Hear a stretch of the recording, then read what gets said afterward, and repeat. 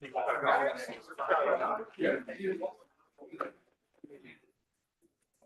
folks, let's get going here. If you need a chair, they're in the back, grab it off the rack. If you need to see, unfortunately, this screen has to stay here, so like position yourself if you're interested in the case. In accordance with Section 5 of the Open Public Meetings Act, Chapter 231, Public Law 1975, be advised that notice of this meeting was made by posting on the bulletin board at Town Hall and serving the official designated newspapers a list of the meeting dates annually, indicating that this meeting will take place at the Melbourne Board of Education Center building at 7 p.m. on April 27th, 2026. David Bradford, Here. Regina Truitt. Here. Roy Yu, Here. Beth Zoll. Here. Vice Chair Gary Rosen, Here. Chair. Here. We won one memorialization this evening to cover first, calendar 404225 at 52 Wellington. Who's eligible to vote on that? David, Gary, Regina, Beth. Okay. Any corrections or changes? If not, can I have a motion? I'll make a motion to approve calendar 4042-25. Thank you. A second? I'll second. David Bradford. Yes. Regina Truitt. Yes. Beth Zoll. Yes. Gary Rosen. Yes. Rick Claybrook. Yes. Okay, we have a packed house tonight. I see a lot of esteemed professionals in the crowd. Can I make a little Yeah, comment go ahead. parenthetically? So I can't remember the last time we've had this many lawyers and professionals for a Board of Adjustment meeting. And I'm Yeah. taking this opportunity to do some sort of self-promotion. So the land use section of the Bar Association is holding a cocktail reception this Thursday night.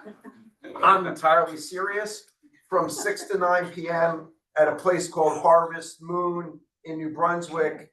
The reason why I'm mentioning it is that we have a number of esteemed members of the bench, a bunch of judges who are actually going to be in attendance. And this particular program is geared towards not just land use attorneys, but also land use professionals, engineers, architects, planners, traffic consultants. And the goal is for these judges to provide a little bit of inside baseball information as to what they're looking for when professionals are providing sworn testimony before land use boards, and to also give some tips to land use attorneys. We think it's going to be a great program, and I strongly encourage all of you lawyers, land use professionals to attend. If you want some information, you can reach out to me via email tomorrow. Thank you. Okay, so my point is, let's keep it moving tonight, folks. Okay, we got 7 applications to cover here. I'd like to get to everyone because we're packed going forward. I am juggling the schedule this evening. We do have 6 voters tonight, so if you have a D variance, keep that in mind. If you want to change when you get in front of us because you are afraid of getting in the end zone, let us know right away, and we will send you to another date. Okay, otherwise, that's what you got this evening. If you have a D variance, you have to get 5-6. First up this evening, we're going to do calendar 407426, Little Club Tennis Center at 60 Linden. Come on down. Thank you so much. I will try to be there on Thursday. Before we do that, Chris, let's swear in our zoning officer, Eileen Davin. Eileen, please raise your right hand. You solemnly swear affirm the testimony you're going to give tonight and throughout the proceedings involving this matter and other matters is the truth, the whole truth, and nothing but the truth. Yes. And lastly, we'll not hear a new testimony after 10:30 this evening. Great. Thank you, Chair, members of the board, Counselor. I have it on my calendar as tentative for Thursday, but I'll try to be there. That shouldn't just be tentative, but go ahead. I'll try to be Okay, there. not. Yeah. It's good to see everyone. For the record, my name is Chris Murphy with the law firm of Murphy, Schiller and Wilkes, here on behalf of the applicant. We're here tonight on an appeal under NJSA 40:55B-70A. On December 15th, 2025, my client submitted a zoning permit application in connection with the renovation of an existing clubhouse at the Wyoming Club located at 60 Linden Street. On January 7th, 2026, the Township Zoning Officer denied that application, stating that the application is a non-conforming use in a residential district requiring zoning board approval. It cites no ordinance section, identifies no dimensional or use deficiencies, and specifies no required variance or approval. We're here tonight asking this board to reverse that denial confirm that no variance or site plan approval is required, and to direct issuance of that zoning permit. As many of you know, the Wyoming Club is a Milburn institution. It was founded in 1899 and has been operating at this location since around 1910. The clubhouse that we are here to discuss tonight was built around 1925. This is a lawful, pre-existing non-conforming use in the R5 zone. It has operated continuously at this location for over 115 years, predating the current zoning ordinance by decades. The proposed renovation is limited in replacement in-kind work, including removal and replacement of roof structure, replacement of a single door with French doors, interior reconfiguration of a bathroom and kitchenette, and the removal of a non-original front portico and a roof canopy on that patio. The club is not asking to expand, intensify, or change the use in any way. It is asking only to renovate a deteriorating structure so it can continue to serve its historic purpose. As you will hear tonight from our project architect, the numbers tell the story. The gross floor area is being decreased, the building footprint and lot coverage are being reduced, the existing front setback nonconformity is being eliminated, there's no height increase, there's no change to parking, access, or drainage. Every measurable dimension the proposed condition either complies with or improves upon the existing conditions. And we have two professionals that are here to testify tonight, including Carolyn Young, who is our architect and our professional planner, Michael Landrafama. Before I get to my professionals, I do want to, for the record, just lay out a few legal arguments for building this record. So first, as a threshold matter, the board should be aware that NJSA 40:55D-18 requires the zoning officer to approve or deny a zoning permit within 10 days of the receipt of a completed application. If the zoning officer fails to act, the application is deemed approved by operation of law. This application was filed on December 15, 2025. The denial was issued on January 7, 2026. Counting for weekends and the holidays, that's approximately 14 business days, 4 days beyond the statutory window. The applicant preserves the argument that the permit was deemed approved before the denial was ever issued, rendering the denial a nullity. While this procedural issue may in fact be dispositive, we proceed with the substantive appeal, provide the board with a complete record, and respectfully request that the board address this issue upon its findings. Second, we think there was a lack of specificity within the denial of the zoning permit. There's no ordinance cited, there's no deviation or variance cited as part of that. We think that it is deficient on its face and should be overturned. Next, the applicant has a legal right to continue the non-conforming use in the property. Section 605 of the Township's Development Regulation and Zoning Ordinance expressly permits continuation of any existing use, building, or structure, even if non-conforming. The municipal land use law guarantees the same right.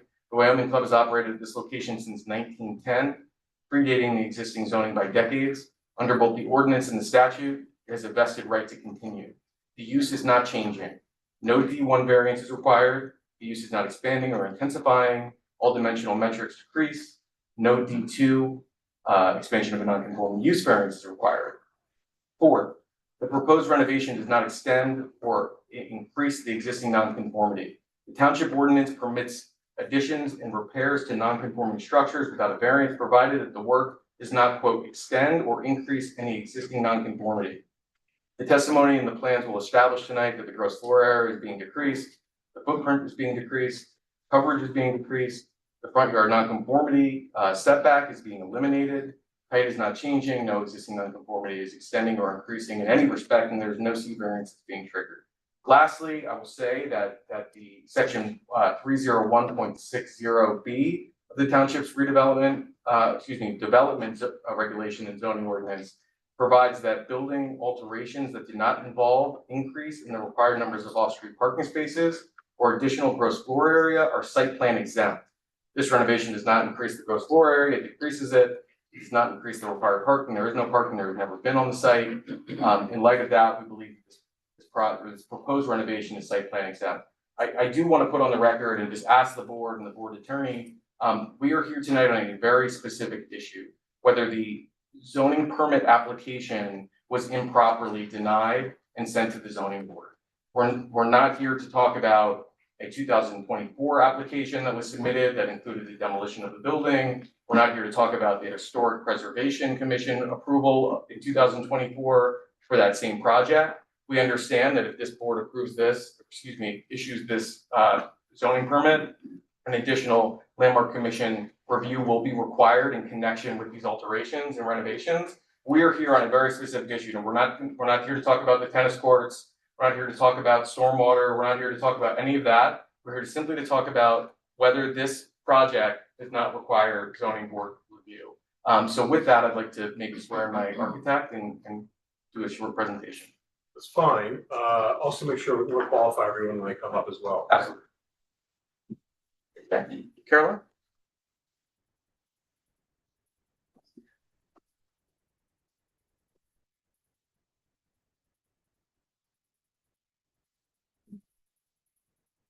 We have a people. Okay. There's enough professionals in here.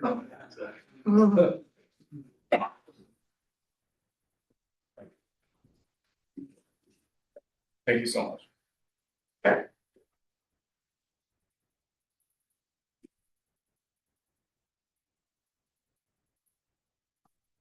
Okay.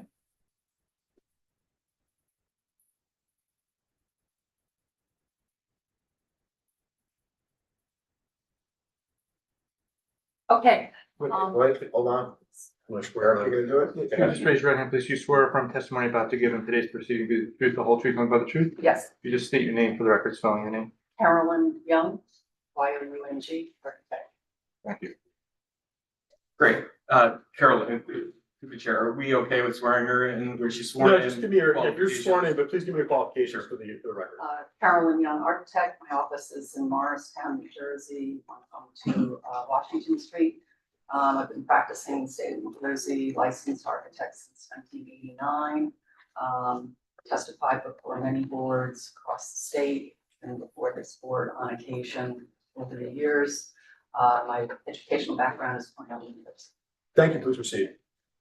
All right, Carolyn, you prepared the plans that were submitted as part of the zoning permit application? Yes. Great. For the benefit of the board, just walk the board and the board members through what we're proposing as part of this application. Excuse me, this is the one that should have previously. Yeah. This has previously been submitted, so this is not, unless we want to mark it as an exhibit. No, we don't need to mark it as Just wanna make sure I'm looking exhibit at the right because it was previously submitted, but why don't we just identify, Mr. Bradford's point, the title of what you're going to be presenting and the date of it. Sure. So this is the architectural site plan and site data, proposed first floor plan Z-1. The date is 11/11/2025. So, Okay, sir, so- it is Z1 that you're looking at. Right, but I see that there's a date, I have a date 12/2/25 on my Z1. So both, I'm gonna show, to help you guys right here, both right here and also up here. On Z1, it says 12/2/25.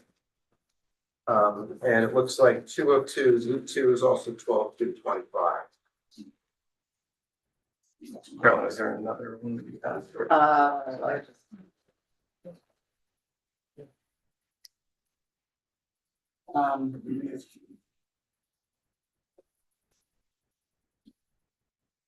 I'm not sure, it's, Okay, well, can I see that? So, yeah, so there's, it looks, I mean, obviously there's coloring on that one, there's not coloring on this one. But I'm more concerned, we'll get to the coloring in a second about the date, just to make sure that everyone's looking at the same. Yes, absolutely.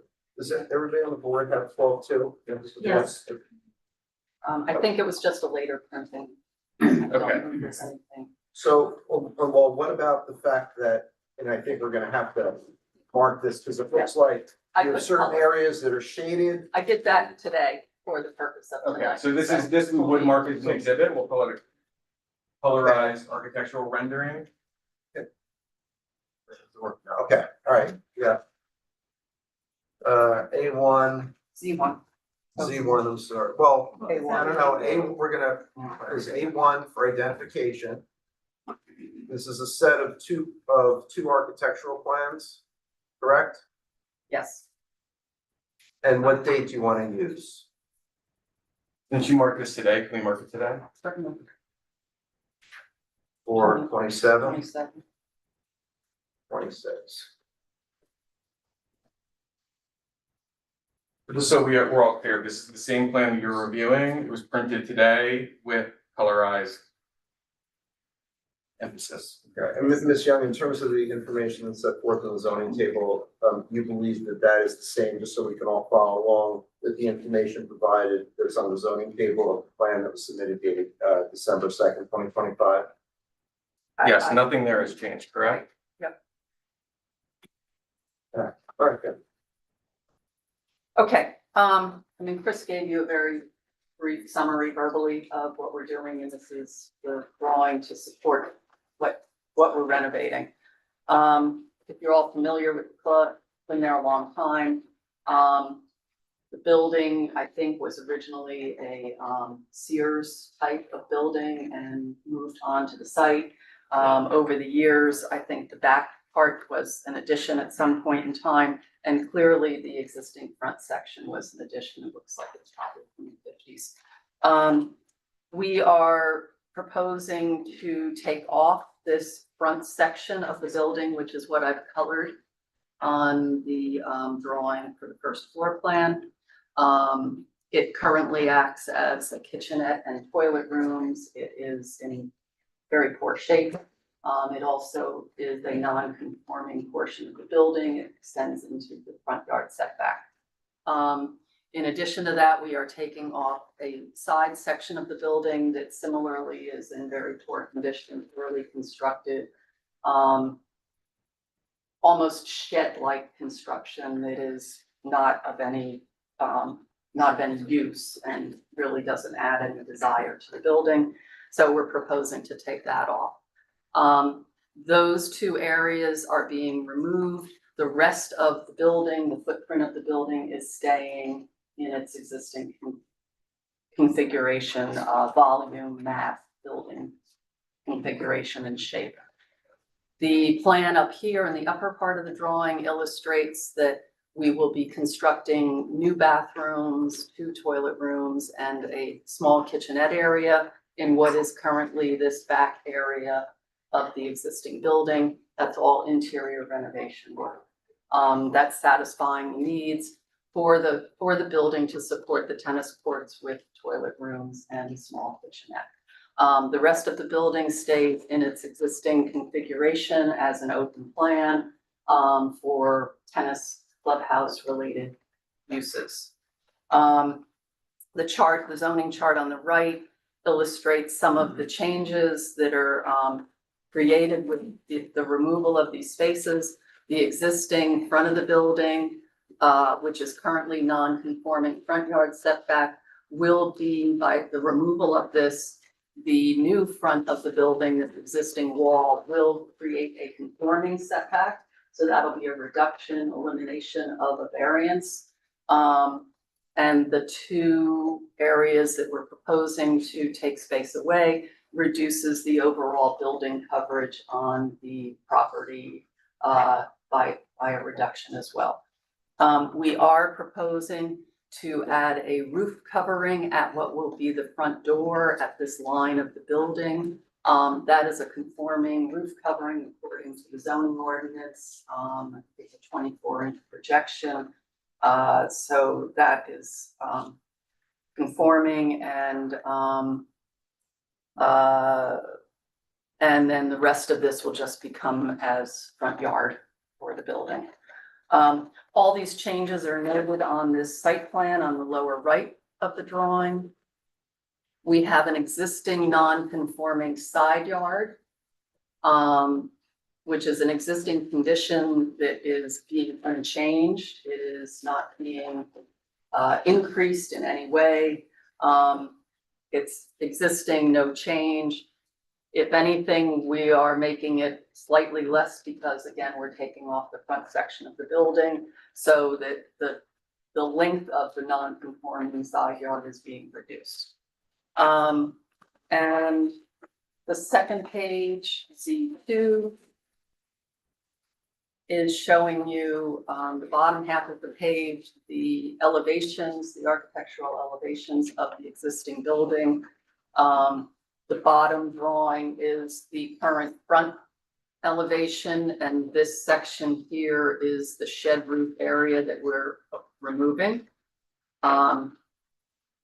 And then you are seeing the east side elevation with the other sort of shed structure that we're taking off.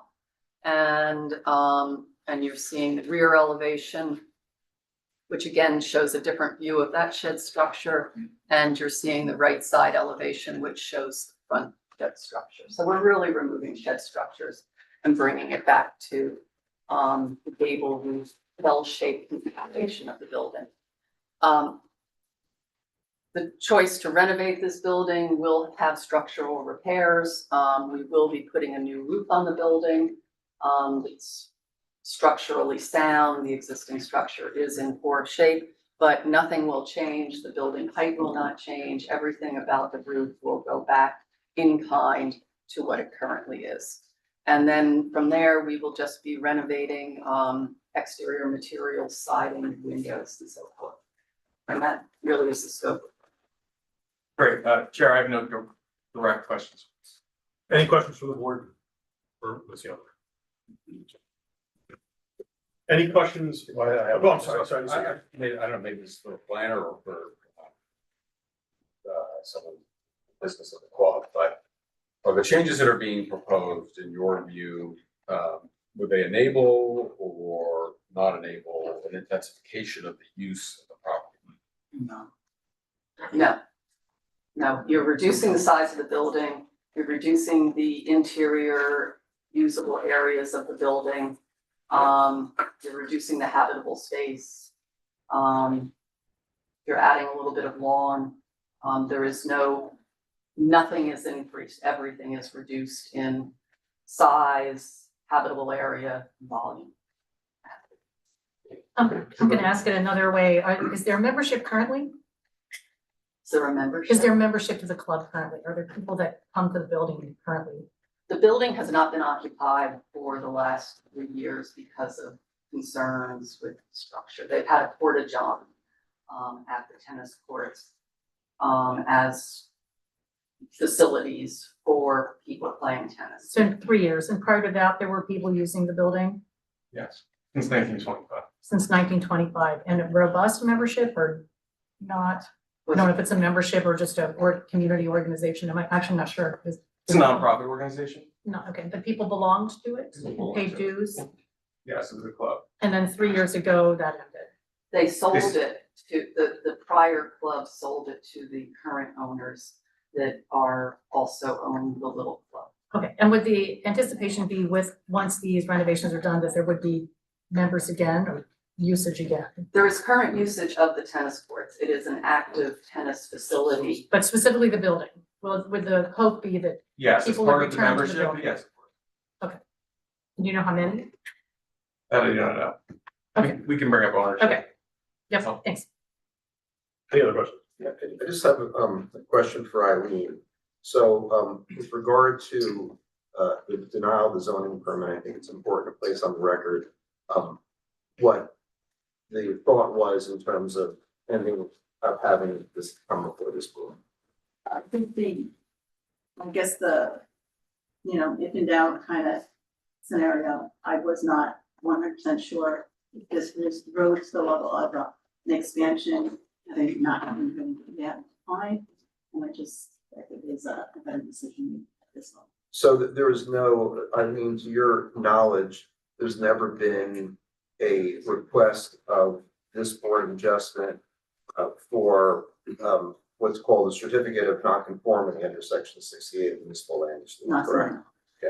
And prior to this matter coming before the board, has the Woodland Tennis Club come before the board for other relief, whether it's the Board of Adjustment or planning board, to your knowledge? Not to my knowledge. So there was no resolutions that were submitted on behalf of the applicant with regard to this request for zoning permit. Thank you. Any other questions from the board? Any questions from the audience regarding the testimony you just heard? Bro, come on up. Yeah, come on up. We'll swear you in. Actually, we're not swearing you in. Questions, but- So just identify yourself and your My address. name is Mehul Shah. Wait, what's your name? You spell your, Mehul, last name is Shah. I live at 57 Chestnut Street, behind the club itself. First of all, I can read you a speech I had. No. Questions? Sure. This architect? And just so we're Yeah. clear, there's gonna be an opportunity once we get to public comment for you to make a speech or make any comments. You're gonna be sworn in, just like any other member of the public would be. This is just for questions of this particular witness. Sure. So can you show me where the portico is? That's being demolished, that, Mr. There is no portico being demolished, there is a shed So across why the would, front of the why building. would they say that a portico is being demolished? I did not say a portico. Not you. I'm not an expert, so. Yeah, no, that's why I'm very confused by the drawings. But There's no, no well, portico. you're allowed to ask, for clarification purposes, whether, in fact, a portico is being. This is the shed roof across the front of the building that's being demolished. Mhm. It's shown in the front elevation, the right side elevation, and the left side elevation. This is the second shed area that's behind the main mass, Mhm. which is being demolished. It's shown on the left side elevation as well as on the rear elevation. And so there's no portico that's. The being portico is being added. added, okay, so that's wrong. Now this area here that's being demolished, Mhm. how many square feet does that add to the patio?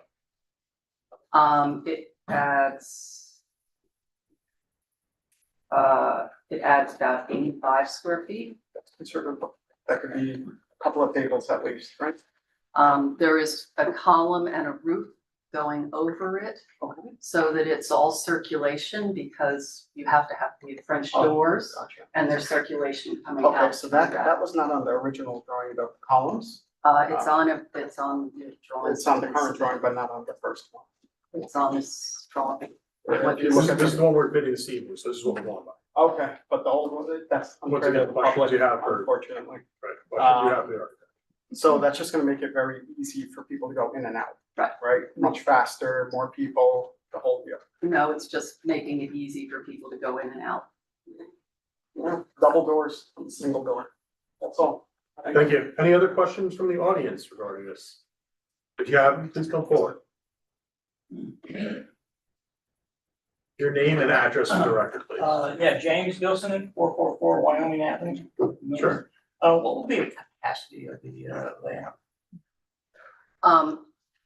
It depends how it's calculated, Well, Whether according to it's- code. whether it's tables and chairs Yeah. or standing room. Yeah, both.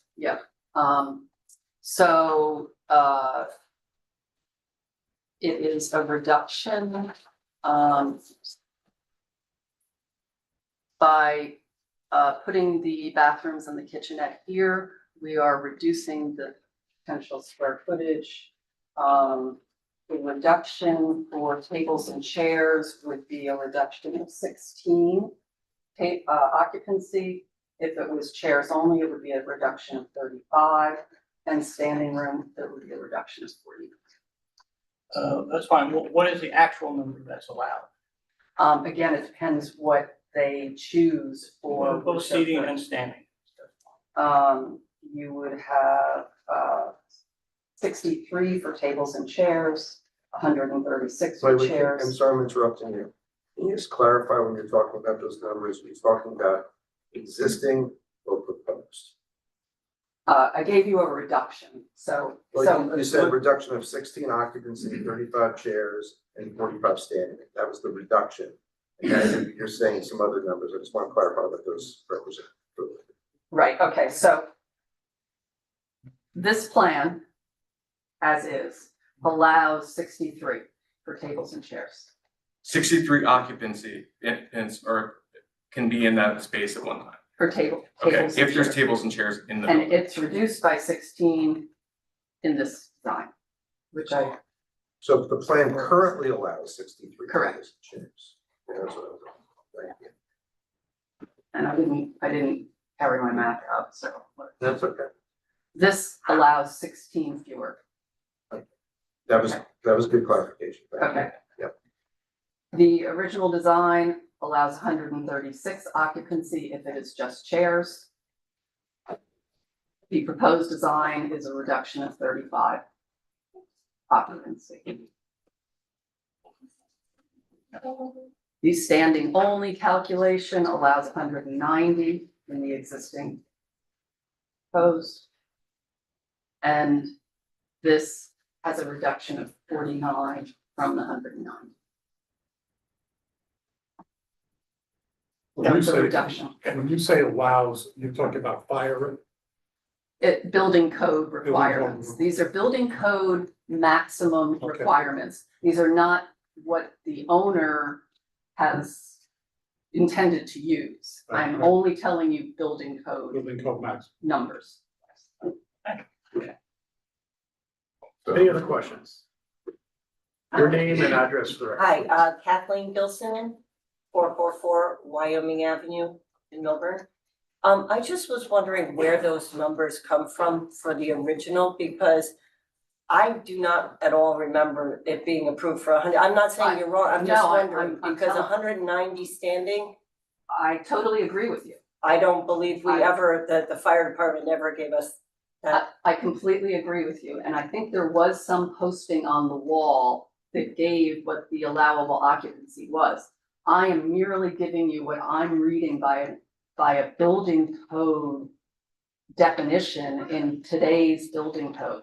That this has nothing to do with what was used historically or what will be used in the future. This is code compliance numbers only, and it has a lot of repercussions about fire requirements, door swing directions, panic bars, some sizes of my bathroom, sizes of the So bathroom. can I just ask for my Yeah. clarification? So is what you're saying by current fire code that the existing structure before renovation would allow for 190 people standing at an event? This is a bit of a simplification because it didn't have the right fire.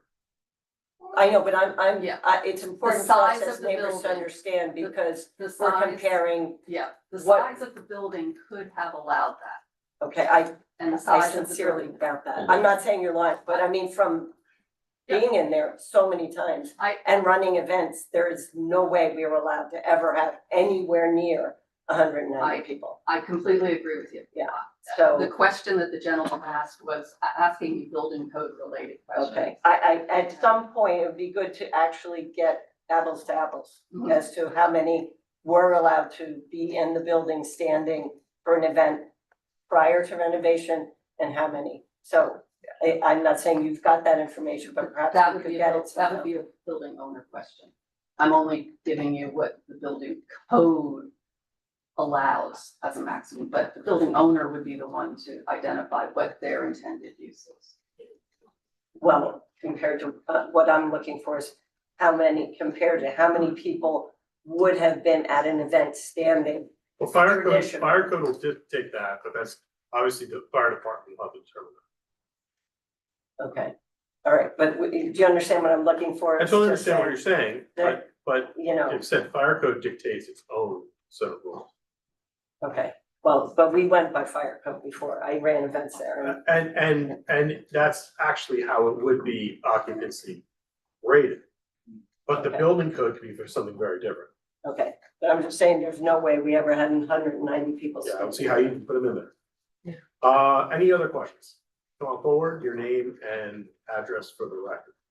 Derek Humphreys, 446 Wyoming Avenue. Yes. Probably a naive question with relation to occupancy. Does that also include the external patio area? So when you say 141 standing, is that 141 including people who are allowed to stand outside, or can that be I'm additional? reading a building code book. It's building occupancy. Gotcha. So well, I don't know what that means. Does that mean you could have people who are outside in the patio as long as they weren't in the building and there was 140 people in the building? Plus more outside in the patio? There's lawn too. You could have 500 people there. I mean, Yeah. these are questions that aren't. pertinent. We're getting a little outside this. Yeah. We're talking about building code requirements as it relates to occupancy of a building. Somewhat outside of the scope of the board's. No, I think, no, it's a legitimate question, but I'm gonna rephrase it to help the process go further. Okay, have you done an analysis as to the capacity, let's start with standing, of people during an event just on the patio? I think that was the question, was it about lawn or anything else, just about the patio? Have you done that analysis? No, there is no analysis. Okay, and have you done an analysis as to how many tables and chairs can be situated on the patio. No. Thank you. Anything further? Questions? Please come forward. Questions for the architect regarding her testimony, your name and address for the. Hi, Taryn Ezra, 57. Wait, I didn't hear. Well, we- Can you hear me now? You Like need to- that. you gotta close Oh, out. it doesn't work. Just- Okay, Miss Young. I just project. Miss Young. You Okay, project. I project. Hi, Taryn Ezra, 57. Just Okay, spell your slow- last you name. gotta slow down. Tara Nazareth, 57 Chestnut How do Street, you spell your last name? Nazareth. Thank you. Question for the architect. This came up in the first few minutes of the meeting. I know it's not a prototypical architecture question, but questions regarding the membership were posed by the board. Are those appropriate for now? Nope, we're gonna get to that when we talk to someone who's an expert on that. My question may be similar. Come on forward.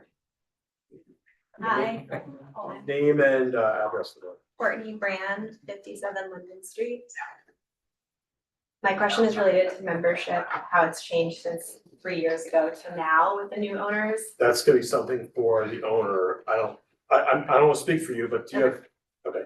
There's no knowledge. Well, let's, because the record being recorded, do you, Ms. Young, have any information as part of this application addressing the membership in the past or as proposed? No. And just for the board's benefit, we will have someone from the board. Hold your question, okay? We'll get back to you. Anyone else? Okay, Counselor? Okay, yeah, we will move on. Thank you so much, Carolyn. So Mike, you're up. No, we're gonna go with you next, Mike, and then we'll bring up ownership to clarify some things. All right, well, let me just say, if Mr. Lonzo Thomas testifying as Let's a sit planner. Mr. Lonzabama down and we'll bring up Harry now. Thank you There so we much, go. Counselor. You married? Did Mary leave? No. Okay.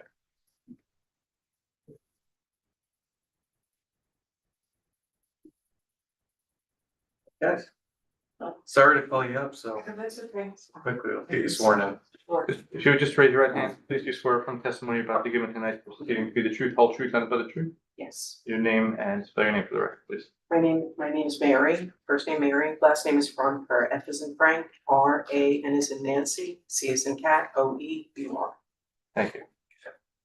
We're not gonna swear, we're not gonna qualify her because she's not a professional, but what is your affiliation with the club? I'm the president of the Maplewood Club, and the Maplewood Club is the sole member of the Tennis Center LLC, the applicant.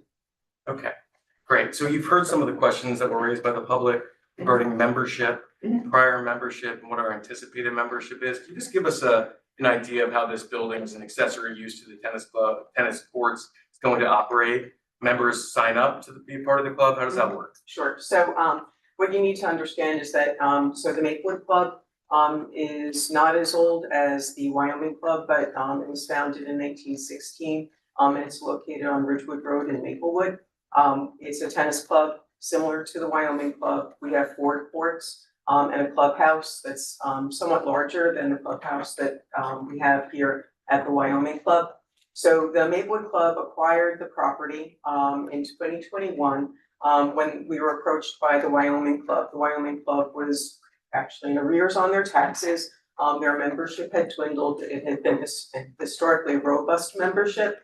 And so what we did was we acquired the property for $1 and back taxes. And what we've done is basically incorporate the Wyoming Club into the overall operations of the Maplewood Club.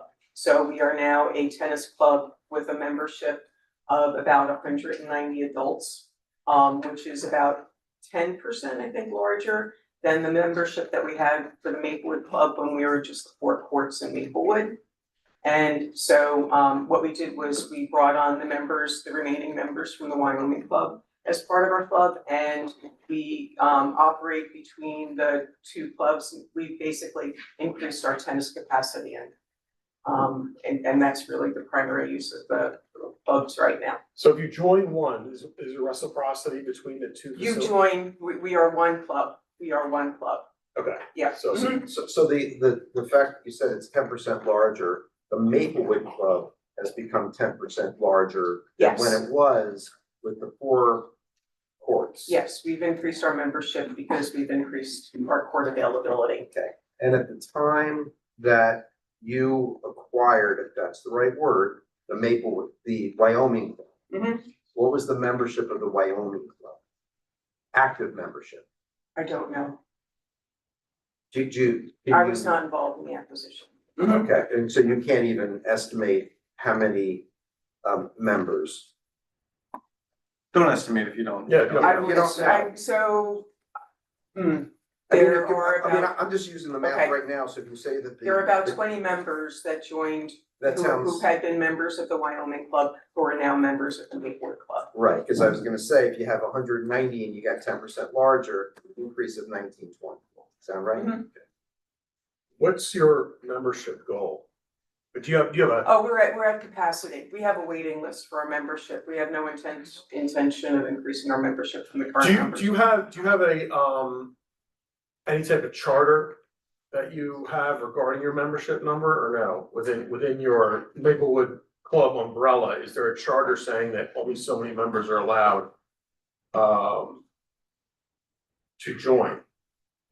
No. We do not. It's set by board policy. We have a board of And you have a board. directors. We have a board of directors. I'm the president of the board of directors. I'm here with vice president of the board, Bob Enger, and we're a 15-member board, self-perpetuating, and just comprised of volunteer members. And you're yeah. tennis only, correct? Well, we have a club, we're tennis in our clubhouses. Yeah, tennis only. Right, but Yes. pickleball, no, paddle, no. Well, yes, well, we have a pickleball court at the Maplewood Club. Let's But- go, but but at this that's- club, it's tennis. yeah. But it's tennis only. And it's How many, there are 2 courts here? 2 courts here on Linden. And so, do you know at the time, you know, we said it's approximately 20 members of the Wyoming Club at the time of the merger. Other than that, do you have any information as to the history of the use of the Wyoming Club here in Milburn for, let's say, the 10 years prior to that acquisition? Anything I have is hearsay, so I mean, I can't speak to it specifically. Are there bylaws that your members have to abide by? Absolutely, bylaws, we have bylaws, articles of incorporation, bylaws and rules. How does your membership process work? Applicants apply, and their applications, so they require a sponsor and 2 supporting letters, and they're voted in by the board. And we, like I said, we have a waiting list right now, so. Go ahead, sorry. Question, so it's tennis intensive, will there be parties or anything else in that clubhouse? Could you rent out the space for a party? Historically, it has been rented out. We also rent out our clubhouse on Ridgewood Road. And it's available for, I mean, I can describe to you the usage of the current Maplewood Clubhouse, which is a larger facility with lots of parking and our primary place where our rentals are directed. I actually can't do them right now at the Wyoming Club. But baby showers, sometimes we host, there's weddings, but that's a bigger facility with So more this space. facility, what is the plan for that? I mean, the expectation is that we would make it available for rental for things like baby showers, birthday parties, of that ilk. Do you think that's in keeping with the intended use of the original? Yes. Historically, this building Historically, since 1925 was used in that way, is that correct? Yeah, Well, yes. but wait, do you have any, because you talked about hearsay before, do you have any documentary evidence that the little tennis club, as we'll call it here at Milburn, had been historically operated where the clubhouse was rented out to third parties for events? All I have is hearsay. We have the But we vice chair have- here, but we we have- have the vice Oh. chair here. Yes. Let's finish this Let's finish testimony this. and then Sure. we'll get to the Yeah. vice chair, okay? What, so if I want to throw a party there, does it have to be undersigned by a current member? So our clubhouse on Ridgewood Road, we rent to members of the public. You don't have to be a member in order to rent it. And we would expect that it would be the same at the Wyoming Park. Is that how it pre-existed? I think I this can't question would speak to that. probably be more better geared Mhm. towards our next witness, who's a consultant, who does the historical. Okay, any other questions from the board? Any questions from the audience regarding this testimony? Yeah. Come on up. Just remember what you've heard so far regarding hearsay and so forth, so, it may be the next person who's gonna speak that may have your answer, just keep that in mind. Do you want Jim to speak first and then I can ask my question? Well, just a question, we're not speaking yet. No, Jim Weil, I No, think was. no, no, no. Oh, I'm saying, no, if you think you were going to get an answer regarding. Well, your question, my Go ahead. question might be better after Jim speaks. Fine, then we can wait on that. Any other question regarding the testimony you heard? Go forward. So, regarding the. Wait, state your name Sure, Mayhole and Show, address, please. 57 Chestnut Street. Thank you. And regarding the rentals, right, is this gonna be rentals to anybody? Is there gonna be advertising that's associated with these rentals? It's gonna be open to non-members? Is it members only? Can you describe how that's gonna function? I think we just covered that, but. Yeah, I mean, our expectation is that it would be available to rental to the public. Is that how historically it was rented out? That I can't answer, but I can tell you that our property down on Ridgewood Road is rented to non-members. It's available to non-members. That's a question we will get to. Yes, perfect. Well, to the question that John asked, is it your intention to advertise that the space will be available?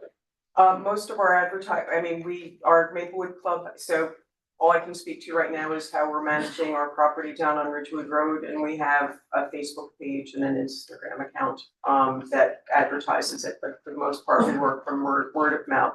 And most of our renters are people non-member renters are people who have attended events at our clubhouse. Okay. Any other questions from the audience? I have a question. Come on forward. I don't know who that is, but. Hi, Go ahead. Judd Abramson at 51 Chestnut. What are the hours that rentals would occur? During which hours? So hours will vary, but we would operate under, following noise ordinances. So usually on a weekend rental, the latest the party can end is 11 o'clock, which is consistent with ordinance. Sure. And on weeknights and Sundays, it would be 9 o'clock. And would the the parties who are renting the clubhouse also have access to the tennis court during that time? No. It would just be inside only? Come on forward. Do you have a question? Yeah. Just once again, name and address for her. Courtney Brand, 57 London Street. I have two questions. One, at the current Maplewood location, how often do you have events? So it varies, but generally speaking, during the summer months, we get weddings and stuff like that, so we probably have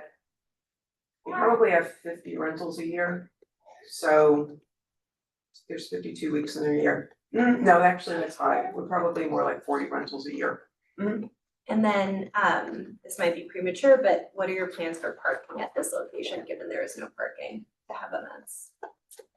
So we're not, gonna have, There's no parking. there's no parking. I mean, there's no way. There's never been parking. It would be street parking. Come on forward. Once again, name and address, please. Derek Humphreys, 446 Wyoming Avenue. Sorry for the grilling. Quick question on how do you enforce those hours of usage in the Maplewood, Ridge Road, facility? Do you expect to do the same for the, the Little Tennis Club? So right now we have a caretaker on site who works the parties, and we would expect to use a similar process over at the Wyoming Club, that someone would be on site to make sure that it closes down on time. Thank you. Any further questions? Come on forward, David. Hi, David Jacobs, 52 Linden. I just wanna clarify something. In an order of magnitude, how much larger is the Maplewood facility than this facility? I'm just trying to give a sense, because one's much larger, I think one's much larger. Yeah, yeah. So, 120 seated. Carolyn, Be clear. A When you say, so are you talking first of all about the Maplewood Club? so the Maplewood Club on Ridgewood Road has a seating capacity with tables of 120. As compared to, I think we were talking about 65 or, and again, that is, fire code. Just anything further from the audience? Counselor? Oh, sorry. Your name and address for the record, please? 47. Judith Christian, 435 Wyoming. Wait, what's your last name? Christian, as in the religion, CHRISTIAN. Yes. 435 Wyoming. I was just wondering what the hours would be for the actual playing of tennis and the lighting of the courts, when that would, what the hours, would be, Okay. limitations. So we don't have any lights on our courts, it's daylight. Any further questions? Going forward. Name and address, please. Michael Schneider, 438 Wyoming.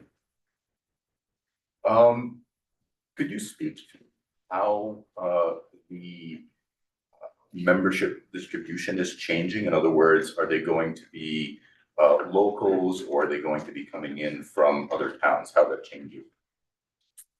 So most of our membership is Maplewood, South Orange, and Milburn, probably in that order, because most of our membership originated in Maplewood. We have a handful of members who are Essex County, but not in this area, not in those three towns. Probably count them on two hands. So the primary mode of arriving at the club is going to be by car. Yeah, I mean, we have members who are in the neighborhood, who arrive by foot, but yes, I mean, the most part, people are coming by car. Yeah, I think traditionally it has always been in the neighborhood, but now there's going to be a lot more, I presume, arriving by car. So I can't speak to the previous, but Jim may be able to speak to how it was previously. But again, we have, members in the neighborhood who walk to the courts, I bicycle to the courts. So but yes, actually, you could have probably up to 10 cars parked there, 8 cars parked there for tennis play. About 16. No, two courts. Let's not dispute Yeah, that. 2 courts, 8 people. That was Yeah. my way of. Thank you. Any other questions from the audience? Yeah, sure. We have one more. Name and address, please. Radio for Wyoming Avenue. A question. You have a renovation for the Maplewood Cup couple years ago, right? Renovation of the Maplewood Club? Yeah, when was it? I mean, we haven't done any, we've done some. Improvement, whatever. We've done some improvements. I mean, we're constantly improving our clubhouse on Ridgewood Road.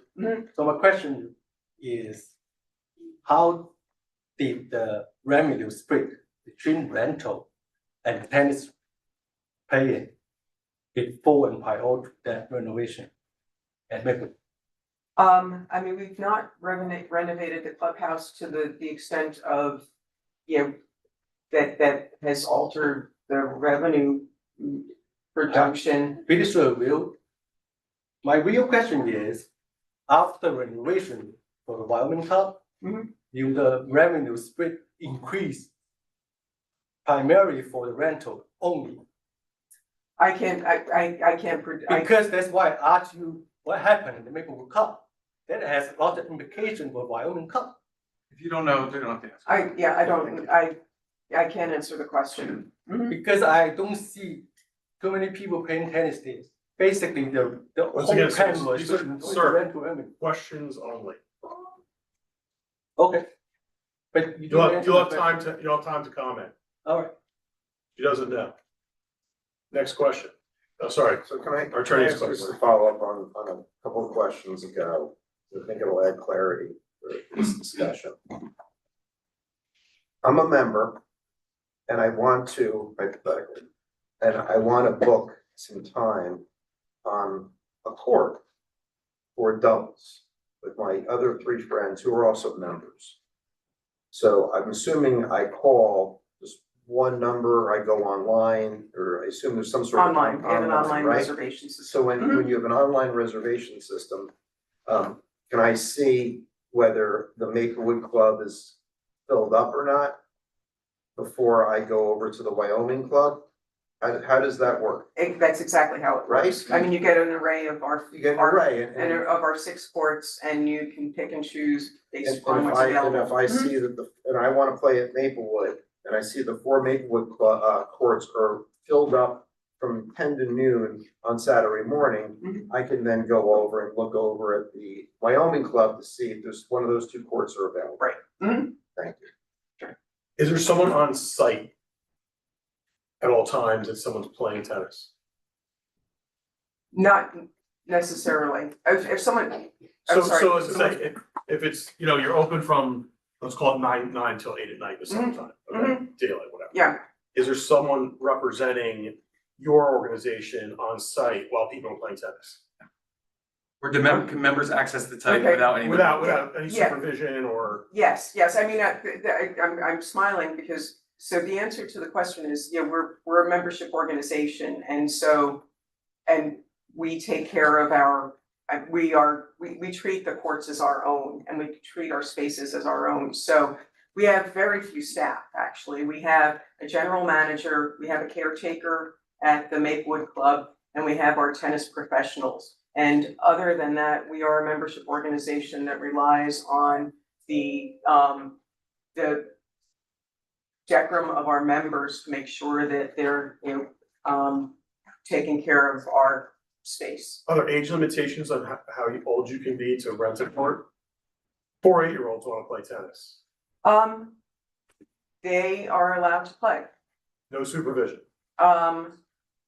They are allowed to play. I mean, they're junior members, they're children of our members, and they are allowed to play. Mostly they're playing over at the Maplewood Club, but yes, But they like a could. parent could drop off the 4 kids and have a good time. Got it. Question on membership, are they family by family or by individual? So we count by adult members, and then they would have their children as part of their family memberships. So the 190 are 190 adults plus whatever kids they may Yes. have who may want to be playing tennis. Right, yeah. And just in terms of, do the courts get resurfaced every year? Yeah, yeah, we do annual maintenance on our courts. Yes. The point I'm making, I think it'll be helpful to the board, is that if this project is up and running, that it won't be like one court will be inferior to the other court. They both will be the same quality court, correct? Between Maplewood and Wyoming. Yes, that Right? is our It's not intent. like, oh, I'm gonna go to the brand new Wyoming club because they just, put, Hartrue or clay or whatever on the surface and they're in better shape than the Maplewood. Yeah, no, we do significant annual maintenance on all of our courts. Yeah. And what kind of courts are they? Hartrue, which is an artificial clay. And Easy on you have knees. sweepers and. Yeah, swept, rolled, lines Since cleaned. there's no like attendant, sorry. If there's no attendant on site, how would I access the bathrooms of the building? Is it through like a key code type thing? I mean, that's what it would be, yeah. Okay, just trying to get an overall idea of the operation. Yeah, right now there's a lovely porta potty. One question about, do you have a light on the maple, No, no. we play by daylight. Do you plan to put a light there? Are there any plans to put lights there No. to extend the playing hours? No. In the No. future? Yeah, I mean, I can't commit a future board, but there are no plans. Yeah, and that I think would require the approval. You want a larger waiting list? Do I want to You work? want a larger waiting You're list? welcome to join us. I don't play tennis. Too bad, it's a great sport. It's actually the world's I don't healthiest doubt sport. that, but do you, as the head of this organization, do you want a larger waiting list for your spots? I mean, we're very comfortable with the membership numbers that we have. Speaking personally, I want to be able to play tennis, and so if more members means less court time for me personally, but, yeah, I mean, our membership is just sort of an ethereal number, or our waiting list is kind of an ethereal number, and sometimes we invite people who are on the waiting list and they've made other plans, so. So you're It's- agnostic as to whether the list. Right. Mhm. And do you think that because of the improvements that will be made as a result of this project, you think your waiting list will grow? I can't conject on that. Really? No idea. I mean, I think the most important thing for our members is the condition of the courts. The clubhouses actually are somewhat immaterial. I mean, I run into the bathroom and that's about it. But for the most important things for our membership is the conditions of our tennis courts.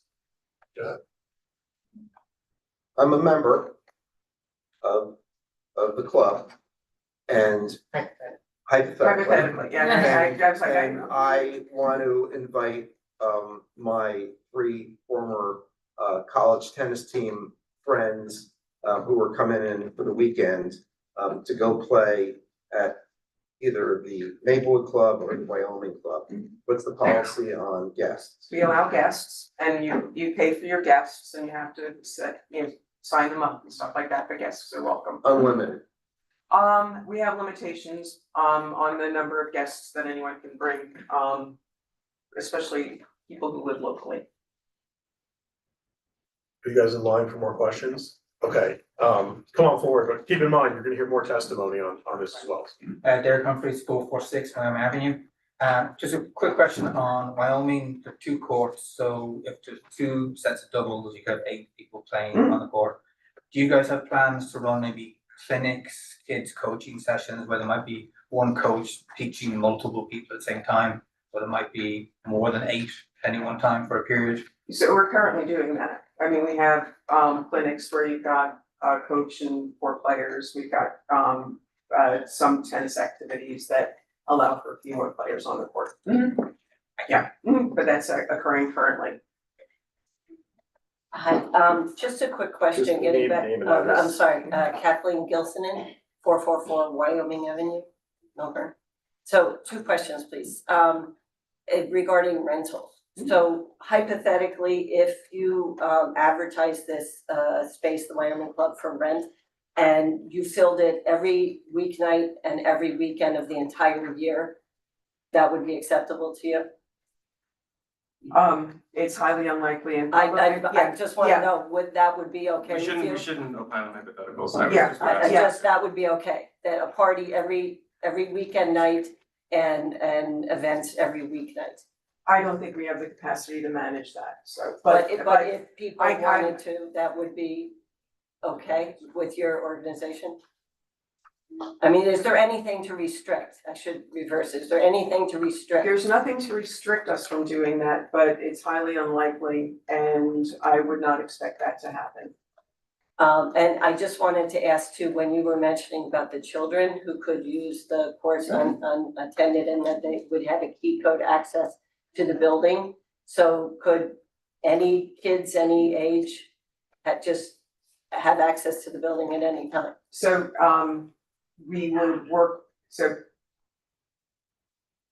we would manage that process because the expectation is that only the parents would have access to the key codes. Okay. I was gonna ask something about that. So I know your expectations are as such, but is there cameras? Is there a way to control that?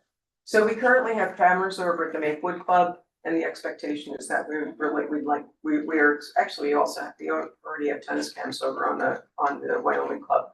We would install cameras. if you're hosting a party on, say, Saturday afternoon, someone's using the clubhouse, can people also be playing tennis at the same time? Yes. Did I take your question? Sorry. Okay, thank you. Come on forward. My name is Roma Humphreys and I live at 446 Wyoming Avenue. Now, I just want to know which would be your if someone wanted to play tennis and there was also an event on, which would you choose, one over the other? Like if it was booked, hypothetically, could that tennis club be booked every Saturday for the entire summer for parties, christenings, baptisms, and people could be coming in from the tennis court to go to the bathroom in the middle of a wedding ceremony? Is that what you're? So what we do now is we alert our membership when there is a rental at our clubhouse on Ridgewood Road, to respect the fact that there is a rental there. But we need to have, we also notice to our renters that our members may be using the bathroom facilities. Okay, so if there's a party, let's say over in Maplewood and people have a lot of kids or something, would they just come over to Maplewood then for Melbourne for a quieter experience or? I'm sorry, If there was a party, would you prefer that your members went to Melbourne rather than Maplewood or vice versa? If there's a party. Yeah, and either club. And you mean use the tennis courts? Yeah.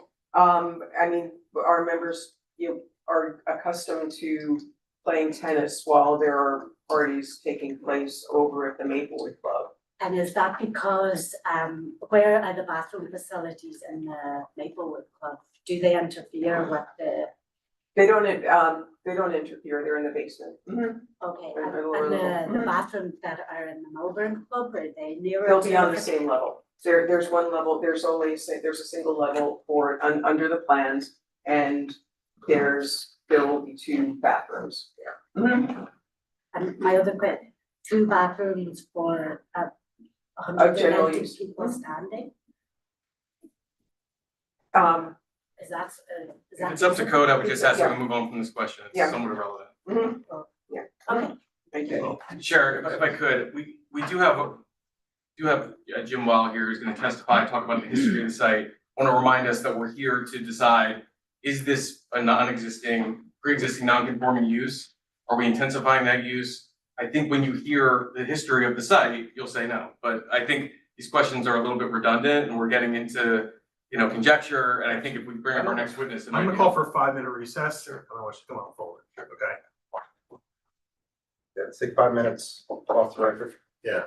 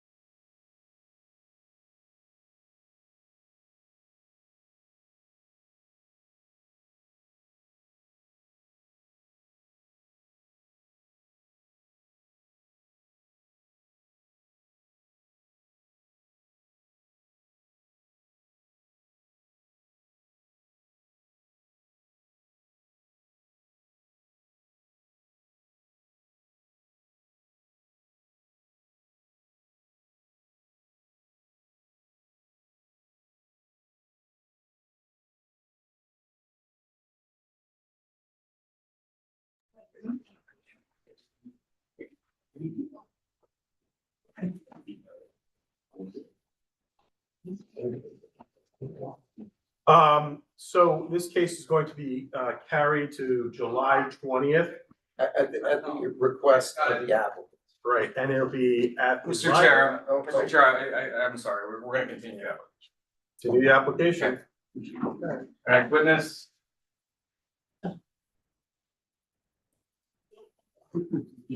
Sorry, retract that. Yeah, it's not being carried, it's being continued. Continue. Right now. There's confusion, I'm sorry. Sorry to fake everyone out. Okay. Jim, do you swear from testimony about to given tonight, the stating the truth, whole truth, and the truth? I do. Name for the record. James Weil, Weill. And your relation and. I am a member of the Maplewood Club and I am a previous member of the Wyoming Club. Okay. And in that role, have you advised this applicant on the historical nature of the Yes. site? Okay, and you're a licensed architect, but you're not Yes. presenting in your capacity as a licensed No. architect? Okay, so you're presenting as a member, basically. of- Exactly. Okay, wait, so were you ever an officer of either club? No. Okay, Oh, no. My wife Okay. was a member. and when you were a prior member of the Wyoming Club, what were the years that you were a member of the Wyoming Club? I have a little presentation here. I hit all those Okay. items if you want me to. Okay. Good evening. My name is Jim Weil. I live at 209 Sagamore Road up the hill from the tennis club. My family and I were members of the Wyoming Club from 1997 to from 1997 or 1998. We became members of the Maplewood Club when we merged. I have been a resident of Milburn for most of the last 75 years, and I've lived at my house in Sagamore Road for 42 years. I'd like to give you a short history of the Wyoming Club and a history of how the club has been used over the years as both a tennis club and a social club. The club was founded in 1899 and was originally located at the corner of Wyoming Avenue and Glen Avenue. The formal opening of the club was announced on September 7th, 1899. And a little card they had says, "Notice is hereby given that the formal opening of the grounds of the Wyoming Field Club will take place on Saturday afternoon, September 9th, 1899. The honor of your presence is requested." On September 27th, 1910, the club moved to the present location on Linda Street. A copy of the bylaws and certificate of incorporation dated March 27th, 1922 states, "The object of the club shall be to purchase, equip, and maintain a clubhouse, tennis courts, and other such buildings, grounds, and improvements as may be necessary, and provide for the recreation, comfort, enjoyment of members of the club and their families and friends of the public." In 1999, when the club was 100 years old, the item published an article about the club's history, and I'll just read a few lines from that. Wait, this is, hold on. Yes. You're now reading from the Milburn item? This is an article from the Milburn item in 1999, was the 100th anniversary of the club. David Winkworth, a past president, now Maplewood resident, recalls the club's busy social calendar of 50 years ago. There was a dance almost every Saturday night and a poker game each Monday night that lasted until 2 a.m. We won't do it. We held a variety of shows every year with the New York professional to direct. Today, the club maintains an active calendar of suppers and dinner dances, as well as a tennis program, including a recently organized junior tennis academy. I'd like to give you now a list of some of the types of activities the club hosted during the years I was a member. Adult birthday parties and Okay, wait, anniversaries. I'm sorry, I'm interrupting you. So this is from 1997 until when? Until the merger. So the merger in 2021. Okay. Adult birthday parties and anniversary parties, kids' birthday parties. There have been occasional weddings and bar mitzvahs. Several times a year, we had very popular family spaghetti parties. For many years, we had an annual St. Patrick's Day dinner and party where we served corned beef and cabbage and had live music from an Irish folk band who came from Philadelphia, poetry readings and storytelling. One night, Kate Hathaway, Anne Hathaway's mom, and a former actress and singer put on a cabaret performance. The Hathaways were members of the club and their home backed up on the porch. Yoga classes, 2 summers, there was a sewing camp for young kids, sewing machines were set up in the clubhouse, musical performances, jazz, folk rock, Halloween haunted house, Kentucky Derby party, cookie exchanges, coffee houses, beach party, Oktoberfest, family potlucks, karaoke night.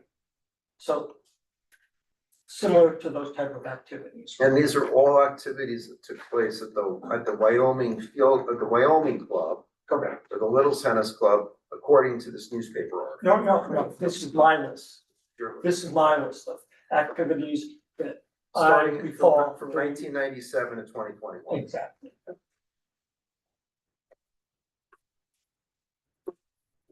Hopefully, this will give the board an understanding of how the club has historically functioned over the past 100+ years and served as a community gathering spot and essential part of the tennis club and its tennis program.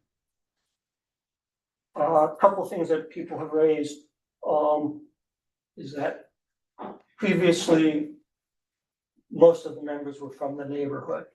And that is true.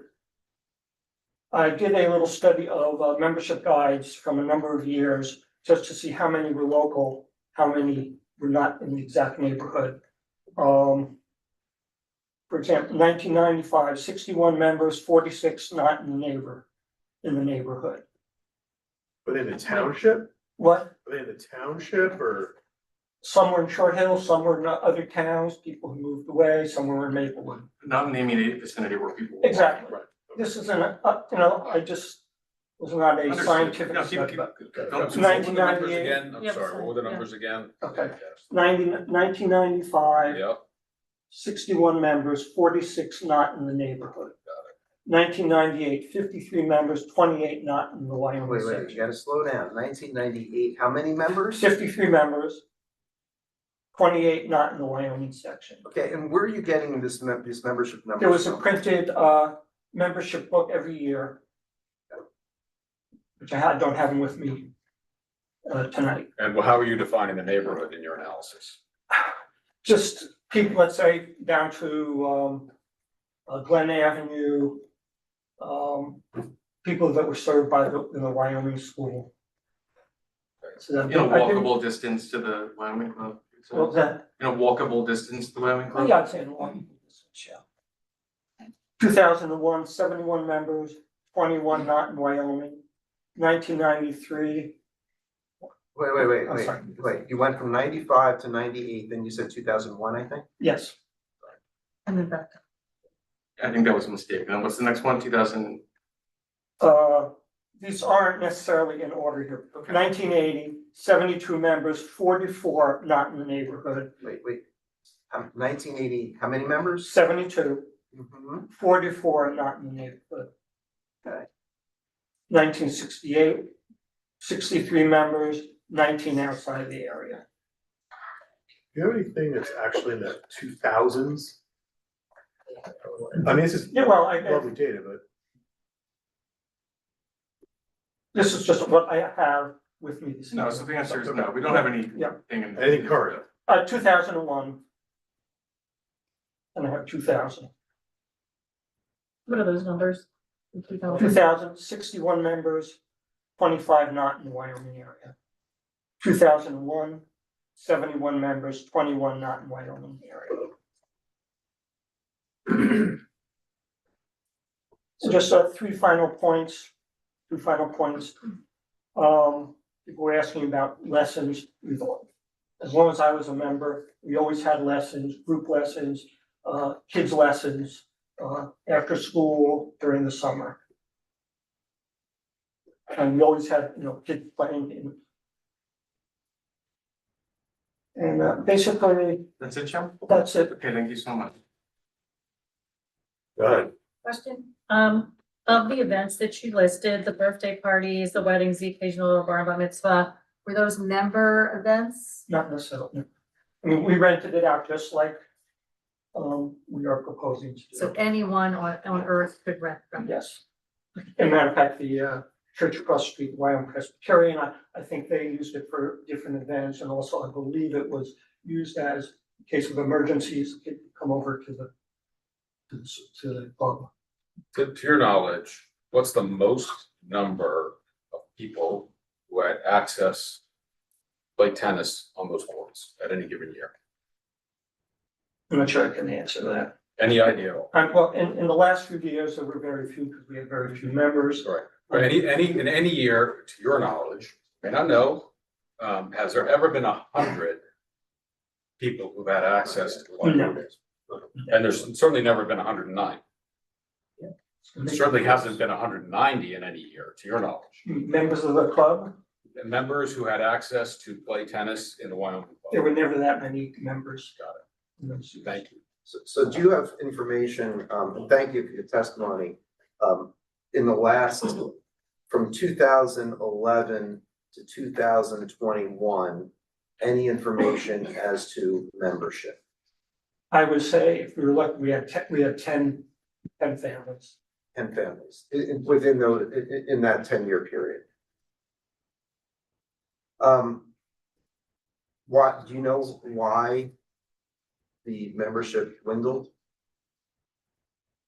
Well, had to do a lot with, changing activity of kids, baseball, soccer, all those sort of things became, more popular. I just think people, had many other outside activities. We weren't able to keep, the club in great shape because we didn't have any membership dues. Any other questions from the board? The numbers you gave us are people, not families. Those were, no, that was families. Okay, so you had between 50 and 70-ish Yes. during the 95 to, or 1968 to 2001. And some varying percentage, third to a half, were not walking distance or whatever you want to call it nearby. So they had to drive or take a bicycle or something like that.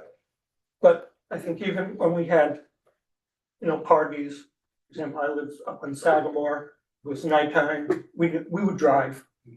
And basically, as was stated before, you have the church and their nursery school, and tennis club, no one has parking there. Neither are the institutions, and parking on the street is tradition there. You base these numbers off of membership lists that you got as a member. Yes. And you have to say them. To your knowledge, is there any place where any of the records of the club are archived any place? Anything there is, I have. So the rest of the club, I have a couple boxes. so the club doesn't have any official records? The new club? No, the club until 2021. There isn't some archive of their records. Yeah, I have them in a box at my house.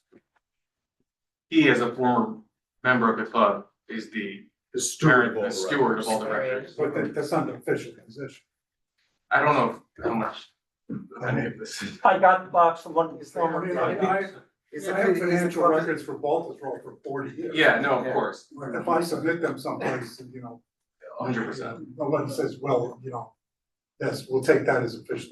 Of course. Mr. Wall, do you have any information as to during that 2011 and 2021 period, when you had 10 member families, as to how often the building was rented out? Up until the pandemic, it was rented out. But you don't have any data or records on it? I do it in the books.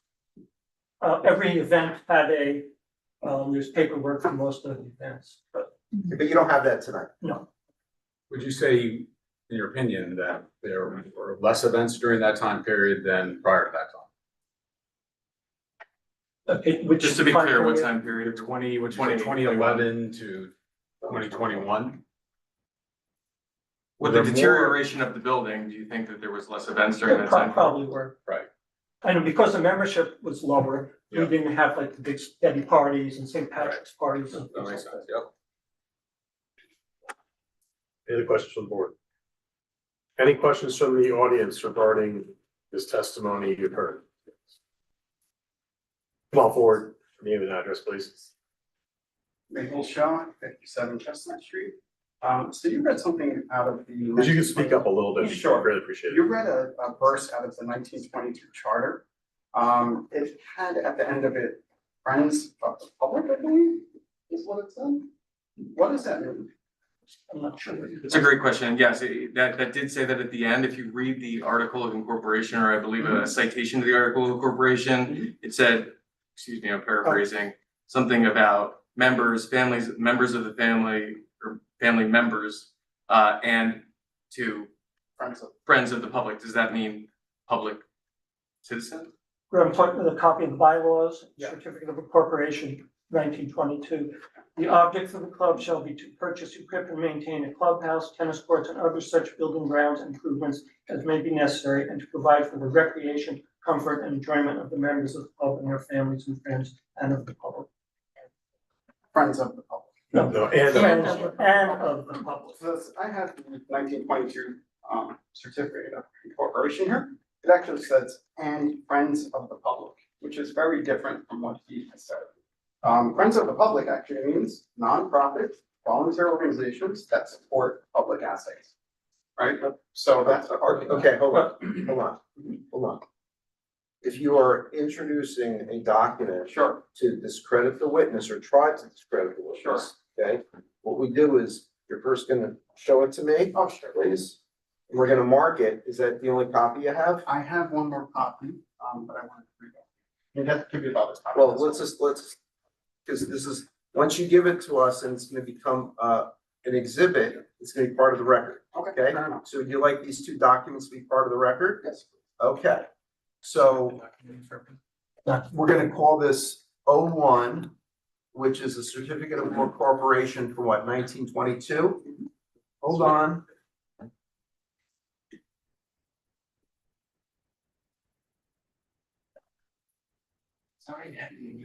And then O2 is a restated certificate of incorporation from 1984. Hold on a second.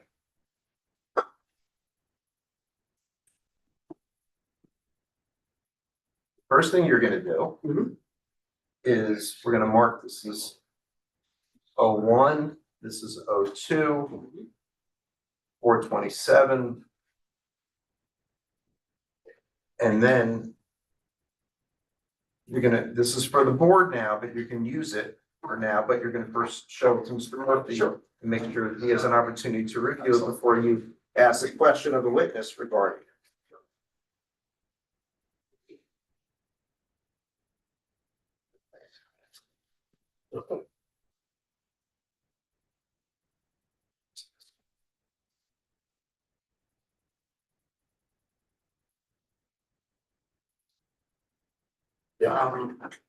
You don't have to. So now the question is, based on what this says, right? But you have to speak up. Sure. Based on what's in this document. Okay, wait a second. Yeah. We can't hear you. You, first of all, you have to speak up. Sure. Like I'm speaking up. Okay. Number two, you have to, when you're showing the witness the document, you need to identify which document you're Okay. going to show him by O1 or O2 and Okay. identify what it is. Okay, I'm gonna show you O1. That's the 1922 certificate of incorporation. It has the exact passage in the reading, except with the friends of the public, which I've defined as, nonprofit organizations that pretty much benefit the public, right? It lists out who it could be, it lists out, who could actually use the club. And it pretty much says that it's members of the club and their families and friends of the public, right? Cool. The 1984 certificate of incorporation, which is That's titled O2. right? Actually has a different listing. Provides for the recreation, comfort, and enjoyment of the members of the club and their families. Right, so to me, it, Okay, wait, you're gonna make argument later. okay. I think I know, we know where you're going. Okay, so you're gonna give us those documents because they're now ours. Yep. Okay. To anyone's knowledge, is there any subsequent document filed of similar type. 1984 was the last year In these my, bylaws were filed. in my box of files, there have been updated bylaws or they changed something from different years or amended them. I don't have any of that. Right. But if we can just get- That's what I was gonna ask you, Mr. Wall. So, I mean, with these certificates of incorporation, 01 and 02, have you ever seen them before tonight? I'm not sure if those are the same ones that I have. Their answer. What I have here is what I, That's fine. Are you aware of any bylaws of the Wyoming Club? they're in that box. They're in the box that's in your house.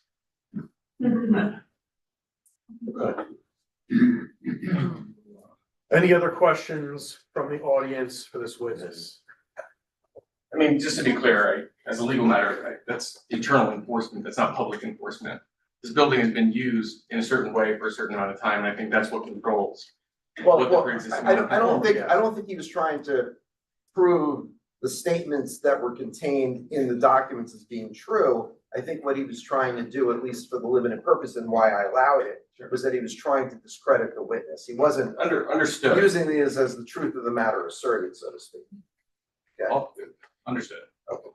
Do you have a question, ma'am? Please come forward. Once again, speak up, name and address. Hi, Tara Minster, 57 Chestnut Street. So question for you around the tennis lessons that were given at Wyoming Club. What is the maximum number of kids that were involved in tennis clinics or tennis lessons at any given time? I cannot tell you How about a range? 10, 15, 20? that. They give the lessons, I wasn't in charge of the pro. Can't tell you that. Well, I can share living. Wait, no, later. Yep. Questions for the witness only. Sorry, I have a quick one. Michael Schneider, 438 Wyoming. So Jim, you mentioned that you did an analysis of prior memberships and who lived where. To your knowledge, outside of Milburn and Short Hills, how many members were from outside of the township?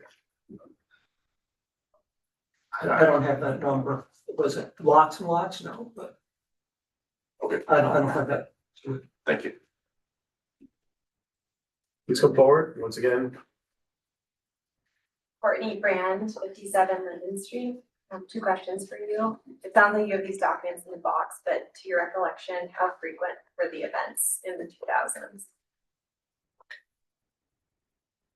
I can't say. To the best of that. your knowledge, was it every other week? Was it every week? Was it? It was not like every week.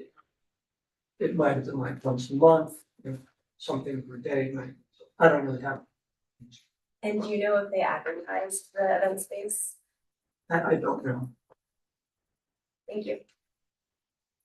Any further questions? Come on down. Once again, name and address. James Gilson, 444 Wyoming Avenue. That thing's a placebo. It doesn't actually work. It's attached to the question, so.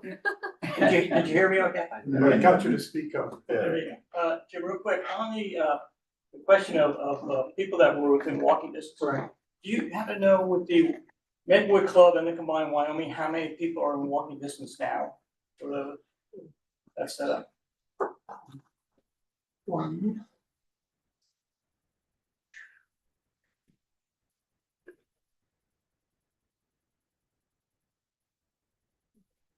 Two.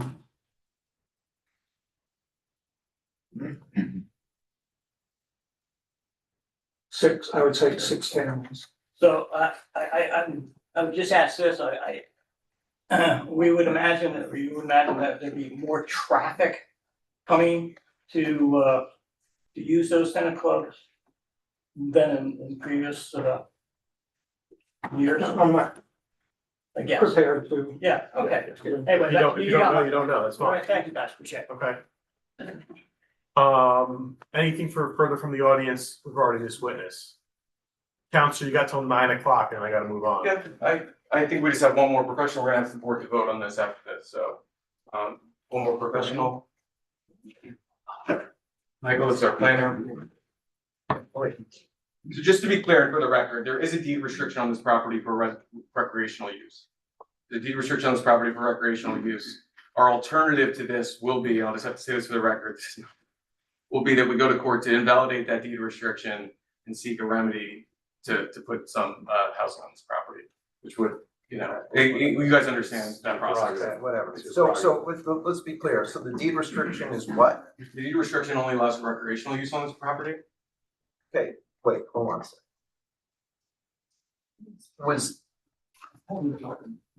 Was that information provided to the zoning officer? I don't believe it was as part of the zoning.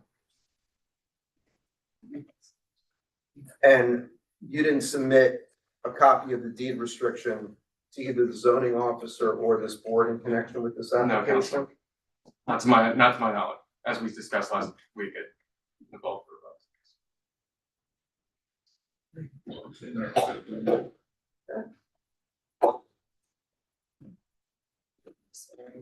Yeah, makes good, sort of. You swear from testimony about the given proceeding truth, whole truth, nothing but the truth? I do. My name is Michael Lanzafama. That's Lanzafama. I'm a licensed professional engineer, land surveyor and planner, licensed in the state of New Jersey. I'm a principal of the firm of Casey and Keller Incorporated, 258 Main Street, Millburn, New Jersey. Been before this board on several occasions. You're testifying in the capacity of a planner, correct? As a planner this evening, correct. Accepted by this board, please continue. Thank you, Mr. Chairman. You've heard the testimony before this board tonight, you've heard the public. Your comments? Yeah, my comments are pretty simple. With regard to the building itself, you heard from the architect that there is a reduction in the size of the building. The FAR is being reduced, the building coverage is being reduced, the overall lot coverage is being reduced. The front yard setback is being made compliant. The length of the intrusion into the side yard is being reduced. The roof that's being reconstructed is within the same footprint, both vertically and horizontally, as the existing structure. So the volume of the structure is actually being reduced. We're simply moving some of the bathrooms and kitchen from the front section of the structure to the rear of the structure. Some minor modifications are being made to the canopy and the small shed area off of the patio area. So under 40:55 D-68, under non-conforming structures and uses, the law says any non-conforming use or structure existing at the time of the passage of an ordinance may be continued upon the lot or in the structure so occupied, and such structure may be restored or repaired in the event of partial destruction thereof. Now, the courts have ruled that destruction could be made because of a problem with the structure itself. So it could be partially demoed to allow for the reconstruction in a safe way. So the structure itself is going to be used in the exact same way it has been used historically. And because of the fact that there's less FAR, and you heard from Ms. Young, that the occupancy is actually going to be reduced. So in my opinion, as a planner, I do not see this as an expansion of an existing non-conforming use. I see it as the continuation of an existing non-conforming use. Under the Millburn ordinances, this activity does not require site plan approval because we're not adding FAR to the building. We're not increasing the footprint of the building and not increasing the number of parking spaces that might be required as part of the structure, as part of the development. And as I said again, pretty straightforward that it's site plan exempt. The municipal land use law clearly states that a structure could be restored or modified, but not expanded as part of an existing non-conforming use. And your own ordinance talks about allowing non-conforming structures to continue without the need for variance or site plan approval. So as I said, in my opinion, as a planner, I believe that the proofs are there that this does not rise to the level of an expansion of an existing non-conforming use. Thank you, Mike. Thank you. Any questions for Mr. Lonzafama? So Mr. Lonzafama, as a professional planner, and you've heard the testimony tonight, assuming that the uses are not changing, okay, the types of uses of the property are not changing, is it your professional opinion that the membership going up to 190 adult members, that there will be an intensification of the use of the property or no increase in intensification? The way it was described and what I heard as testimony, the fact that the Maplewood Club has kind of absorbed the Wyoming Club, in my mind, what guides the use of the property, what controls the use of the property is the number of courts. The courts are the primary principal use. The building that we are renovating is really an accessory structure. So it's the courts that control how much and how frequently they can be used. There's no lighting, so you're restricted to daylight hours, just as it has always been for decades. So in my professional opinion, I don't believe the fact that they've been absorbed by the Maplewood Club, in my mind, does not intensify the use. Do you think it is more likely or less likely given the increase in the number of members, that the courts will be used more frequently or not? Well, obviously, during that period, when the courts were struggling, when the Wyoming Club was struggling, certainly you're gonna see an increase over that. But historically, prior to the decline of the club, I think you're gonna see it used about the same amount. Do you have any evidence about No. how the courts were used prior to the time of the? I do not. Thank you. Any other questions?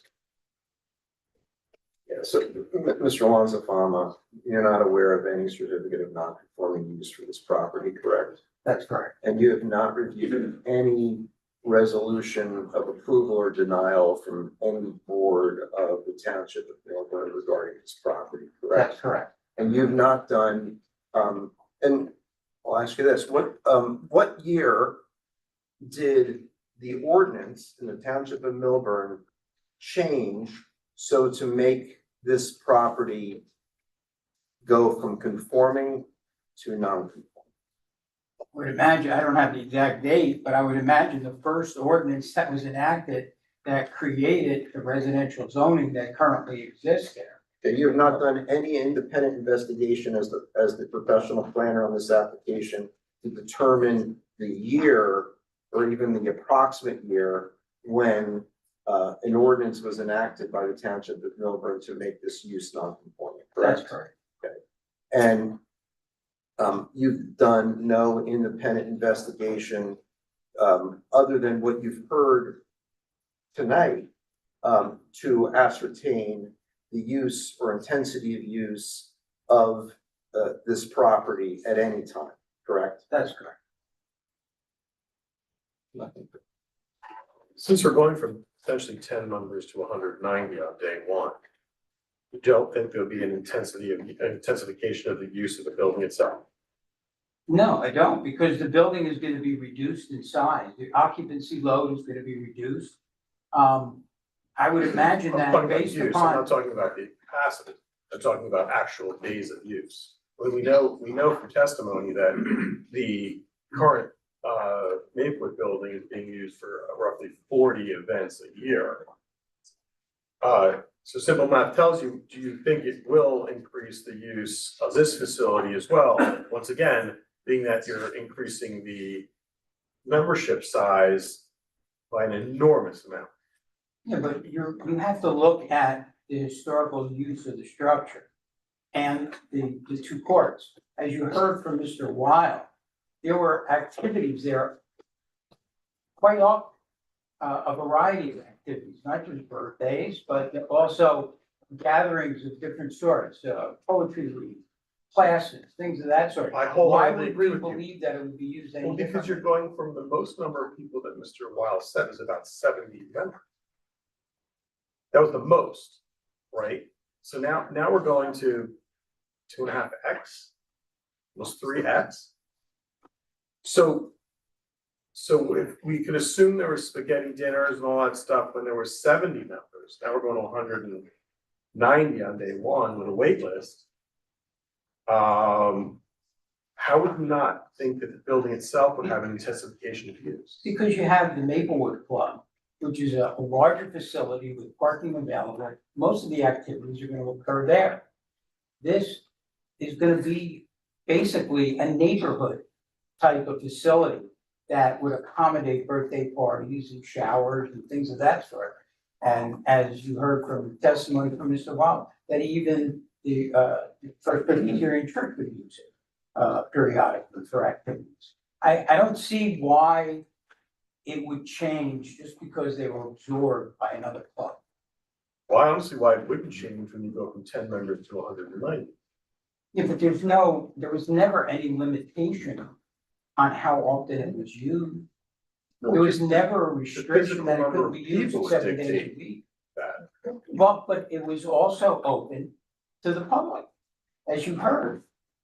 So it didn't matter how many members were available, it's if the general public is renting the facility and using it. Why would we think it would be any different?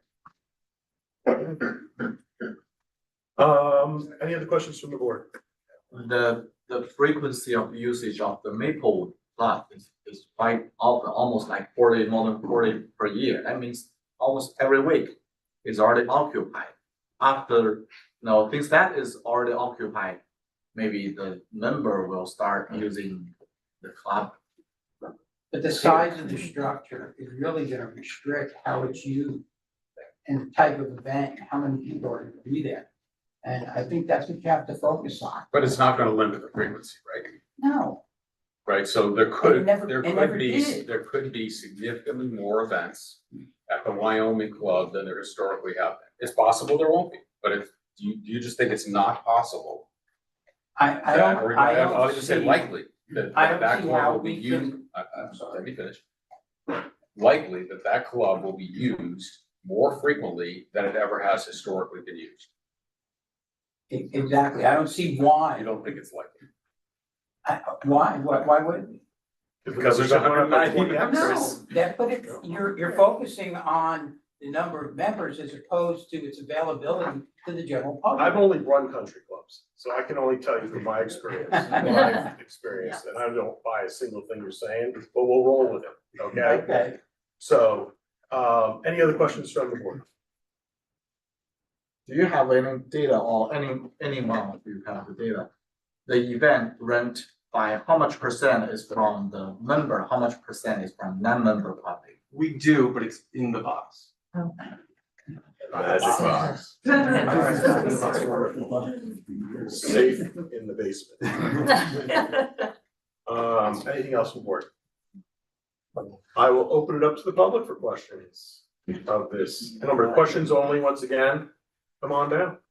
Once again, name and address, please. Michael Schneider, 438 Wyoming Avenue. So I have a couple of questions. So first, you mentioned that a capacity restriction is somehow going to restrict the volume. But the capacity restriction, if I remember correctly, is around 100 people. The other way around, the volume of the building is gonna restrict the. Correct, but the occupancy as mentioned before was close to 100 people. I don't see how that's going to cut down the absolute number. If there's 100 people in that, 1,700 square foot building, how is that gonna work? Sorry, I don't quite follow your question. Okay, I'll try it again. So you're saying that the number of people allowed in that house are going to limit the use of the house, right? So I'm saying that based on what we've heard, the number of people that are supposed to be allowed in that building is quite large. How do those two things connect? It's a simple matter of reduction in size. If you have a reduction in size and a reduction in the allowable capacity, you have less I'm not occupancy. sure there is a reduction in size. You're basing that on a sign on a wall. Look at the building. The building is smaller. Yes. Okay. So what is its projected capacity? You heard from the architect, I Right. read the numbers off the top of my head. It's over 100 people if I heard right. That's under the building code. Okay, so the building code But permits. it's gonna, yes. And it does now. And what we're looking Okay. at is the delta. What's the difference? And the difference is, there is no difference, You're other looking, than it's being reduced. you're looking at a delta. I'm looking at the absolutes. But we have the use already in place. What the question for the board is, are we expanding that? And that's just clearly, in my mind, the answer is no, because the building is going small. All right, I think I made my point. How is, the building as planned contributing to the tennis club other than as discussed as a bathroom? Contributing to the tenant. How is its use related to the tennis club other than as a bathroom for the members? Well, they do have activities. Are there lockers? Are there? No, there's no lockers. As far as Is I there a know. pro shop planned? I don't know, you'd have to ask the architect in the club. Okay, so you mentioned that the use of the property will be driven by the number of courts.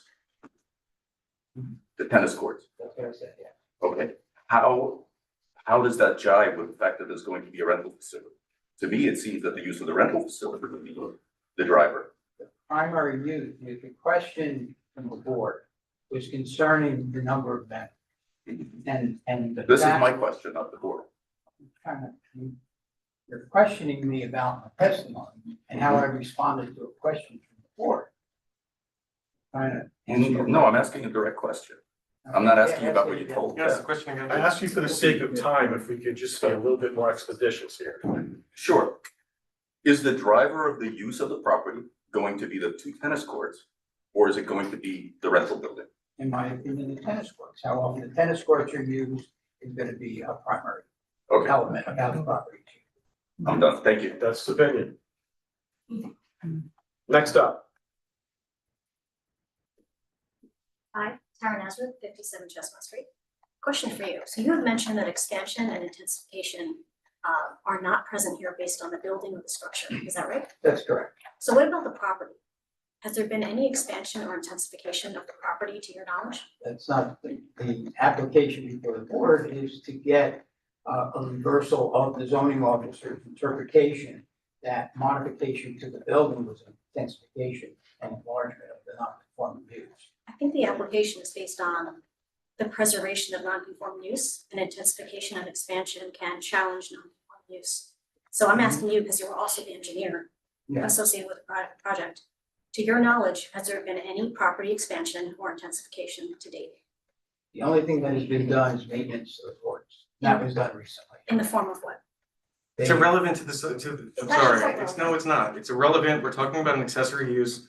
The courts are not subject to this application. This is not, excuse me, the technical rules of evidence in New Jersey do not apply here. The board has the ability to restrict questions and testimony that are relevant and not repetitious. You can ask your question.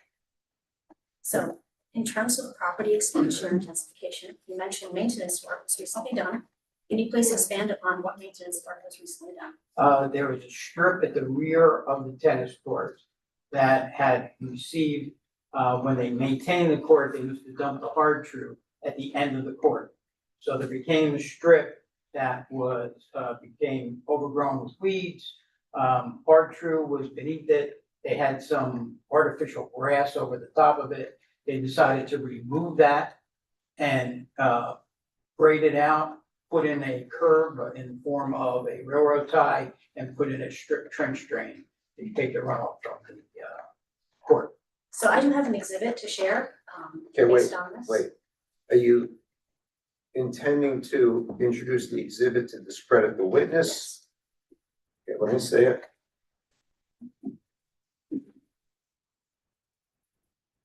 Thank you very much. We're So, gonna make an announcement about the remaining cases tonight after this is finished. Okay, so this is, hold on, let's see if this is. this is the independent Wait, engineering I firms. can't hear you. Yeah, This is the independent engineering firm's assessment of the recent maintenance work. quote, unquote, that was Okay, done. okay, here's the thing.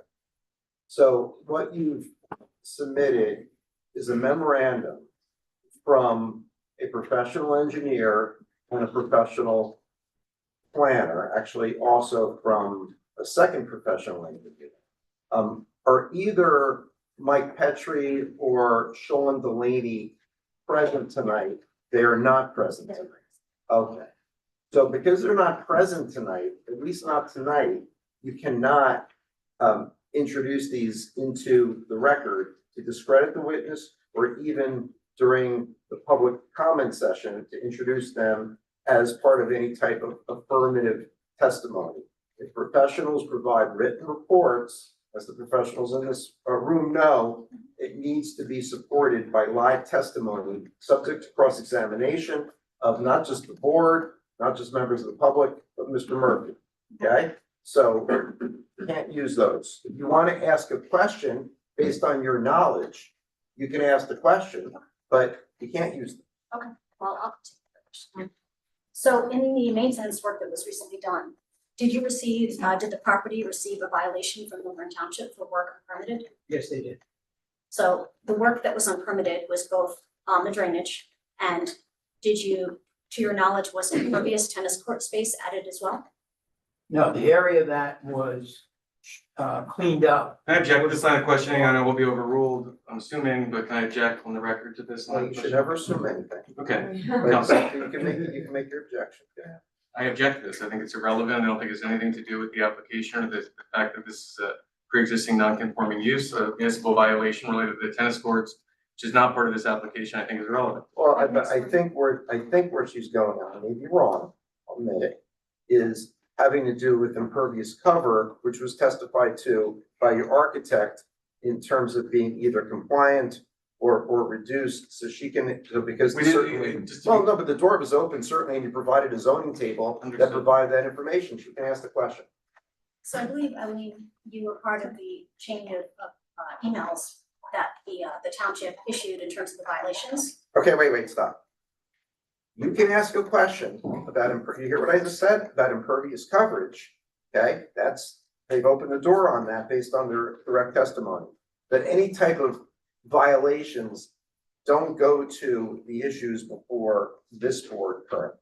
Okay. So I think I've made my point. There was additional work that was done to the property that has not been covered as part of building or structure, which does then challenge property expansion and property intensification. And while I'm not allowed to submit my exhibits tonight, I don't know if I misheard that the hearing continues on July 20th. I would like to submit my engineering memo from an outside firm. And I would also like to, I pulled an OPA for the town summons for the violations, so that the nature of the violations and the. Okay, these aren't questions for this witness. You're making a statement, you can't do Understood. that. I'm explaining why the work was not maintenance, it was a violation. And I'll leave it there. Thank you. Next question for Mr. Lonzafon. Mabel Shaw, 57 Chestnut Street. So that work that was unpermitted, right? What would be the impacts to the surrounding properties? There was a berm that was about a foot tall that was removed. What would happen to the property? Okay, stop. That is not the subject of this application. Okay. This application is dealing with a zoning determination having to do with the use and potential expansion or non-expansion or non-intensification of the use. You're talking about permitting that's not satisfactory. Fair enough. You had spoken about a ordinance, right? Relating to non-conforming structures. How does that relate to a use? Can you help me to understand that? Well, basically, you can continue an existing non-conforming use and maintain the structures on it as long as they're not expanded. Okay. Are there any other carve-outs for that particular ordinance that need to be looked at? Well, you're referring to DRZ 605, right? Which begins with, except as otherwise specified, non-conforming uses, structures, sites, or lots, any use, building, or structure existing at the time of the enactment of this ordinance may be continued, right? Correct. Except as otherwise specified. What other ordinances? Why don't you tell us? I don't, No, 609.8. Well, he can, wait. Just ask, what do you tell us? 609.8. Okay. We can go to that one. We can look at all of 609. Just, wait, questions for the witness. Well, I was just asked, he interrupted me, so. Yeah, no, I guess you don't know. Fair enough, Well- I'm good. All right, next question. Derek Humphreys, 446 Wyoming Avenue. Just a follow-up question to your comment about the tennis courts being a primary driver for the use of the premises. Could you answer the question about Maplewood venue, which is in existence, about 40 approximately uses a year, is about twice the size in terms of occupancy than Wyoming? I think we've given a figure of 120 seated versus 63 seated in Wyoming. So would the cost of renting that venue actually make it quite attractive for people who wanted a smaller venue for smaller groups, both for members and the general public who can also use it? I wouldn't be able to answer that question. I don't know if the pricing would be any different. That would be attractive. Thank you. James Gilson at 444 Wyoming Avenue. A quick question. You were indicating that the tennis courts are the driver for use. Obviously, there's a season for tennis. And when the season is over, is the building still active? Is that still gonna be Yes, available for renting? It would So in that case, that'll be the driver for use, the rentals. All right, thank you. Any other questions? Counselor? I have no further witnesses. You know, in light of all the testimony, we're asking the board to take a vote on this, and our request originally was to overturn the zoning officer's denial of the zoning permit application, and that remains. Very well. Okay. Right, so you're up to the point where it's open for public comment. The application is open for public comment. It is 9:15 PM. All right, we have 6 other cases to get to, which we're not, okay? 'Cause I'm assuming that we're gonna have quite a bit of comment here.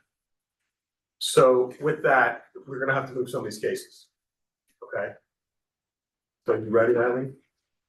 Okay.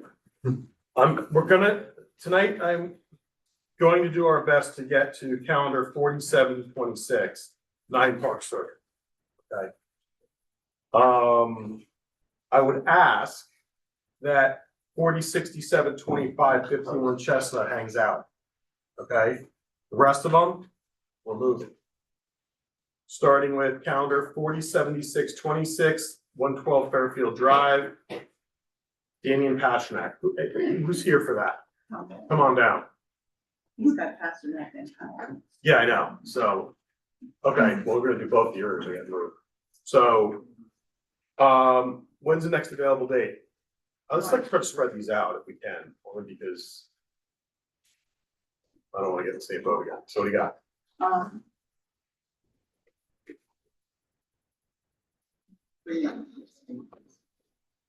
Probably best bet would be, our August? Oh. And what's that? Oxford. August 3rd, yeah. Can I ask you, I mean, so I'm trying to build a garage. Okay. At some point, my kids will go to college. Will that be my garage? So actually, my son has a fact that the garage will never be built, so I would really I don't want to ask for take those 10-minute odds. case. This will not take more than 5 minutes. I honestly, and I thought this case tonight was gonna take only a few minutes, and here we are, 2.5 hours into it. I mean, Can't do a special meeting. I have 3 commercial Take this room. applications who want to do a second meeting. So, We're out of here. right, that's the other thing too, we lose this room and we move to another room, and it's shared right now because you have no town hall, so. August 3rd, can you make it work? Yeah, did you say 2 of mine? The next one? Yeah, we're gonna move that one too, that's the next one, calendar 407726. Is there any better way you can do this process? This is just not fair for people who are sitting here waiting for their cases, right? Clearly. Believe me, I mean, I know you don't want to see that, but. No, I mean, having But have you 7 guys thought cases about on like one day is limiting tough. times for each case, so everyone gets this heard? Unfortunately, that's how it goes, okay? If 1,000 people wanna come in and talk about your case and how much they want your garage or don't want a garage, they're entitled to do it. Can't stop it. All right? Sure. So stick around, 407776. Powell, when can we do that one? Yep. We'll do it at the same time. Sam's here. Same day. How are you? Third, I mean, Lose the summer. I know, it's like, I mean, that's what I told. I know, I know. I mean, the only day before that is July 20th, so you're picking up 2 weeks, it's. July 20th? Oh, we'll take it. You want to do both the 20th? We do both? I can Yeah. assure you we'll keep it very quick. Yeah, I know. So the 20th it is for both, okay, Mr. Pasternak? Okay, thank you. Pretty good. Thank you. Okay, next up, we have calendar 407926, 14 Raleigh Place. Who's here on that? Now, what's your intention on this case? You starting over? Are you gonna No, start? this is 14 Raleigh. This is- Oh, sorry. Okay. So, when do we wanna do that one? 20th or 3rd? This was a lot of variances. Do that the 3rd. 3rd. That work for you? That's early, yes. Yes, August 3rd, thank you. 408026, Spice Handler. Huh? I know. I agree with that. But like, what do we do? Fine, so squeeze it in. Mine, of course, is an easy one. Like everybody does. Yeah, I know. Like everyone. I'm sure no one will come protest it.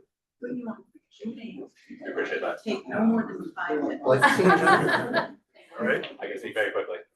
Thank you. Next up, we have calendar 407026. Oh, we're gonna hear that. I think that's it. Anyone else that's didn't get scheduled? No? So for anyone here on those cases that were just rescheduled, understand that, there'll be no further notice. And we'll be hearing them on those dates. So anyway, now we're gonna open up public comment on Little Club Tennis Center. I ask you to please be mindful of time. I ask you to please be mindful of repetition, okay? As we'd like to get all of your testimony in, we'd like to hear what you have to say, but at the same time, we do need to be somewhat mindful of the clock. We'd like to get 2 more cases in tonight, okay? So who'd like to go first? We're gonna swear you in, obviously name and address for the record, but. Kathleen Gilson. Raise your hand. Swear you Oh, in first. sorry. Do you swear affirm testimony about to give the truth, whole truth, and the truth? Name and address for the record. Kathleen Gilson, 444 Wyoming Avenue, Milburn. Wait, hold on for a second. I don't see the applicant's attorney. Okay? I know he's outside, okay? He needs to come back in because he has the right to cross-examine on any live testimony. So I can stop things because you have the right to be present, of course, for all this testimony and the right to ask questions of any witness who is sworn to give testimony regarding this application. Thank you. Go ahead, I'm sorry. My husband and I live, the back of our yard backs up to the tennis club. And we purchased our property in 1987. And we joined the tennis club, I don't have the exact year, but maybe say 5 years after that or so, when our kids were small. When we joined, the members that, initiated us into the tennis club were 70 and 80 years old. I mean, they had been members forever. And I can just tell you, I know it's my word, I don't have paperwork to show you, but it was a members only. Excuse me 1 second. Hey, folks in the back, let's. Thanks, sorry. That's okay. Go ahead. They had lots of parties. When we joined, they were all adult parties, for the grown-ups and all. They were not renting it out. It was not a rental venue. They had parties, absolutely, for members. When my generation took over and we had young kids, we had lots of the things that were mentioned. It was run by the club. It was a neighborhood tennis club. And yeah, we had events. I ran that St. Patrick's Day. I was on the board running activities. I can tell you, you had to be a member or occasionally a friend of the member. It was not a rental venue that was, advertised as such. You know, it would wax and wane as to how many, you know, activities, depending on the membership, depending on the, you know, just the activity of that particular membership. But we were not out there posting it all over the place and renting it to anyone who wanted to. It's literally in a neighborhood. My property is 50 by 150. These are not great, big, huge properties where we have all this space. Okay, literally, my house at the back is like, it's like right there. My neighbor backs up to the building. And if that building suddenly becomes, and let me just back up for 1 second and say, the application from my understanding is that it's based on prior use. This is not the prior use that has historically been the use of this club. It has not been a rental venue. And it shouldn't be. It is literally in a neighborhood. If this building was rented to the general public for, you know, all kinds of parties, and I know we're saying, you know, baby showers and all, and bar mitzvahs have DJs and all, when the parties would take place, even if they were for the club, they're really loud. Okay, we bought our house next to the tennis club. I don't expect the tennis club not to have parties, but I certainly expect it not to be a rental venue for anyone who wants to, any night of the week. That is not historically what it's been, ever. And it really should take precedence that this is a non-conforming structure in a neighborhood. Like we are right there. They do not have any buffer. Like literally that wall to here is way more distance than the building to my neighbor's house. And my fence on the back, you know, on the other side of it is their backyard. It is right there. So I hope that when you hear that it is just continuing the use that has always happened, you understand that there's another opinion there. And I was a member for a long time running those events, and it was never primarily this rental venue that is my fear. I have no problem with it continuing as a tennis club and being used for the members, but I really hope that you'll bear in mind, that's not what we're talking about here. It's a very, very different use. So thank you. Thank you. Next. Here's swear you in. Raise your hand, you swear affirm testimony about to give in this proceeding be the truth, whole truth, nothing but the truth. I do. Name and address for the record. Derek Humphreys, 446 Wyoming Avenue, Melbourne. Just, can I just interrupt for a second? Good. Mr. Murphy, you didn't have any questions for the last witness, No, I correct? Okay, so after each witness Yes. goes, he has an opportunity to ask questions. Thank you. So again, I support the refurbishment of the building for the tennis club. If I had any hand-eye coordination, I'd like to join it myself. But my concern is around not even the intensification or the scale, but the frequency of the events that might occur at the venue, particularly in the evening and over weekends. When the refurbishment is complete, I'm sure it's going to actually be a very, very nice venue, perfectly suited for the approximate numbers of 10, 20, 30 of the 60 people seated. With tables and chairs and beyond, a nice patio area, potentially for barbecues, wherever else. So my concern is around how do we enforce, or how can it be enforced to put some kind of capital restriction on that use, even by just the members and their families, so that we don't have events running every single evening, every single weekend. We've had verbal assurances from the president and the vice president, who very kindly talked to us directly one of the evenings last week.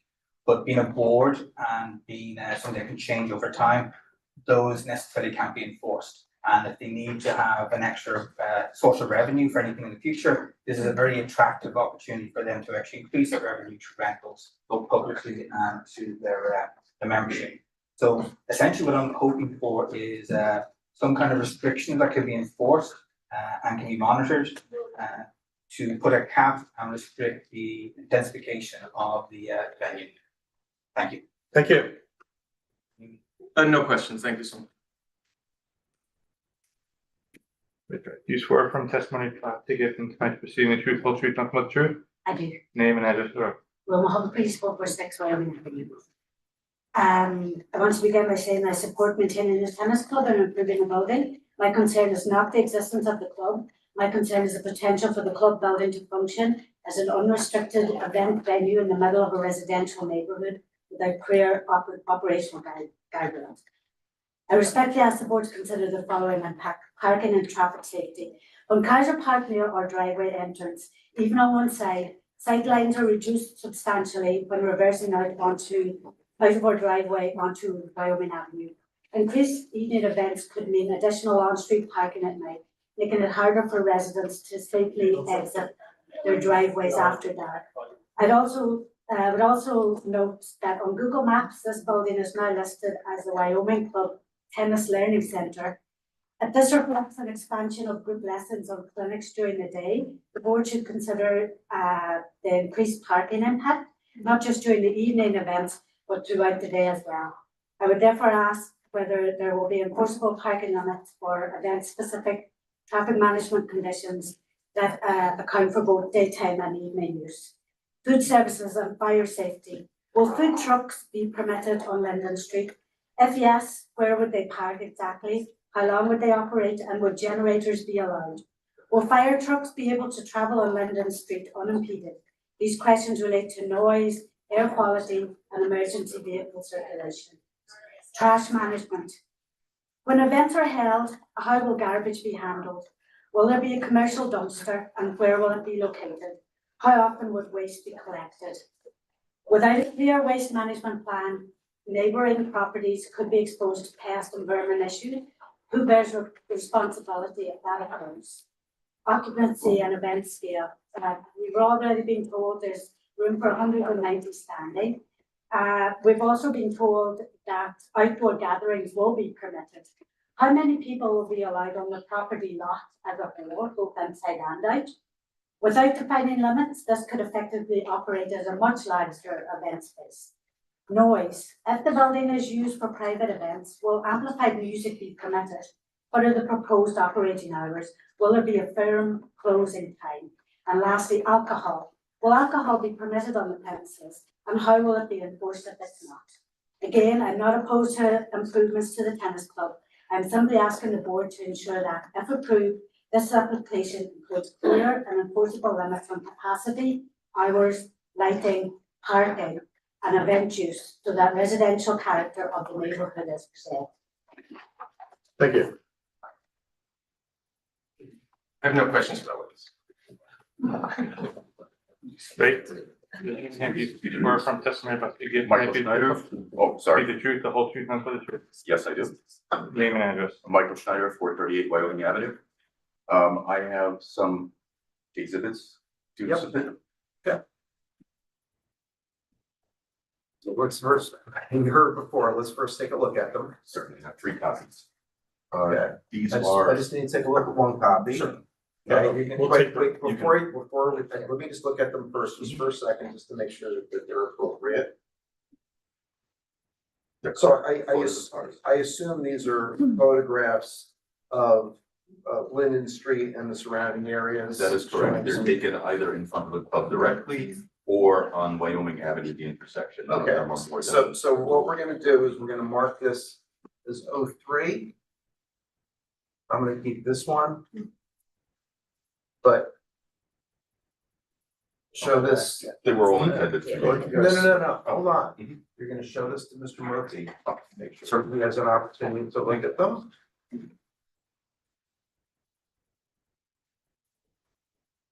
Yeah, they're labeled. Okay, hold on. Sorry. Hold on. Do this the right way.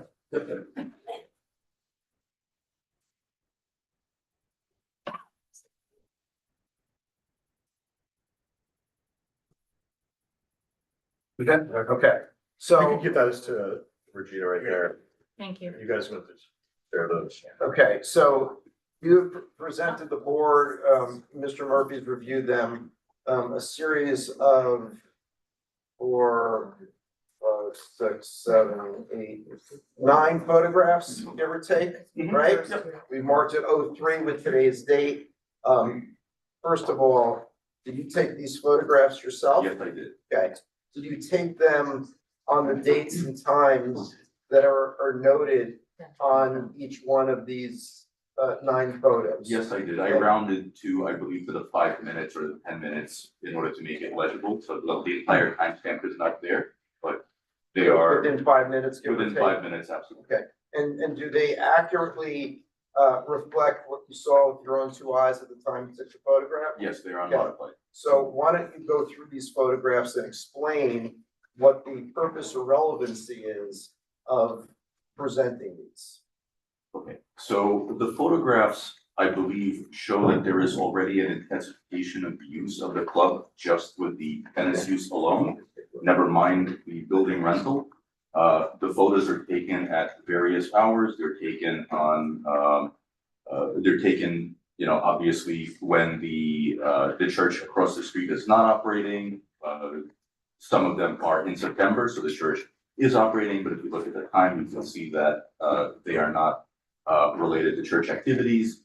The church does have its own parking, but as you can see also, there are no sidewalks, there's nothing, it's just, you know, it's just driveways in the street where the parking occurs. Okay, so you have to identify, because you don't do them in the photographs, because they're now in evidence, what, for each one, what are we looking at? In other words, where are you standing when you took the photograph? if I have What's a- the street, et cetera? If I have a copy, I'd be glad to do that, it's very difficult.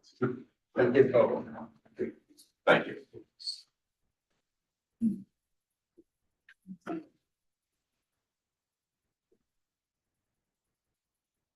Okay, so page 1 is taken from the corner of Wyoming and Linden. You can see the corner of the roof of my garage in the upper right. And the club, oh, sorry, it's the corner of the club, my apologies. And you can see the tennis court on the right. So this is a view down Linden Street from Wyoming.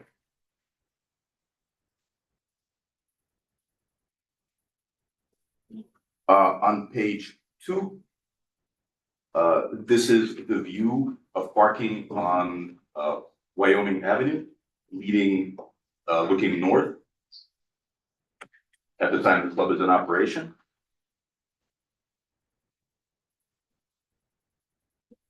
On page 3, Well, the club was the club in operation on Yes. July 13th, 2025 at 10 a.m.? Yes, absolutely. How about church? Hmm? How about church? I'm sorry. Sunday, 10 a.m., the church, is that in operation as well? Yes, it was. Okay. It was. So are you testifying that there were people on the courts at that time? Yes. Except they're not in the picture, Sorry? because they are not in the picture. No, they are You not. said the club's in operation, Oh, but this shows, oh, I'm sorry. In none of these pictures are there actually pictures of people on the court. It's not possible to take a picture. The court is so below you're, street level. you're testifying for us that the club was in operation, and you walked over, and there were people on the courts, and you walked over and took pictures of the street. That is correct. That is correct. That is what I'm testifying to. It's virtually impossible to take a picture of the court and the I street at the understand, I same wanna make time. sure what's in the picture versus Mhm. what is your statement. Understood. How much of that traffic? How much of, I'm assuming, I'm not assuming, I should not assume. Mhm. Well, not assuming. It's not. You're a professional traffic engineer. I'm a professional car counter. in front of Okay, my- understood. I accept your qualifications as a car counter. Yes. Are you, so are you saying the church was in service at that time? For the purposes of the items labeled Sunday, 10 a.m., I would say yes. You know how many of those cars were? No. were- okay, just general cars. I on the do street. not. Understood. Yep. Okay, thank you. So if you like, we can skip the Sunday morning. Yeah, let's do that. Yes. It's very hard for us to determine. Certainly. But these are all of Linden Street? Thursday, these are all of Linden Street, so Thursday at 8 a.m. This is in July when the church is not operating its daycare. So is your position that there's an intensification of the tennis court use? Yes. And how would there be an intensification? There's how many courts? Two. There's 2 courts. 2 courts. Are more people playing on those courts at the same time? I'm having a hard time understanding how the specific traffic or parking count at a specific time would increase if there's only 2 courts? How does that increase?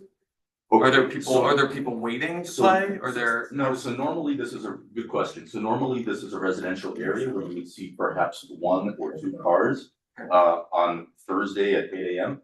Okay. In July. So you're saying more people are playing tennis? Yes, oh yes. So you have 2 courts. I frequently see doubles playing. I frequently see instructors. There have been instructions of, of children. So yes, there's a.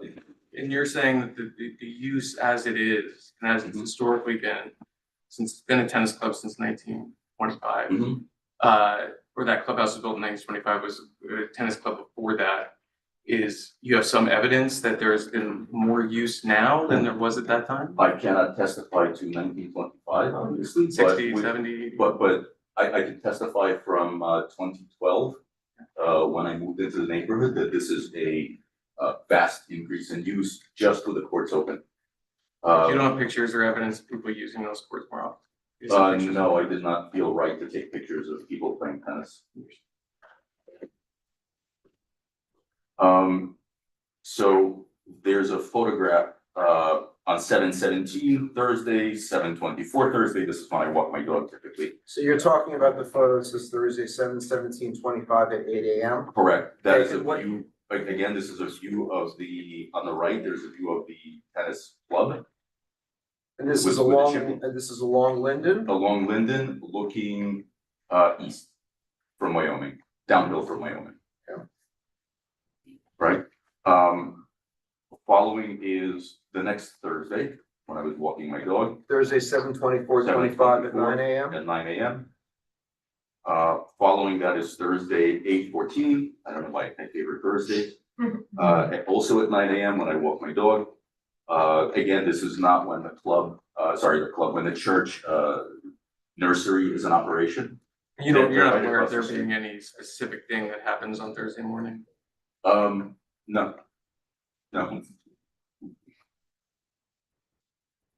But not all of these are on Thursday. Here is a Friday, September 12th, and I think I started from the very beginning on Friday, July 11th. So this is not a Thursday thing. If that is yours. So your point, as Mr. Murphy appropriately asked you, is that the number of vehicles parked along Linden has increased since the merger with the Maplewood Tennis Club? Noticeably. When you say noticeably, what do you mean by that? I mean, we went from the car of the caretaker of the church, who parks right near my driveway, and perhaps one other car on regular days, Sundays, notwithstanding, to what you see before you. And what about when you said you moved in 2012? Yes. Okay, so from 2012 to 2021, what was your observations as just generally as to cars parked along Linden? Very, very occasional use. As Kathy mentioned before me, when there was a party in the evening, which were few and far between, there would be some parking. That was one of the trade-offs of living next to a quiet neighborhood tennis club. And it was, very well tolerated, so sometimes there would be a crowd, but generally speaking, there would be, I would rarely see both courts used at the same time. It was an anomaly. And this is supported by, their own evidence that the club was in, very mild use at that time. Anything further? I had a statement to read before we went on the. Let it rip. All right, I'll be as quick as I can and, forgive me, I'll scan through this and try to make it as short as possible. I'm not gonna say everything I intended. So obviously, my name, that I've lived at 438 Wyoming Avenue since 2012. I do support the reasonable repair and renovation of the existing clubhouse. I have nothing against it. I've loved them as neighbors for, forever. This property has long operated as a neighborhood tennis club. I understand the applicant is presenting this as a renovation, not as a new principal use. My concern is that an approval here could be interpreted too broadly and used to justify an expansion of activity that would materially affect our residential neighborhood beyond the inclusion of members from other towns. Based on the history of this application, the applicant's own earlier concepts, I believe it is critical that any approval be narrowly limited so that this remains a tennis club property and does not evolve into a commercial gathering space or a party venue. For that reason, I respectfully ask the board to impose several clear and enforceable conditions. I won't go through them, but they're related to no expansion or intensification, no outdoor court lighting, no pickleball, no amplified outdoor sound, meaningful drainage protections for my neighbors down the hill. I'm uphill, so I don't really care, but I care about my neighbors. And finally, I covered the parking and traffic protections. The club does not have a parking lot or a driveway. There's also a church directly across the street also without a parking lot. And I believe without a driveway and with its own rental space already. So they have a rental space at the church. And daycare uses on a street with no sidewalks at all. So I brought the photos, you saw them, they span several months, which show what the current use already. Cars crowd the street, they block pedestrians. I was near accidents. My house is, just outside of the pictures. So I narrowly avoided accidents coming out of my own driveway because the street is blocked, you barely have room to come out. If the use is intensified, these parking, traffic and safety problems will get worse. This is not speculation, it's happening now. So basically, if relief is granted, it should be limited strictly to what is before the board, with clear conditions that protect our neighborhood and prevent this non-conforming use from expanding by degrees. That's all I have. Thank you, Councilor. Thank you very much. Nothing. Sorry for the excessive time. Thank you. I swear you in, and once you got name and address. Raise your right hand. You swear from testimony you're about to give in this proceedings to be the truth, whole truth, nothing but the truth. I do. Your name for the record. Courtney Brand, 57 Linden Street. 57. Linden Street. I also have one photo to share. Should I bring it to you? Sure. It's one photo, but. Yeah, these are different sizes, but Yeah. they're all the same photo? Yep. All right, well, let's take the big photo, and first of all, why don't you take the medium-sized one, and show it to Mr. Murphy. Make sure there's no objections. I have no objections. Okay, thank you. So we're gonna mark this photo as 04 with today's date.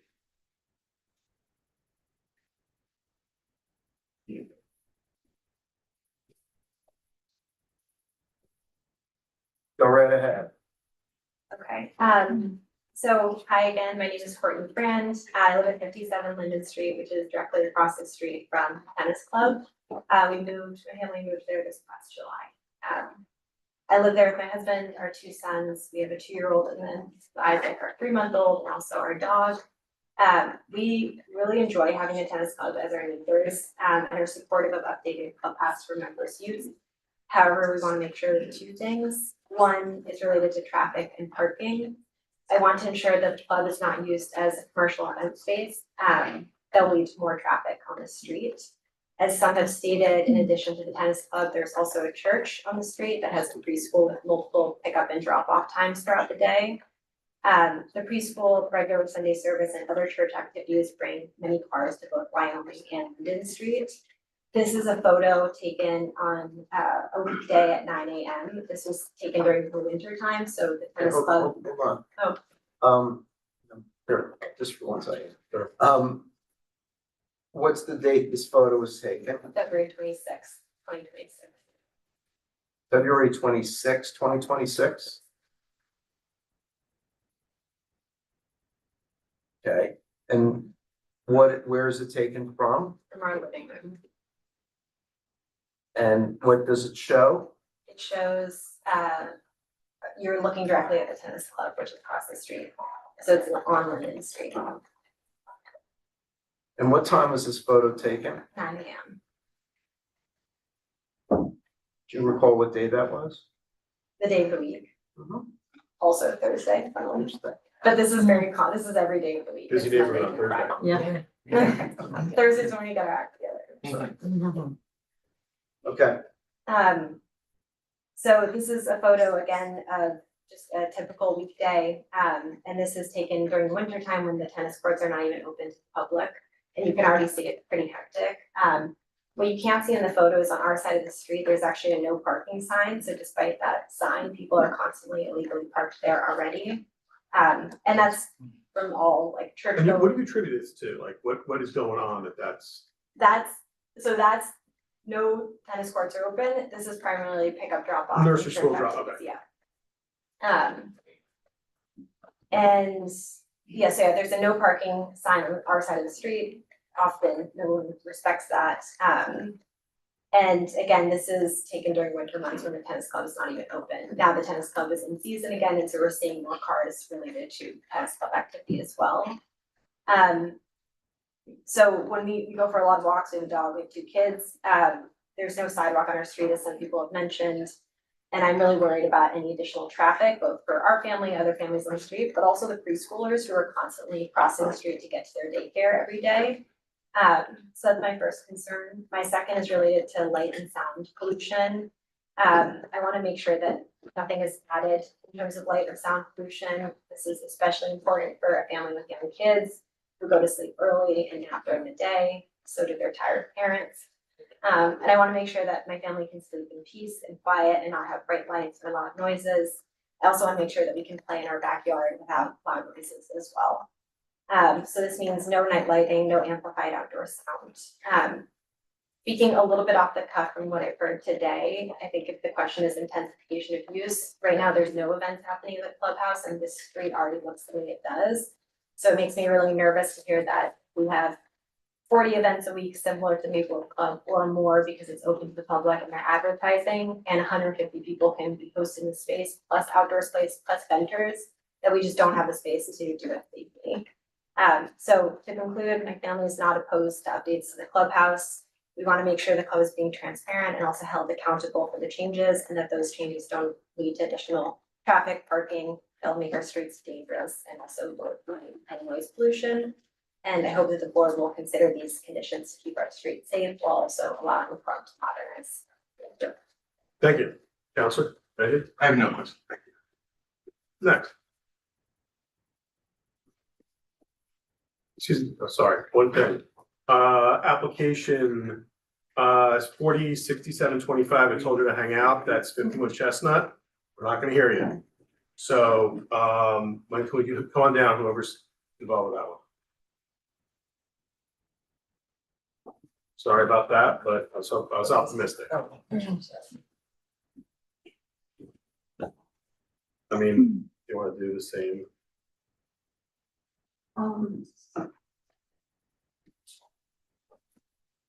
Are we at the back of the pack because we waited? No, not at all. I actually would try to get for Doug's sake, to take late. You're doing all this search. Yes. Maybe we could do the June or the 22nd, is that available? Not for that many, if it was small, like 1, 2, 3, 4, 5, 6. You know, which is. Just been, I think we started in February. Yeah, we started our application in February and we were scheduled to present to this, at this meeting first on the agenda tonight. Well, I understand what you're saying, but you already have a shot, right? That doesn't mean your second shot gets to be moved to the front of the line. So, doesn't quite work that way. So what's the next day we got? And by the way, this is not concrete. I understand, we've been waiting a long time. Either July 20th or what is the.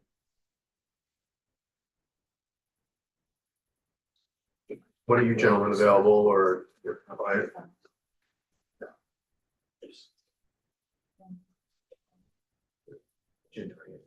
Sorry, Joe, you said July 20th or August 3rd? July 20th.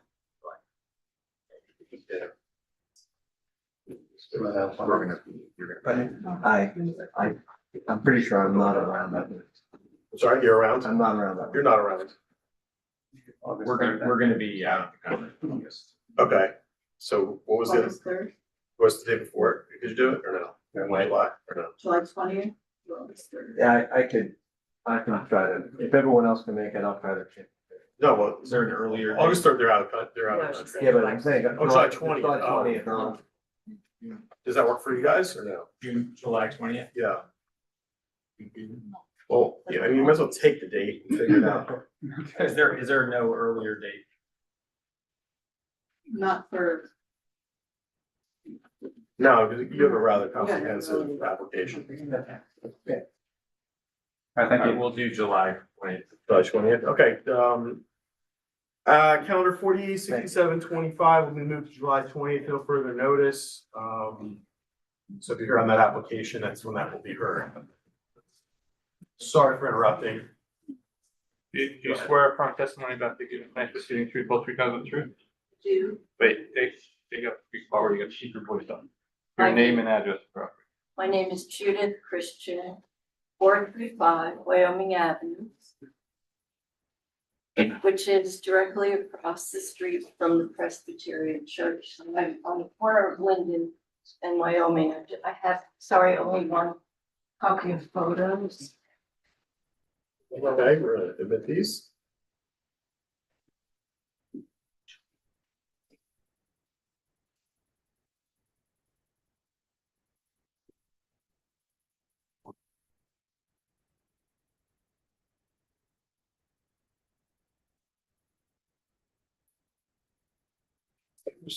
Before I hand these over, when did you take these photographs? All on September 3rd, 2025, around 9 AM? That date, yes.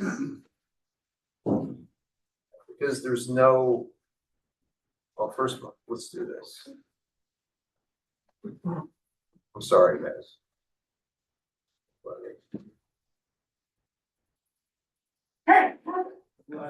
Some 7 photographs. Before I mark them, because we only have one copy, I'm gonna ask Mr. Murphy, have him take a look at them and see if he has any opposition to them. Thursday, what time? 9 AM, she said. Thank you. If you look at the first. Was it page- really a Thursday? I don't know. It's a Wednesday. Just It was a see if you're paying Wednesday. attention. It's a It was Wednesday. a Wednesday. We need more photos. I need more Thursday photos. Party on my own. I'm absolutely fine. Okay, all right, so.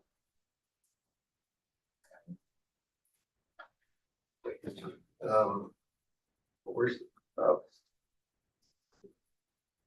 This is gonna be 05.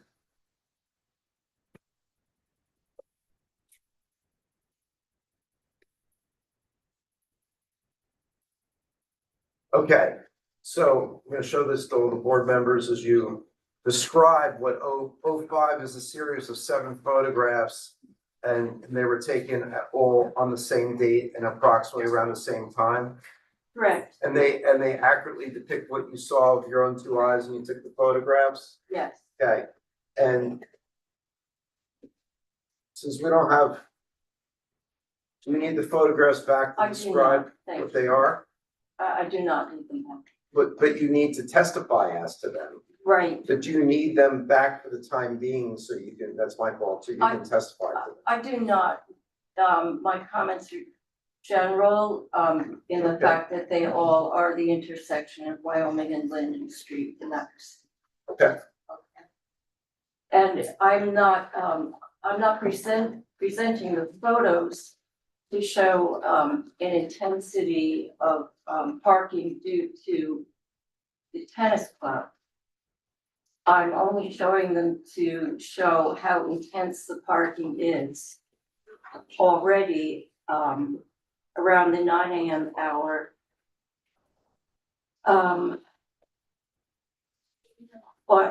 Wyoming and Linden every Monday through Thursday morning and in the afternoon is intensely parked up and parents drop off and pick up their children from the open door nursery school. And during those times and during the Sunday church services, it's very difficult to safely turn from Upper Linden or Lower Linden onto Wyoming. it's even difficult to get out of our own driveways.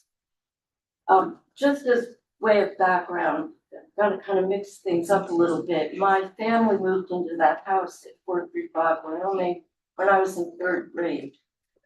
So, and I escaped in about 1972. I'm 71 now and I've been back since I was about 45. So for, when did you last move back into the house? What year? About 30 years, 71 minus 45, that was. 26 years. Thank you. So around the year 2000. Yes. Also. Go ahead. So I just want to give, that kind of background to just give you an idea of the neighborhood, and the nature of the residential neighborhood now and our concerns about an increase of use of not necessarily the tennis courts, there are 2 courts, but of any other kind of events. Now, I was never a member of the Wyoming Club. In fact, when I was young and my sister asked if we join the club, we were told you don't join anything that doesn't let everyone in. So I was never a member, but I have been there. And I see there, over the years, I saw very little use. There were parties. I know Kathy's my neighbor. I know they'd have little events, maybe birthday, but nothing like a rental kind of situation or a wedding or anything like that, I'm just telling you because I see the parking, they would be parking on Upper Linden Street if there were big events. And it just didn't. My concern is about any intensification of use of the tennis club building. To go back to the parking, I don't know where people would park. If the tennis club maybe had a tournament on Sunday, or if they're gonna come to play tennis during the morning hours during nursery school drop off. In fact, most of the people have to park down in Lower Linden because it's so unsafe crossing Wyoming Avenue, which is another issue. My concern is safety. I requested that the 8 zebras be painted by the county last year to enable people in the Wyoming section to cross Wyoming Avenue, and it was done, yet to cross Wyoming Avenue and Linden Street is still unsafe. Also, it's always been my understanding, since 3rd grade, that Upper Linden was traditionally used by the fire department to gain access to Sagamore and streets up there in case of a fire. My concern too is if there would be an event, we would have these large SUVs parked on both sides of Upper Linden Street, that the fire truck would not be able to make the turn. And that is a very legitimate concern. It could happen, we don't know.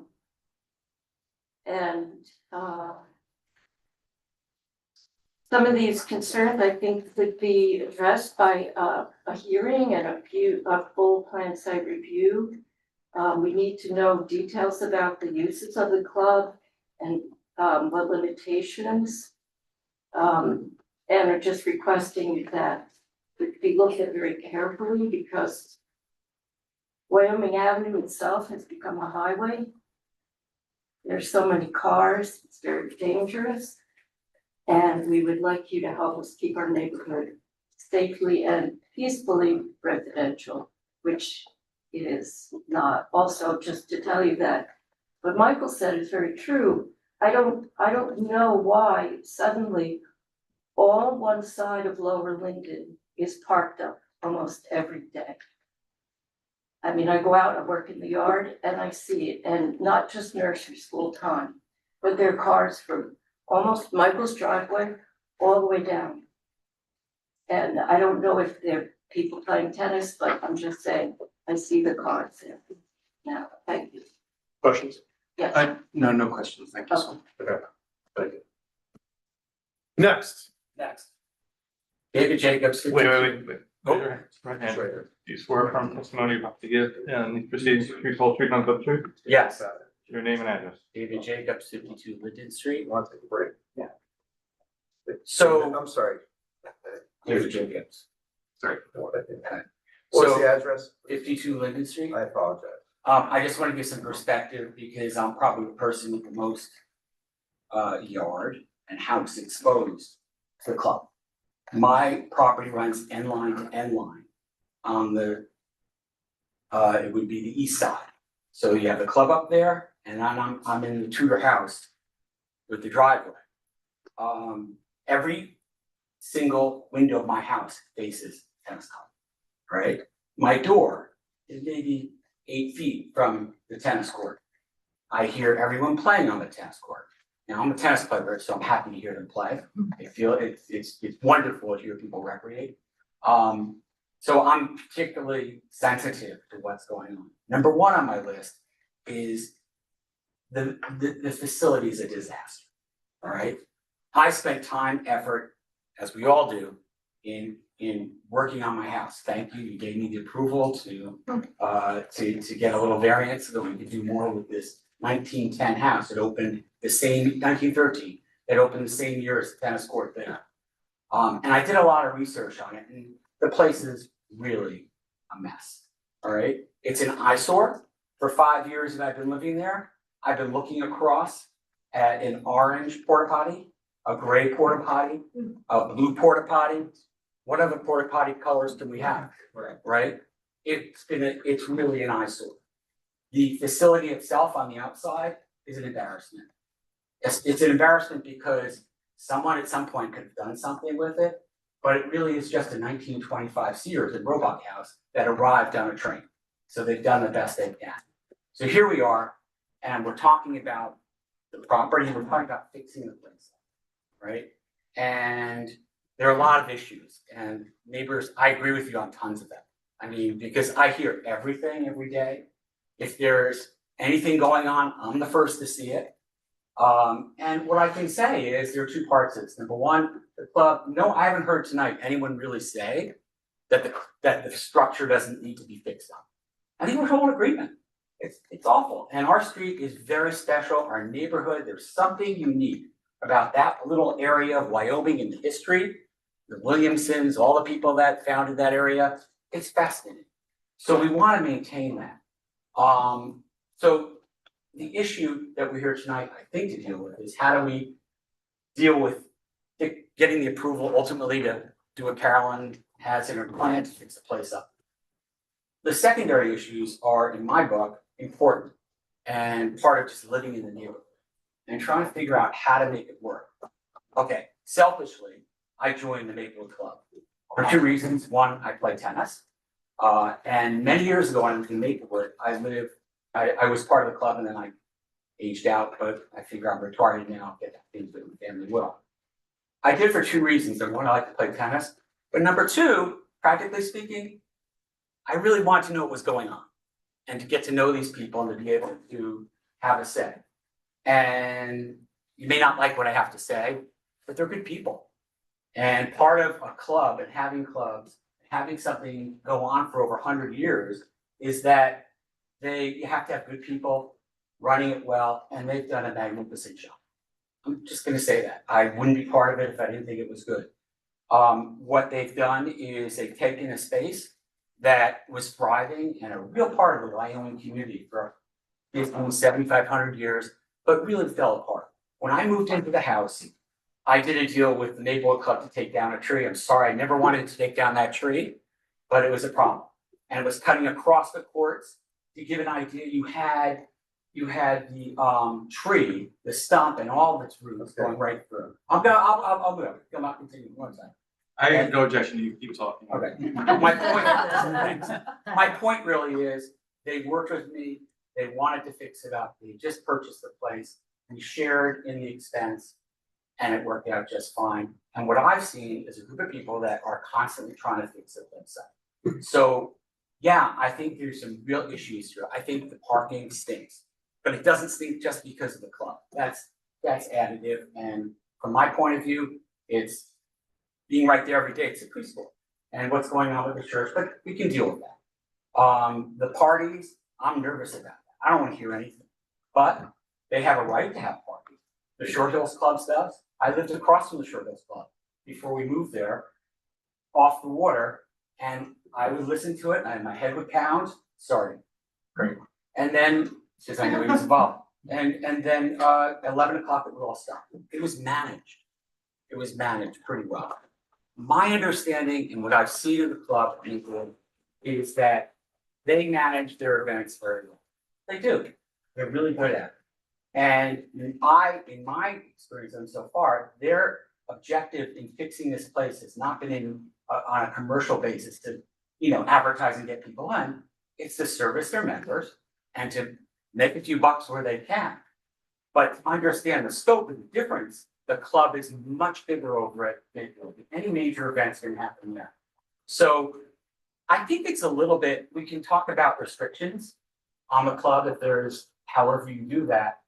But I think it's more about the club being a neighbor and I suggested to the club and they did it last week. They got like 7 of us together and we talked about what our issues were.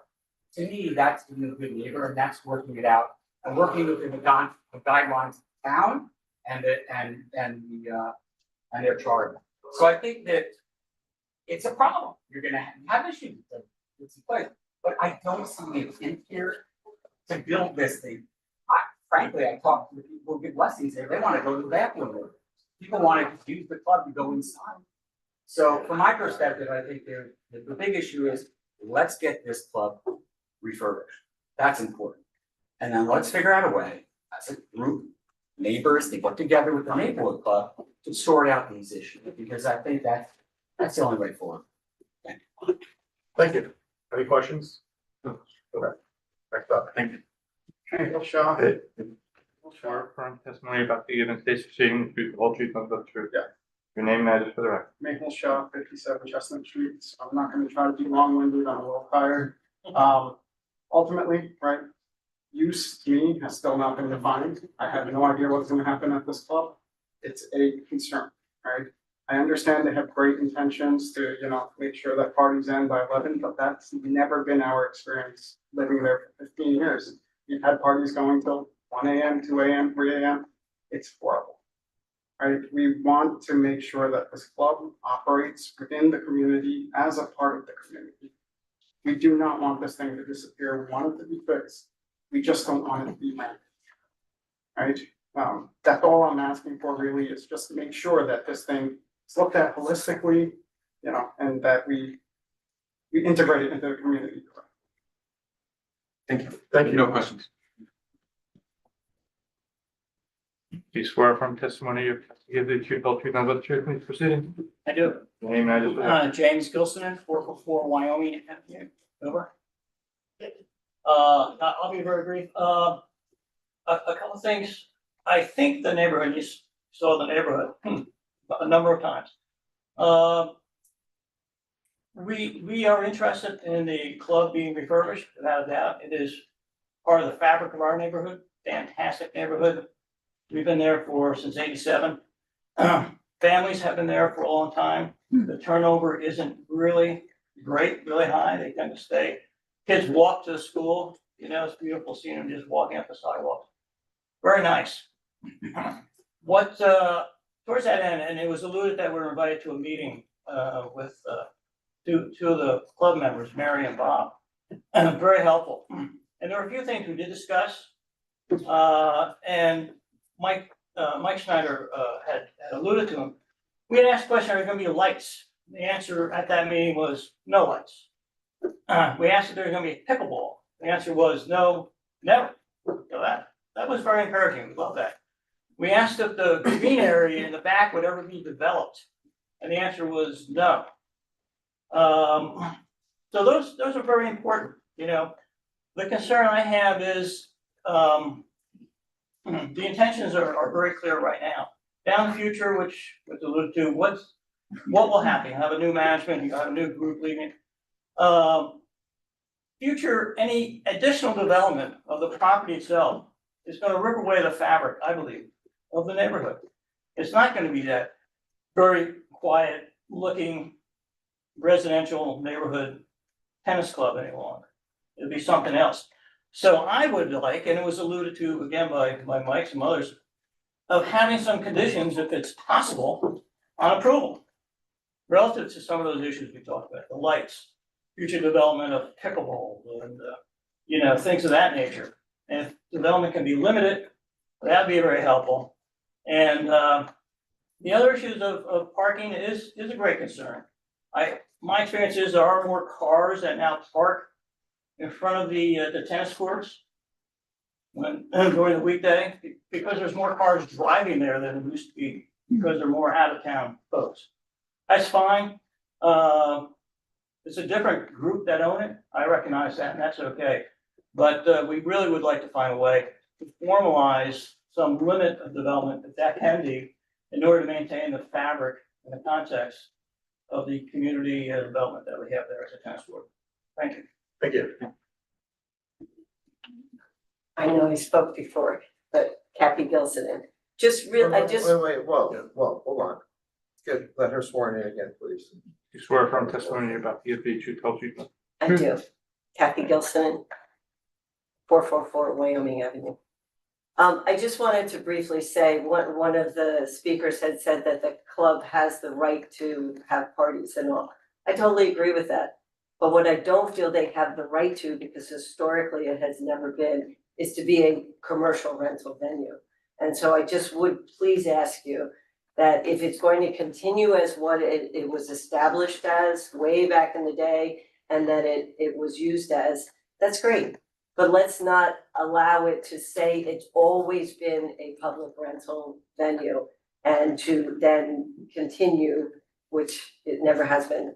That's all I ask. So yes, they have the right to have everything that the tennis club has, but not to be a public rental venue. Thank you. Any further comment? Counselor, you want to sum up? I wanted to maybe speak with council separately, we could take a 2-minute break, but is that okay? 2 minutes. 2 minutes, literally 2 minutes.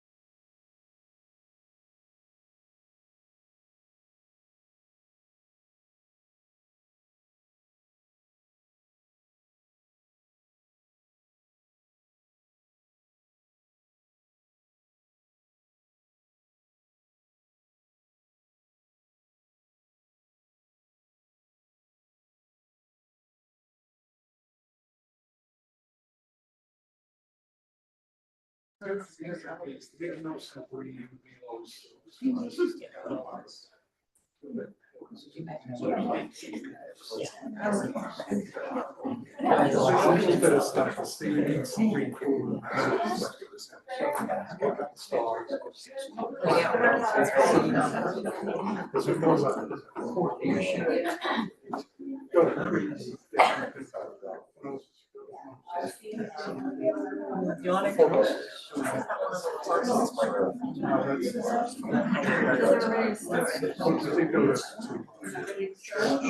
What's that? Yeah, why not?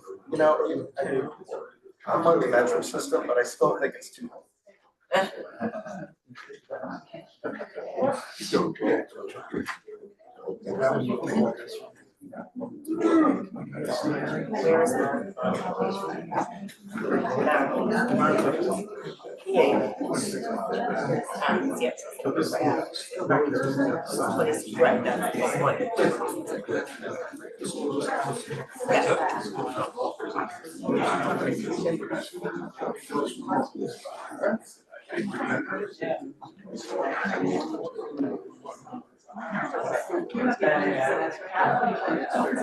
Yeah. I'll give it to you.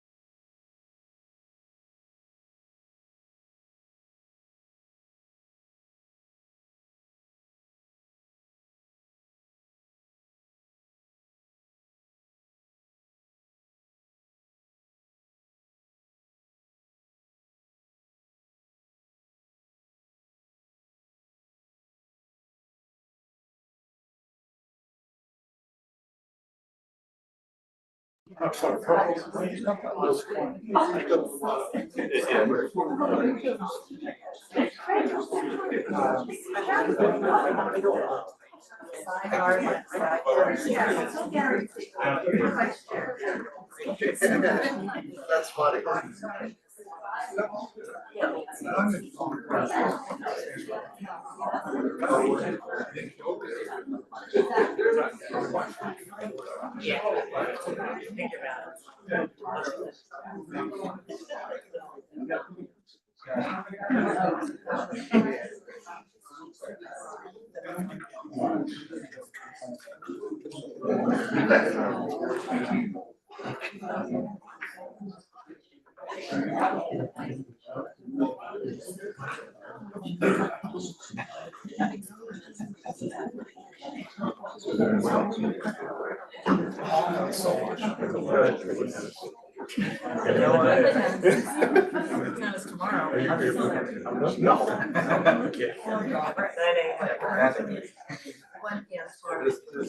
It's gonna simulate it. It's gonna take a little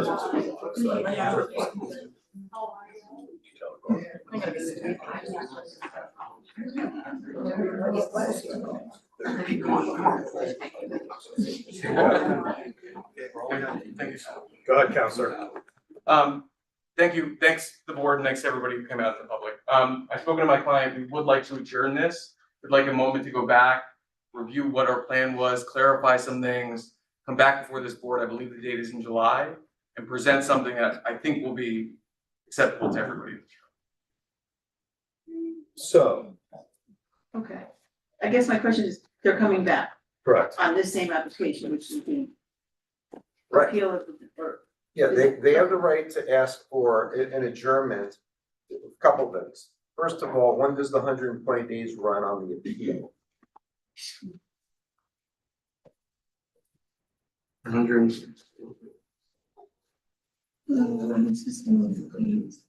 So can I grab this for a second? We'll agree to an extension of that. Right, so let's just, whatever it is, you're gonna agree to an extension through the end of July, Correct. correct? And what's the new date in July? like 20. July 20th. Yes. And so this adjournment to July 20th for this application is just the application pursuant to 40:55D-70A of the municipal land use law. And that if it's just a continuation of this application, no further notice would be required of the applicant. Should the applicant decide, without prejudice to the applicant, to renotice, to include additional or alternative relief that they may want the board to grant, they certainly have the right to do that. And the members of the public would be noticed accordingly, and any supplement or modification to the 70A application would have to be filed with the board at least 10 days prior to the hearing, and notice provided in accordance with municipal land use law and other. You agree, counsel? I do agree. So are you interested? July 20th is the date. Thanks for coming this evening. Oh, yeah, Milburn Public Library, no longer here. And what is the address of the Milburn Public Library? 200 Glen Avenue, for those who are unaware. Thank you for coming this evening. Safe travels.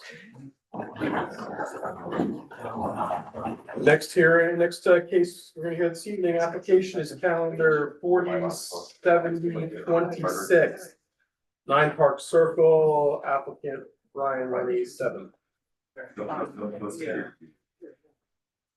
Hi, Phoebe. Just 1 second, let's go over that here. Yeah, give me a second. Yeah. Good night.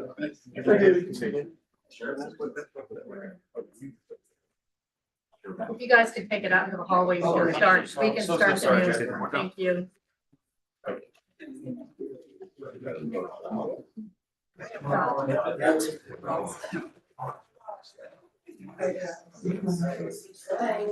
We have a couple of exhibits, so we're gonna have now. Thank you. Can we share these?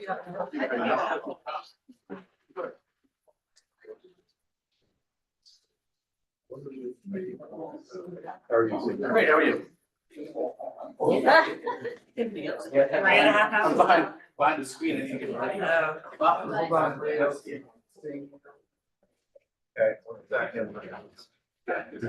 Oh, Eileen, I'm giving you.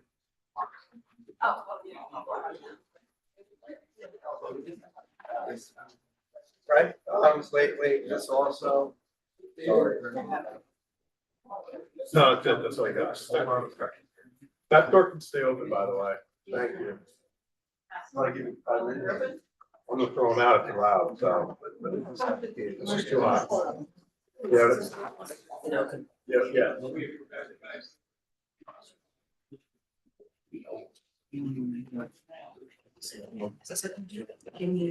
Good.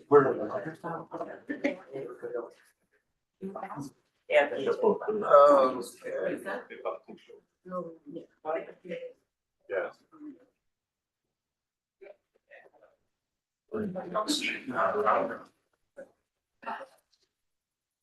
Okay. Okay, good evening, everybody. Great evening, certain members of the board. My name is Nicole Dory. I'm with the law firm of Connell Cole.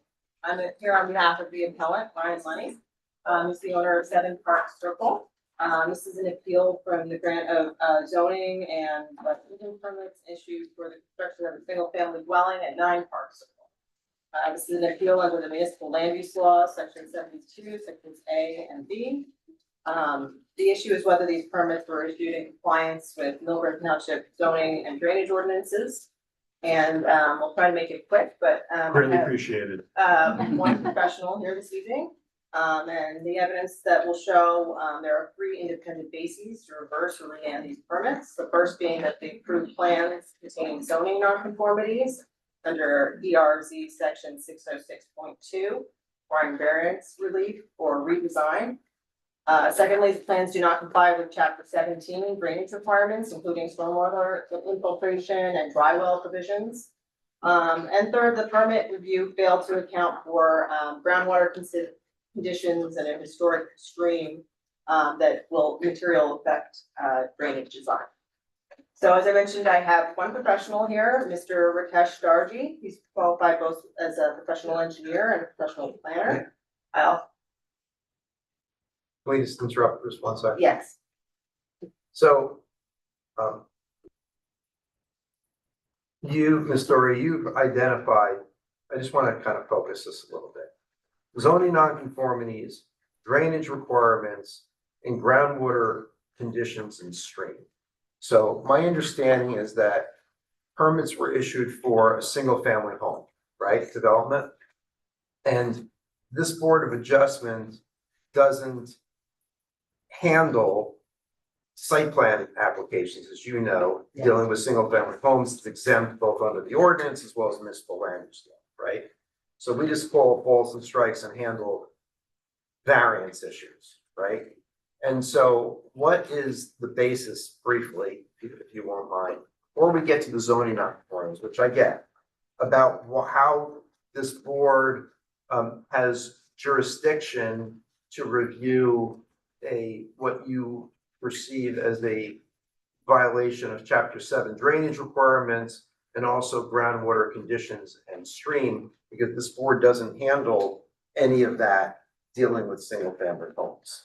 So that's what I'm a little confused about. I get the zoning, which we can focus on for now, but if we're gonna go into the other 2, I figured it's important for you to identify how this board has jurisdiction for those other 2. Yes, Mr. Simon, and thank you for that point of clarification.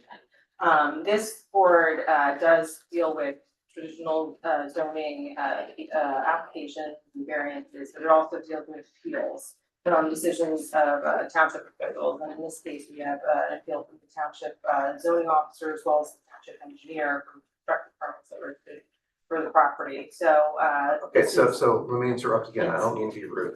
Okay, so what the statute actually says, I think,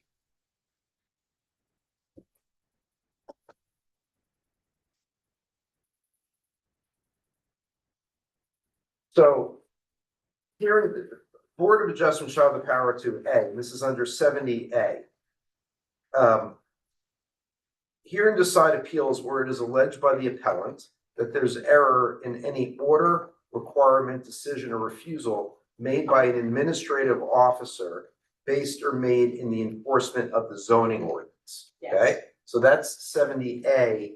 Zoning ordinance, so you need to deal with the zoning ordinance, and it has to be by administrative officer, I believe is zoning officer, right? So you talked about engineering review. So I don't believe, unless you can tell me otherwise, and I will admit if I'm wrong, how this board would have jurisdiction under 70A to look at, any appeal dealing with chapter 17 drainage requirements or groundwater conditions and stream based on what the municipal engineer, if that's who it is, whether he or she did or didn't make it an error or otherwise, as you allege. I don't believe under 70A, the board has jurisdiction to do that. If the zoning officer says, I don't think you need variances, and you think that you do need variances, I think you're in the right place, right? Not necessarily the right time, but in the right place. But in terms of, and the same thing, 70B, in terms of interpretation, hear and decide request for interpretation of a zoning map or ordinance, zoning ordinance, or for decisions upon other special questions upon which its board is authorized to pass by any zoning or official map ordinance in accordance with this act. Again, and I understand very well the interplay, as you know, I did with regard to 70A and B. I also don't think that this board has the jurisdiction to hear anything relating to this, the drainage requirements or groundwater conditions or streams under 70A or B. So if you just want to focus, unless you tell me I'm wrong, otherwise, love to hear you regarding the zoning map. Well, the applicant's position is that the board has jurisdiction to hear this appeal, not only because of the zoning non-conformities, but also because of the stormwater non-conformities, because this board is charged with enforcing the township ordinances when there are decisions made by township administrative officers, such as zoning officer or the township engineer. Where does it say that? It's not in the statute. Statute says that the board can hear appeals and decisions of administrative officers. It's zoning ordinance. Right.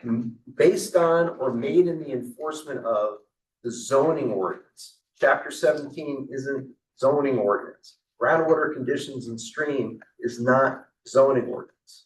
And so Chapter 17 provides the minimum standards for compliance with stormwater requirements. understood. So if there's a challenge to a decision made by the township engineers to whether those requirements have been met, this board is the only appellate board that a resident or an individual can apply to challenge that decision. So it's the applicant's position that this board has jurisdiction to hear this appeal, and this is the only venue for these concerns to be raised. Yeah, I mean, I'll tell you that, I think you know where I'm going with this. Yeah. I don't think that you have jurisdiction to consider appeal on a non-zoning ordinance or zoning. Furthermore, at best, we're gonna refer you back to the engineer. Well, in any event, as I said before, it's the appellant's position that this board is the only board that we can challenge the decision of the administrative officer. So we have brought our professional. But where do you have proof that the municipal engineer is the administrative officer that is interpreting the zoning ordinance? The engineer has interpreted the chapter 7 drainage provisions, and there's It's not in the zoning ordinance. Well, furthermore, let's stop right here, okay? If you're insisting on moving forward that way, then we're gonna carry this case until you get the engineer present, sort of. Okay, because just so the record's, I don't believe that you even have jurisdiction to. Probably not, but just making you aware, if you wanna push forward this way and push this testimony, understand that this isn't moving forward tonight. Okay, can I? Because we're not qualified, bottom line. We're not at all have the proper knowledge of drainage, a proper knowledge of any of this, to even adjudicate it. And I said, when these cases come up, which we do hear people with drainage issues, promptly refer to the engineering. Period. Because we do not have jurisdiction to do it. Well, I understand your position. We have brought our professional here this evening. We're prepared to proceed with our presentation, and our professional is here to present testimony. So, I mean, We'll hear the testimony regarding the zoning, but I'm not gonna hear testimony regarding water tonight. Yeah, I mean, further, just, the story, section, you're very familiar with, section 18 of the municipal land use law, talks about enforcement. Right? And it states, in part, has nothing to do with the Board of Adjustment, that in any case, any buildings or structure is erected, constructed, altered, repaired, converted, or maintained, or any building, structure, land is used in violation of this act, meaning the municipal land use law, not just zoning, but anything, or of any ordinance or any regulation made under the authority conferred thereby, that I will say, in my opinion, goes beyond zoning ordinance. The proper local authorities of the municipality, that's like a mandamus action, or an interested party in addition to other remedies, may institute an appropriate action or proceedings to prevent such unlawful erection, construction, reconstruction, alteration, repair, conversion, to prevent maintenance or use, to restrain, correct, or abate such violation, to prevent the occupancy, or prevent any illegal act. The point being, sorry, I'm paraphrasing, is that section 18 provides any interested party the right to go to Superior Court and seek relief if he, she, or it believes that there is some form of unlawful act that's taking place in violation of an ordinance, including probably chapter 17, groundwater, stormwater, etc. The Board of Adjustment just addresses 70A zoning ordinance challenges and zoning map interpretations. Again, paraphrasing. So I respectively, disagree with your interpretation. We would like to proceed with also presenting testimony on the drainage issues. I understand. I'll tell you right now, we won't adjudicate it, Okay, so don't waste your time. okay. Don't waste our time, board, we've been here a long time. So if you want to carry on with what you want to discuss with municipal land use law, we'll do that. But I'll tell you right now, we will not adjudicate anything to do with stormwater. We're not qualified, we're straight up not qualified. And if that's the case, if you do want to insist on that, then we're going to reschedule and get an engineer here. Okay, can I have a moment to speak with my client? Sure.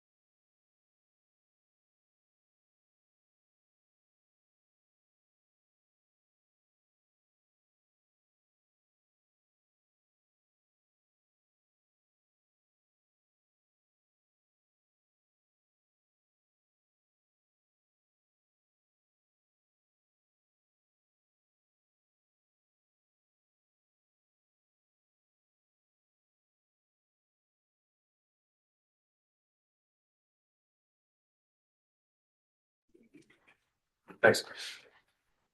Okay, thank you for that break. So we'd like to continue with presenting the zoning map. Super.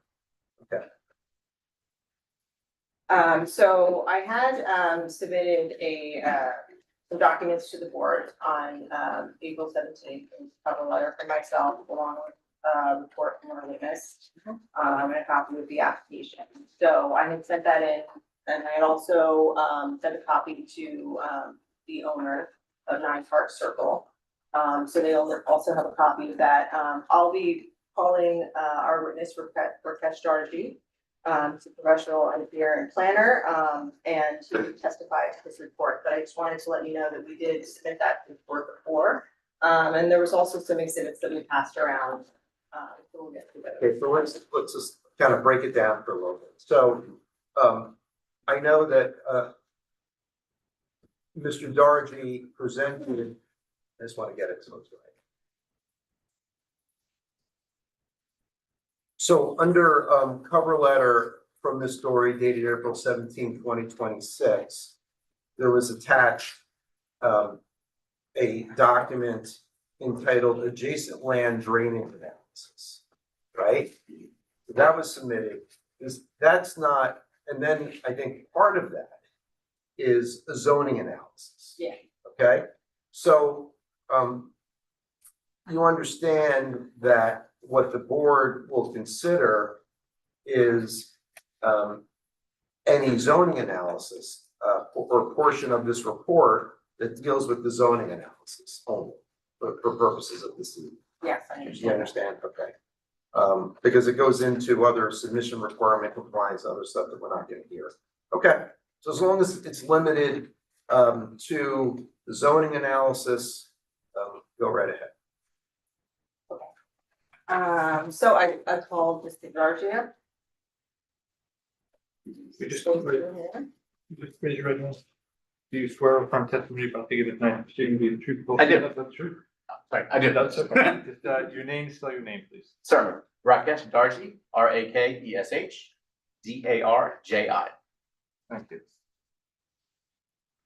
Okay, and Mr. Darji, can you give the board the benefit of your experience and education and qualification? Absolutely. So I have a bachelor's degree in civil engineering from Rutgers University.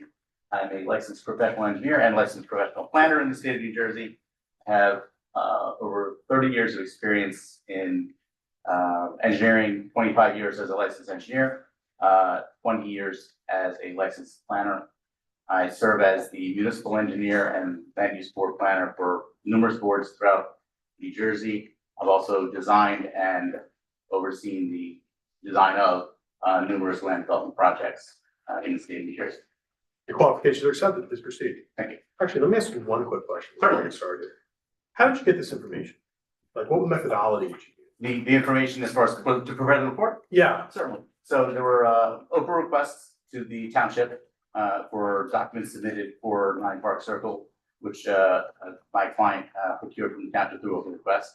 Obviously, we reviewed the aerial photography and historic aerials for the area of the property. And we also reviewed the township land use ordinance, which is obviously available on. Right, but your numbers, how did you achieve these numbers? Which numbers do you use? Like your minimum right side yard, where you're saying there's a proposed is 15 feet 8 inches, the existing 17.6, the required. How did you figure that number out? Oh, from the plans that were submitted and your ordinance, actually, it's as far as the minimum requirements go. The town, and you can. No, I'm saying the deviation. How did you determine that? What did you use? Because clearly you didn't go on the property, right?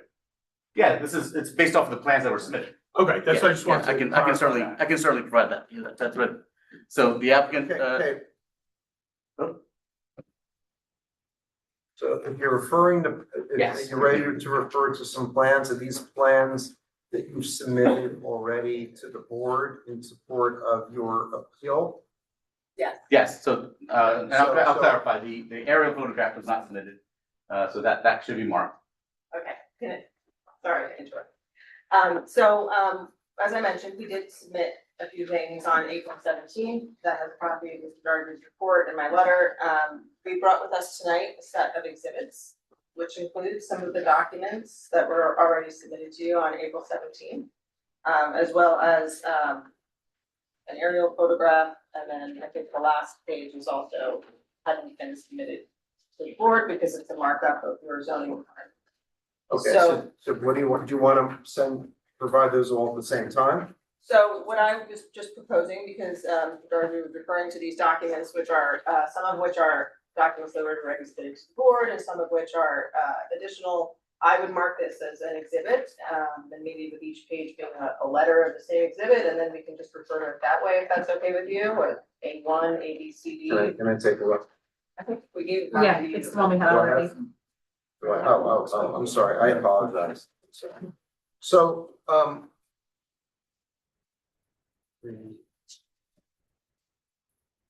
what I would recommend, given the nature of this matter, by the way, before we even go further, Ms. Davitt, zoning officer, can raise your right hand, solemnly swear affirm the testimony you give tonight the truth, the whole truth, and nothing but the truth?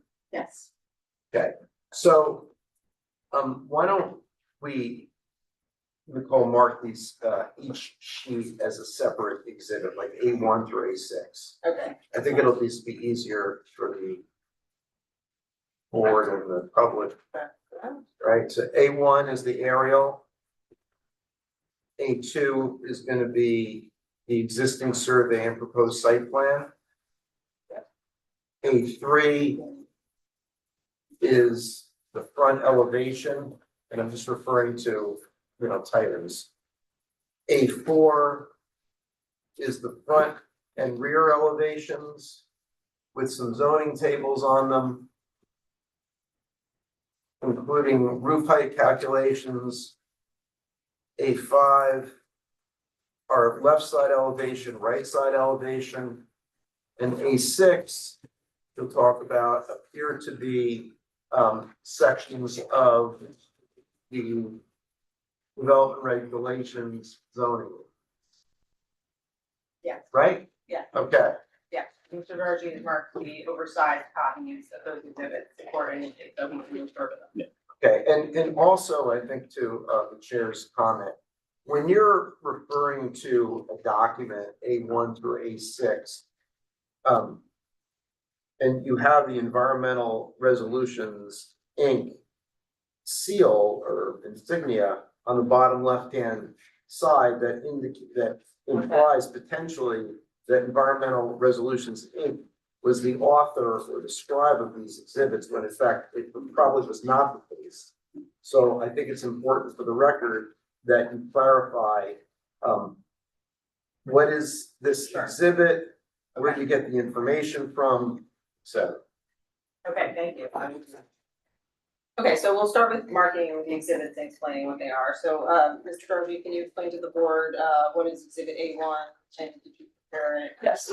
So A1 is an exhibit prepared by our office, which is an aerial photograph. It's the 2025, I believe, Google Earth imagery of the general area of 7 and 9 of let's say 9 Park Circle. And 9 Park Circle is highlighted in yellow in the center of the page. And your client is which property? My client is 7 Park Circle, the adjoining property. Lot 20. A2 is, you can disregard the ERI logo, I like to advertise whenever I can. But ERI didn't prepare this. ERI did not prepare this. This is simply just an exhibit that we created using the submissions from the applicant for 9 Park Circle, which is the survey of 9 Park Circle to the left of the page, and the proposed site plan for 9 Park Circle on the right of the page, along with some notations and details of a drive hall, which we're not going to talk about tonight. Right.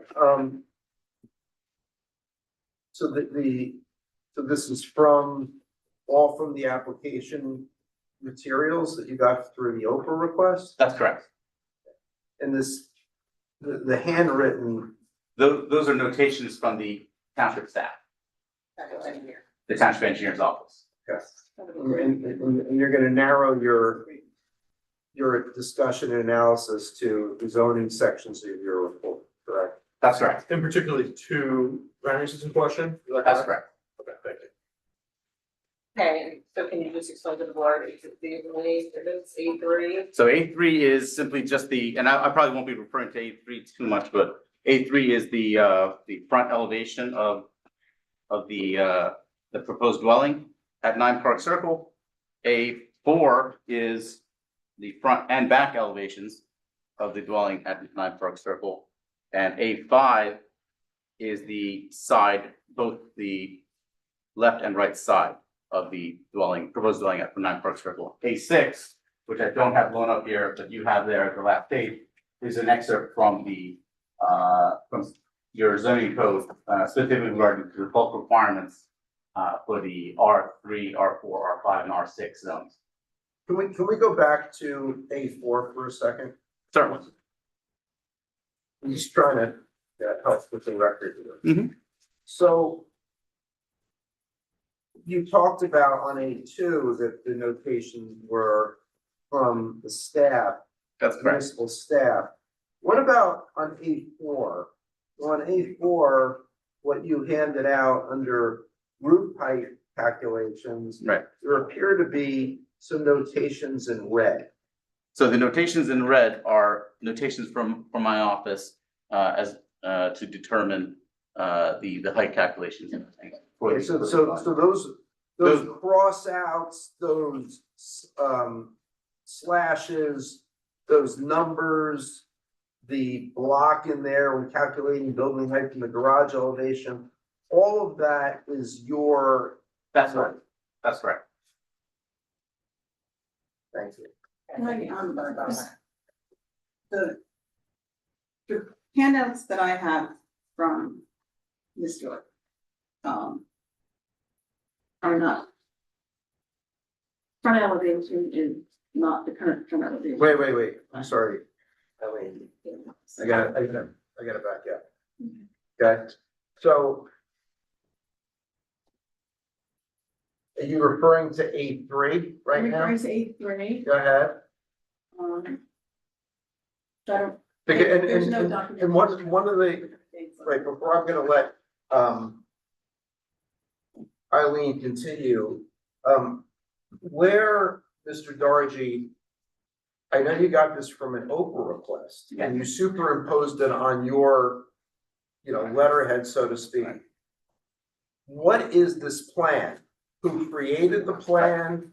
Where's the title block of the plan? Scale. Okay, scale, date. Certainly. Yeah, these were for illustrative purposes, obviously, and I apologize that I should have put that on there. So let's start with A3.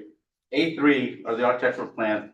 No, A3. Oops, sorry. Is front. The front elevation. Elevation. Yep. And that's not what you're showing, right? Can you go to A3? Yep. Certainly. A3 will be.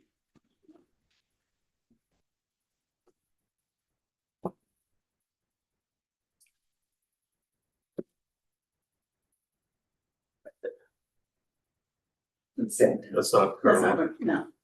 I don't know, So see, I don't know where these were gotten from, because there's no documentation on it, there's no. What are you date. looking at? I'm looking at what you submitted versus what I have of the most recent. so these, okay, Sorry, I just to clarify, what I submitted on April 17th, attached copy of the site plans that we received from town. Well, But okay, and what was used. Okay, so, wait, one. So, as you heard from the last application, when plans are submitted, the rule is that you have to have someone testify to the contents of them so that they can be, subject to question from the board member. This is a little different because this is an appeal of a determination from a zoning officer, I understand that. So, but what I think would be helpful, is I'm just looking at this myself. So, is the front elevation on A3? Because it doesn't look like it is. You want a copy? Most recent. So, Ms. Story, just trying to be helpful, okay? I'm looking at your attachment to your April 17th survey. Yeah. And one of the things that you attach is architectural elevations for 9 Park Circle. So now we go to A1. Mazzeo Associates PA Architects. See that? Yes. Okay.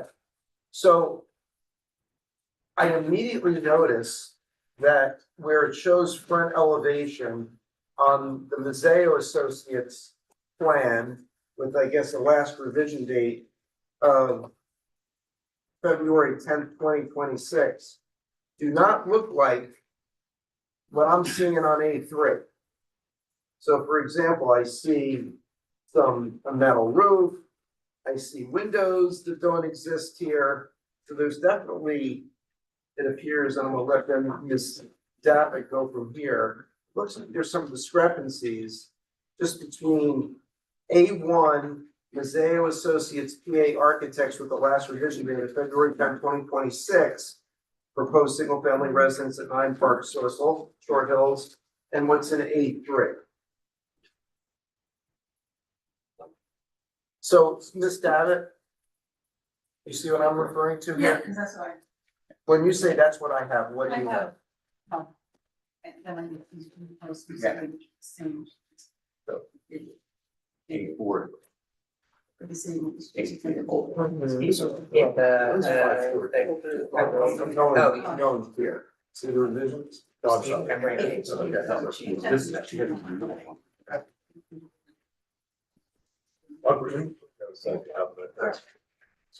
So, if I can clarify, so. I believe the one that you have is what, A4.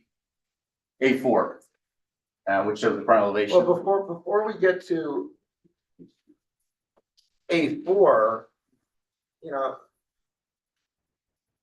what's A3 correspond to in terms of a Mazzeo Associates architectural plan? Yeah, so A3 is an older rendition of that plan, so I apologize, we don't even need to enter A3 since it's not the most current. And this is the most current that we have in our files. All right, hold on a second. So A3 is no longer gonna be part of the record? Correct.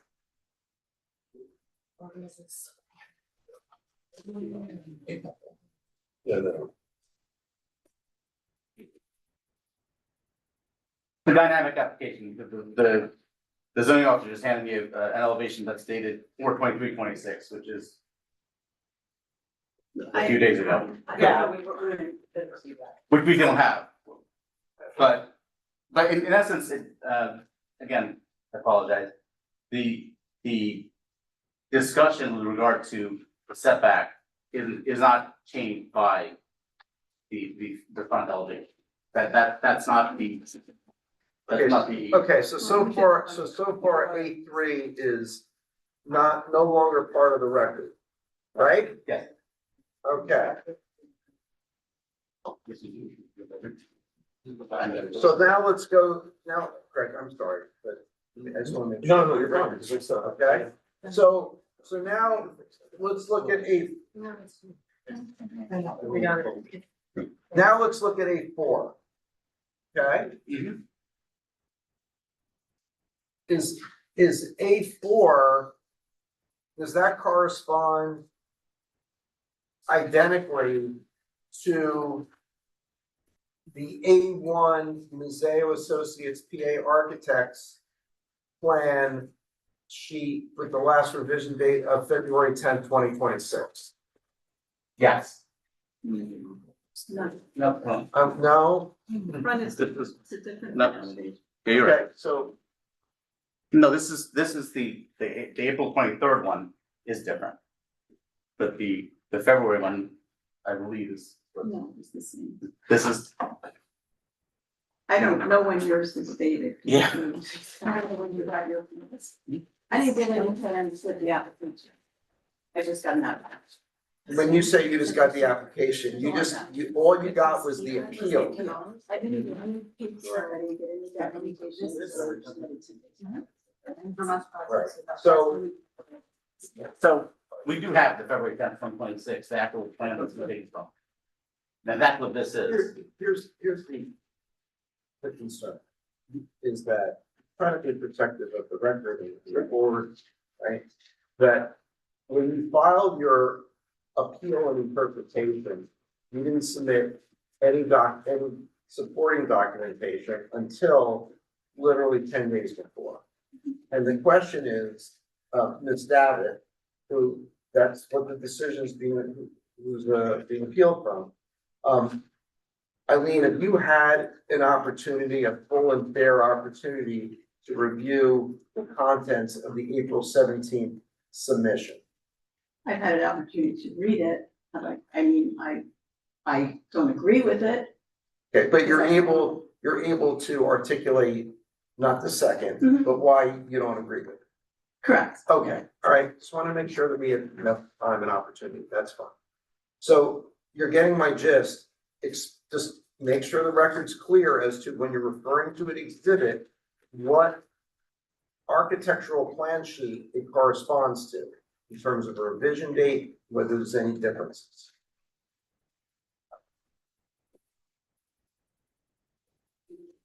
So just to go back, A4 is based off of our plan that we have from the Oprah request, which says received February 10th, and it's revised to February 10th. is what we have. The architectural elevation dated February 10th, 2026. With the red markings being yours. With the red markings being ours, that's correct. Actually, and I apologize, yes, do we have, yeah, we do.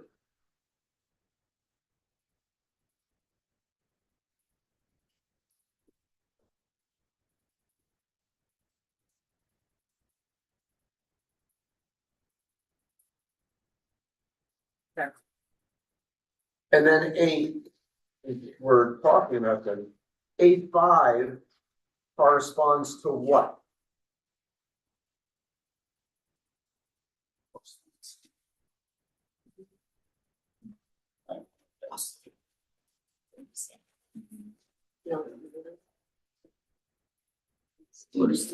This looks different. It's completely different. It's different. You see, so, Mr. Dargy, I'm looking at A2 from the Museo Architects sheet, dated February 10, 2026 as the last revision date. And it does not correspond identically to your A5. It's different. I can just see in 1 minute, right? That is correct, the Okay. A5 is different. So what does your A5, should we cross out A5 too, or what does A5 correspond to? So as far as our presentation goes, I don't think we need A5 either, to tell you the truth, we really just need the A4. We don't need. All right, then let's get to it. Yeah. I mean, so far we're rather unimpressed with what I've seen. So, let's go. Okay, A5 and A3 are deleted from the record. Go ahead. All right. We appreciate your patience. We're dealing with plans that we didn't receive before the journal. So, requesting, but, Mr. Dargy, did you prepare the report that was submitted to the board that was, dated April 17th, 2026, that was referred to earlier? I did. Okay, and are your opinions in that report the original degree of, planning and engineering certainty? Yes. Can you give the board a brief overview of the existing and proposed conditions? Certainly. So, And remember, we're just talking zoning. Right. I heard you mention so engineering. we'll just orient the board as far as what it is, And you're referring to A1. referring to A1. 9 Park Circle is block 2406, lot 21, which is highlighted in the center in yellow. 7 Park Circle is just to the south of 9 Park Circle, it's block 2406, lot 20. The existing dwelling on lot at 9 Park Circle is roughly a 1,340 square foot footprint. Home situated roughly.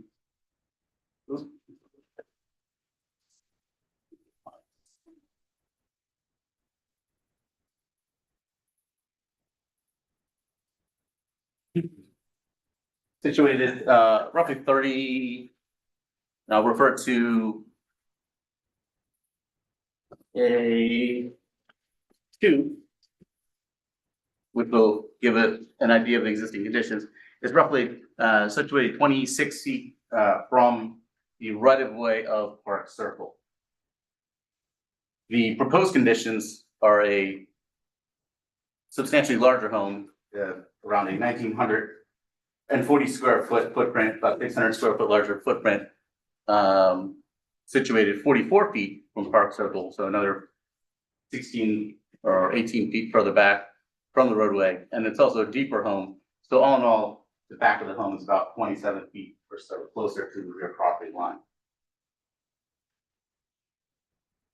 And did you evaluate the plans for proposed dwelling for compliance with section DRZ 606.2? I did. And what did you calculate for building coverage? So building coverage, as I'm sure the board is aware, is basically just the area, the footprint of the buildings or buildings that are proposed on a lot divided by your lot area. What we found is that the footprint, like I said, is 1,940 square feet. We don't dispute that. That's what the applicant represented as the area of the building footprint. However, what we found is that the numerator, when you divide by the area, there was an error in the the lot area that was used. The area of the actual lot, based off of the survey that's on A2, is 13,097 square feet. The calculation was based off of 13,907 square feet. So when the applicant calculated lot coverage, or sorry, building coverage, they calculated it to be 13.9%, which is 0.1% less than what's allowable. The allowable is 14% in the zone. When you use the actual lot coverage of 13,097 square feet, the building coverage actually comes up to 14.8%, which would require a bulk variance.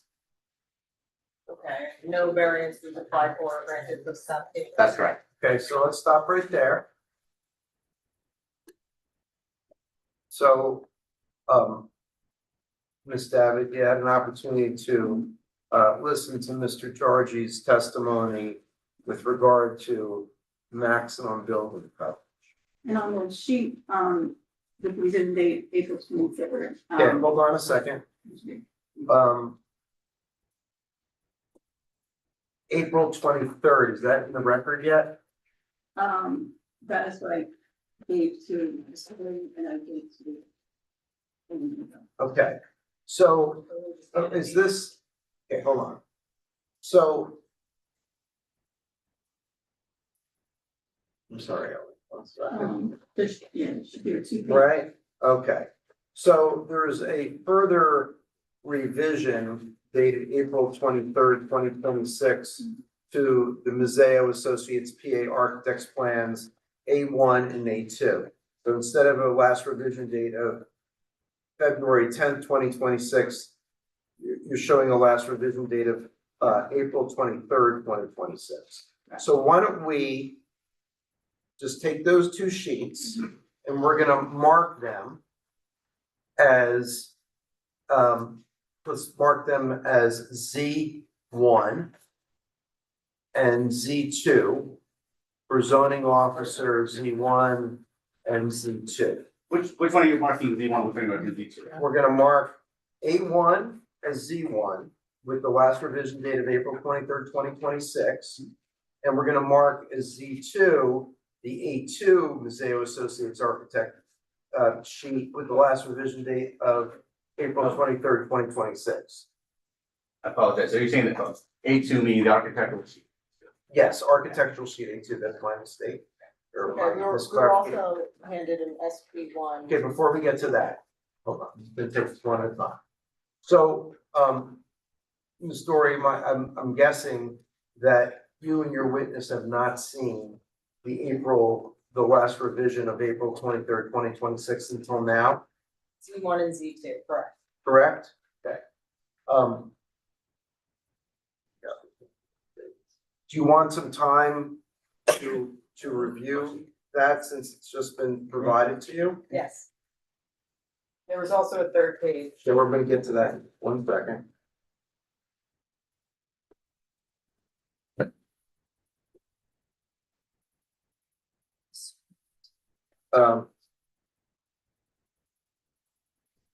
There also is an SP1 from Mazzeo Associates PA Architects with the last revision date of April 23rd, 2026 that shows, at least in part, existing survey and proposed site plan. Right? Yes, I see that. Right, we're gonna mark that as Z3. Okay. And I take it you've not had an opportunity to review that either, if you're a witness.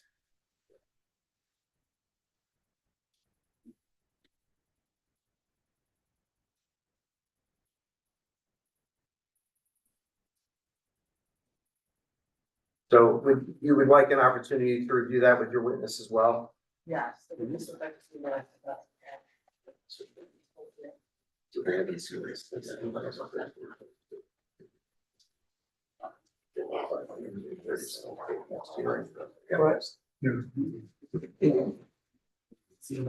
So realistically, how much time would you like?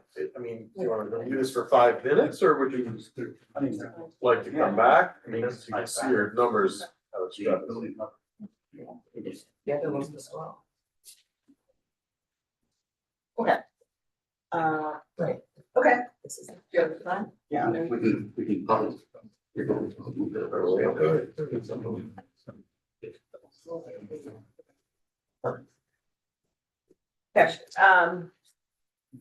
the witness has had an opportunity to review Z1 through Z3. Here to testify. So Mr. Dargy, could you explain to the board, now that you've reviewed the revised plans, Z1 through Z3, can you explain to the board how that's affected your conclusions regarding zoning non-compliance for the plans? So with regard to building coverage, Yeah, let's start with building. right, so we haven't spoken about the setback yet. I'm guessing there'll be another. So let's just go with building coverage. So building coverage, it appears that the applicant has reduced, or not applicant, the developer, has reduced the footprint of the building to comply with the building coverage, what it appears. So the plan dated 4 days ago, April 23rd, 2026, effectively reduced the building footprint. It appears to be to 1,830, I love architectural text, it should be very clear, 1,831 square feet. Whereas before it was 1,940 square feet, so they've reduced the footprint by 100 square feet, it appears. So they no longer require a building coverage variance based off of what's presented. Obviously, I don't have floor plans because for security reasons, floor plans aren't provided in open request. So I can't verify the actual area of the building. We'll just have to stipulate that that's what this professional architect has put on the record. Okay, that's helpful, thank you. And what about the other zoning requirements for the property? So with regard to building setback, and this is noted in Side yard setback? the side yard setback, yes. Which is noted in our memo. This is the minimum right northwest side yard. Correct. So you'll note that the building is set back 15 feet 8 inches from the common property line. It's still was on the other plan, and it looks like it's actually a little less now, 15 feet 4 inches on the Z3, which is the updated plan dated April 23rd, 2026. So it's 15 feet 4 inches is what the setback is in that area. So this is not noted obviously by the developer or the zoning officer as a non-compliant condition. It's my opinion that the requirement would be 22 feet based off of the reading of your ordinance. The proposed dwelling is calculated at a height of 34.83 feet, based off, which stipulates, I'm sorry, section 606 2E1E2B stipulates that the required minimum setback in the R4 zone varies based off of the height of the proposed structure. Specifically, it states that in the R4 zone, single-story structures up to 18 feet tall are permitted to be 15 feet from the setback, and the minimum side yard setback for a second story or any building greater than 18 feet is 22 feet. There's a gradient, right? You're aware of that? No, that's, I'm getting to that, Mr. Chairman. So it appears the developer applied the setback to the building segments. In other words, they applied the setback of 22 feet to just the portion of the building that exceeds 18 feet in height, and 15 feet for the segment that's 18 feet in height, and 15 feet for segment that's 18 feet or less in height. So the zoning code that this application variation applies to is really the R5 and R6 zone, based off of the A6, which is in your packets. It basically, A6 allows for this segmentation, if you will, where a portion of the building that's less than 18 feet is allowed to be 15 feet from a property line, whereas any portion that's greater than 18 feet has to be 22 feet from the property line. The reading of R4 specifically says any building greater than 18 feet in height shall be 22 feet. So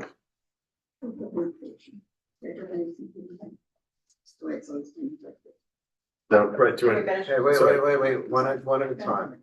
So your position is that, because there is a portion of the building that is greater than 18 feet or constitutes a second story, that the entirety of the structure shall have a side yard setback requirement of 22 feet. That's what your position is? that's correct.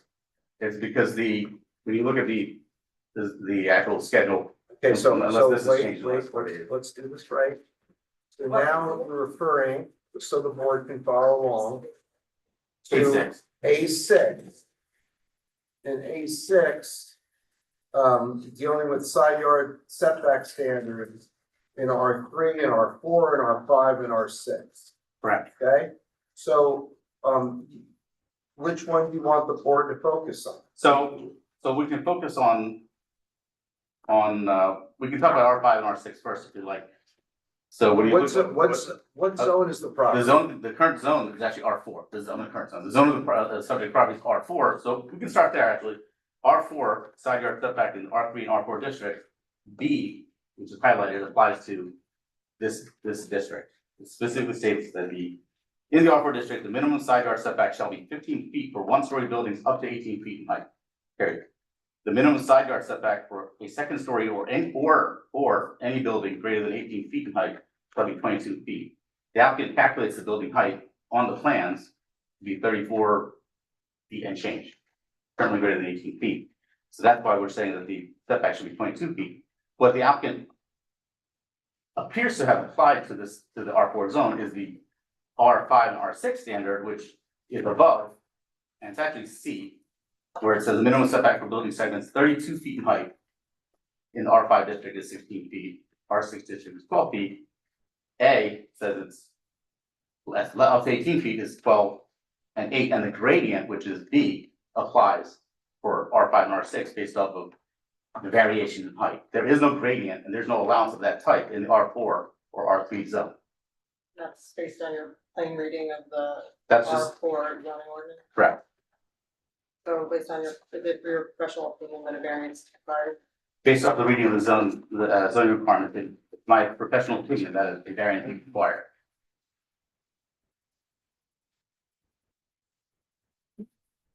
Ms. Davitt, would you like to respond to the testimony with regard to the side yard setback standard for the R4 zone?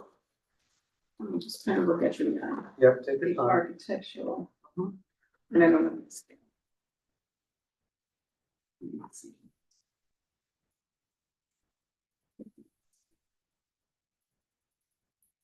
I mean, typically the R5 has the 0.48 for every foot above. R3 and R4 was typically 15 feet on the first floor, 22 feet and 25 feet on the second floor for any portion of the structure. Once it hit 18 feet, had to meet that 22 feet for the 25 feet. It's just the way it is. I think It's tiered. The first floor. Well, the first floor, there's a second floor, The it's second floor is, 22. that's gotta be set back from the first. So I don't know, this is not. the setback corresponds to the height of the building at that setback segment, That's typically how I would interpret it. and that's how you've been interpreting it in reviewing development applications. Which is exactly the way it could be referred to in R5 and R6 district. Wait. I'm trying to differentiate because there's a, on the SP1, it has a one story area delineated.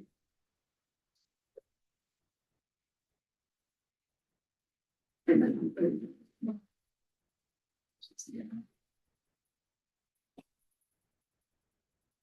Again, when I reviewed this, I probably went over this 3, 4, or 5 times to double check everything. I was very confident in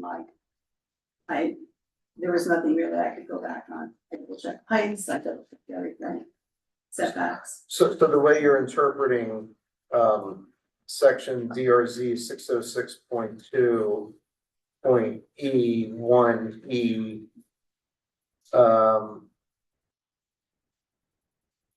that for the R4 district, the way that you interpret the side yard setback is the way you've been interpreting calculation of side yard setback for other development applications in the township of Milburn in the R4 district, correct? Right. And for how long have you been the zoning officer, Ms. Davitt? Here, 20 years. 20 years.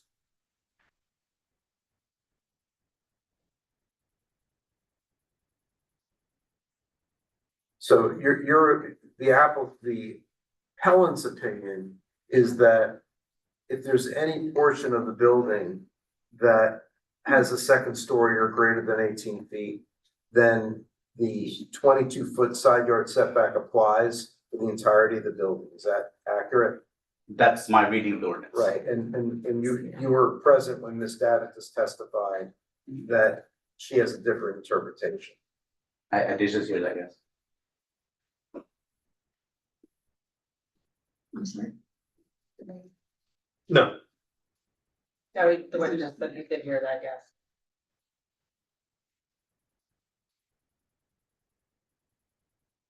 okay, any further testimony? That's the, as far as the bulk setbacks go, that's the, bulk of the, about testimony for the two variants.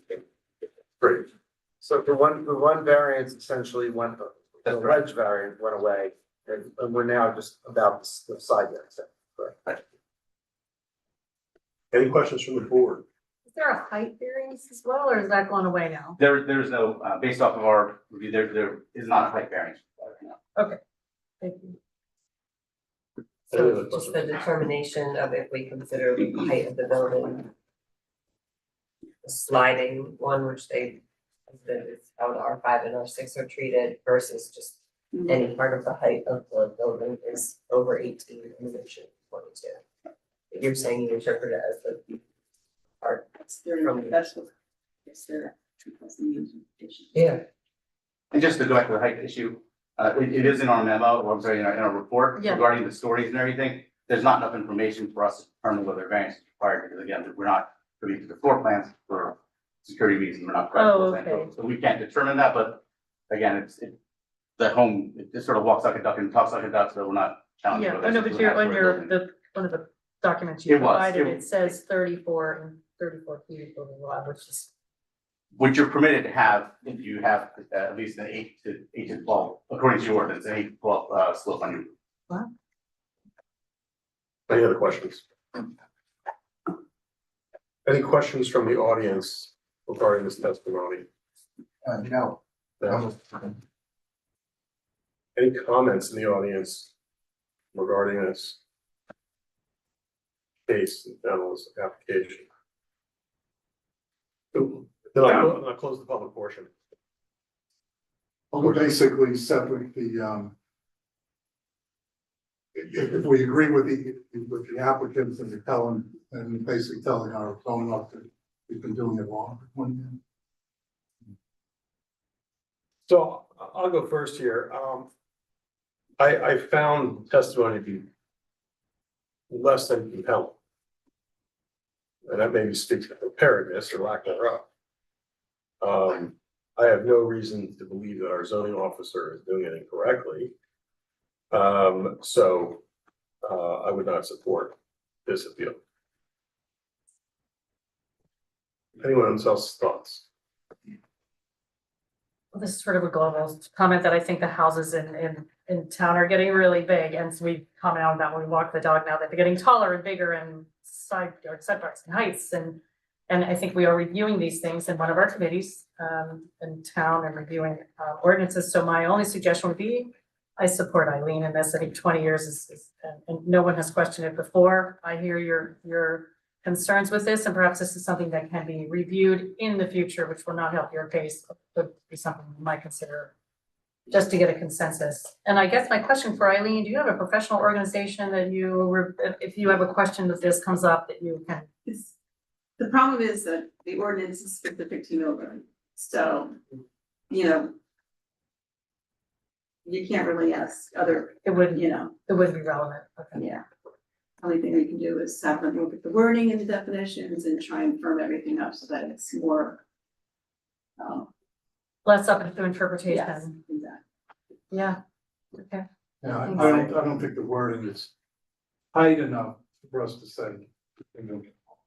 Yeah. Yeah, right, so I support Eileen. Because the common sense, only the higher part cannot be too close because it's too high, it make people feel so close. If the higher part, we can give a little more setback, not the whole building. But that's just from my common sense to interpret this ordinance.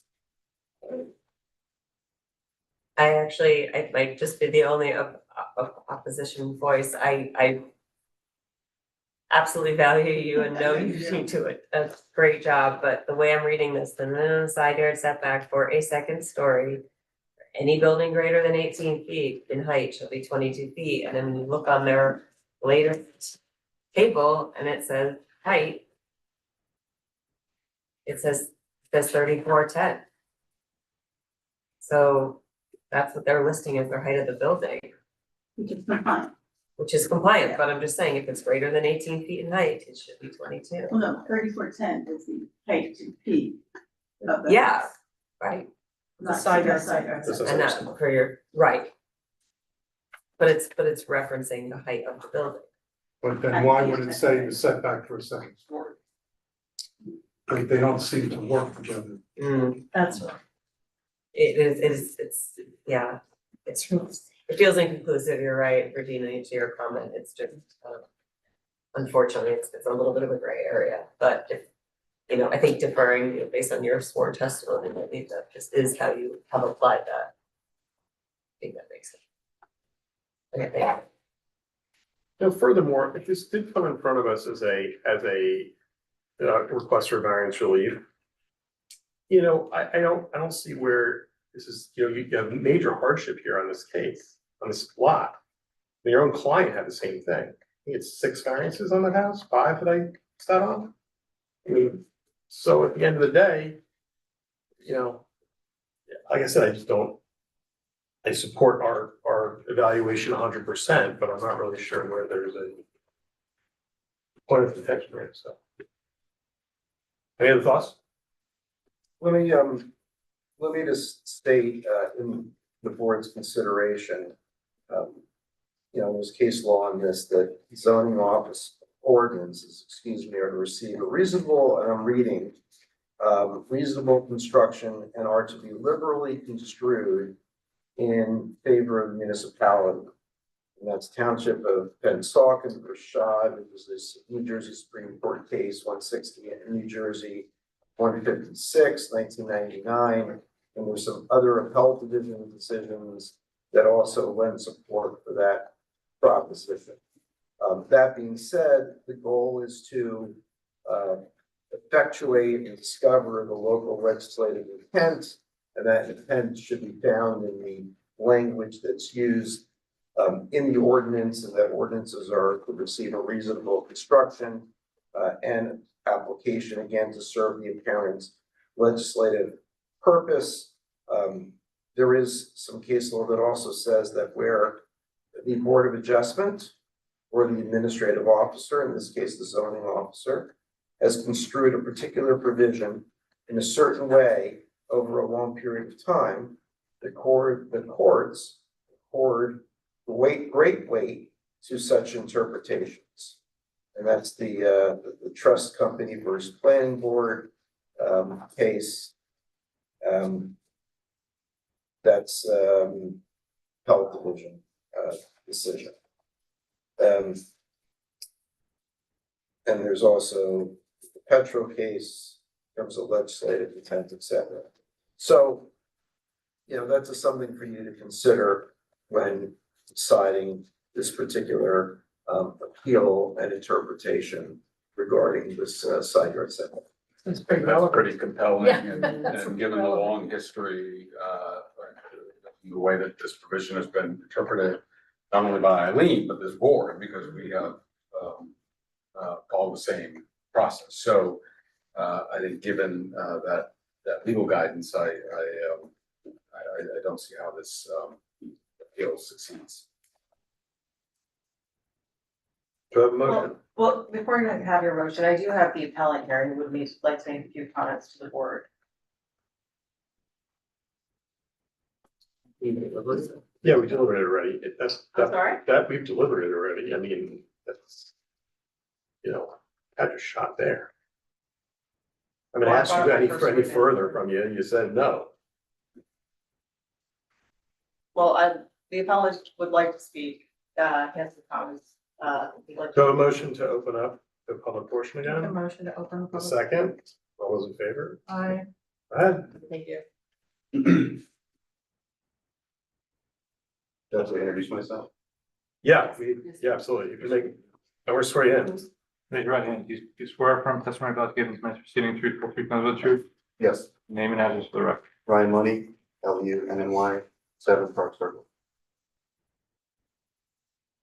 So I recognize it's very uncommon here in appeal of this zoning board, but I also want to recognize this was the only public body I could appeal to. And it's been difficult to track this project because some of the materials presented tonight were, finalized April 23rd. So one of my questions is, the site plans, there was township engineer who reviewed the site plans, and she recommended a drywall be placed in the front yard. That was like a red writing on Once top. again, that's not something we're gonna touch tonight, so. Well, so my question is, at what point are the plans finalized where the neighbors will be aware of where the drywall is going to be located? The drywall will not be in anything that I have, that would only be with the engineer. She would have the grading permit, which would have where the drywall is going to be located. And any of the drainage calculations, that So- would always be with the engineer. So my question is, there was a recommendation by Christine Bugle to move the drywalls to the front. How do I know when that's been finalized? It's just, let me just stop this right here. Questions about when the engineering department's gonna finalize the location of the dry well. It's, all due respect, it's outside the purview of this Board of Adjustment. And part for the reasons that we stated at the very beginning of this hearing. Certainly, if you would want to call the engineering department and ask those questions, you're certainly free to, but it's not for this Board of Adjustment. So your advice to me is to. I'm not giving advice to you, I'm just trying to help move the proceeding along based on what this board has the power to do and what they don't have the power to do. That's all. So then they can't, it's a fair question. This board isn't here to give advice to you, to any applicant, any interested party. They just make determinations based on the municipal land use law. That's what they are charged to do, and it's the only thing they're empowered to do. Anything further? Do you want to make any other comments?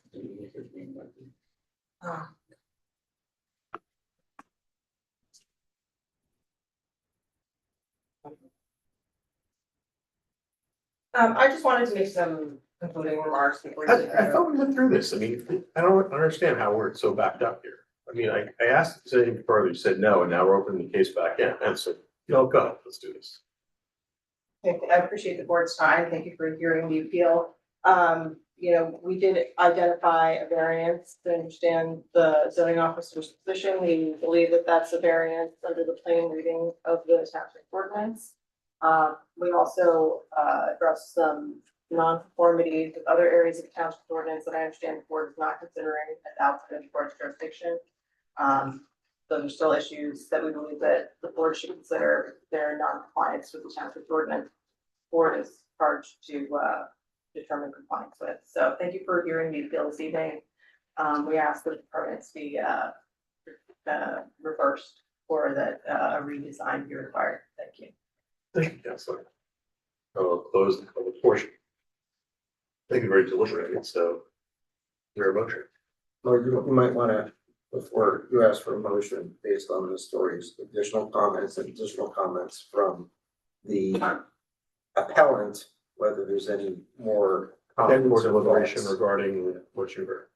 No, I'm just gonna sum up that. I understand your point of view and thank you for taking the time to present these things to the zoning board. We learned from this, but with your testimony, with the legal guidance, I feel comfortable saying that I would support the appeal on this, and it might have zoning officer's vast experience.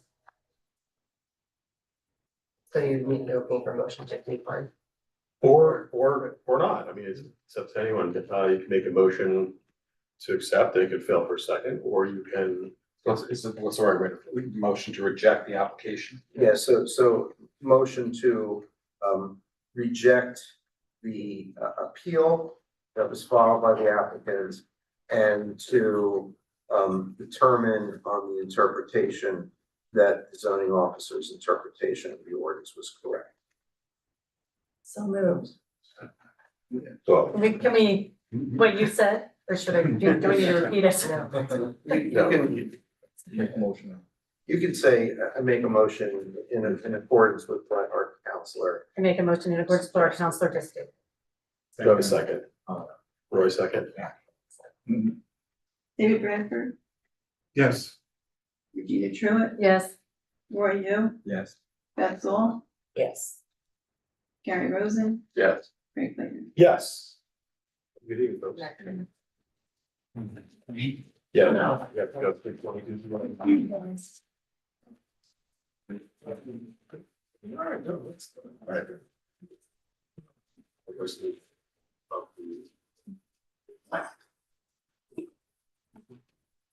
There was supposed to.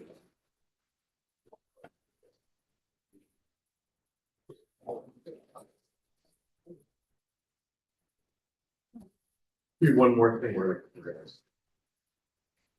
Thank you. Oh, that's it. That's a great evening. Yeah.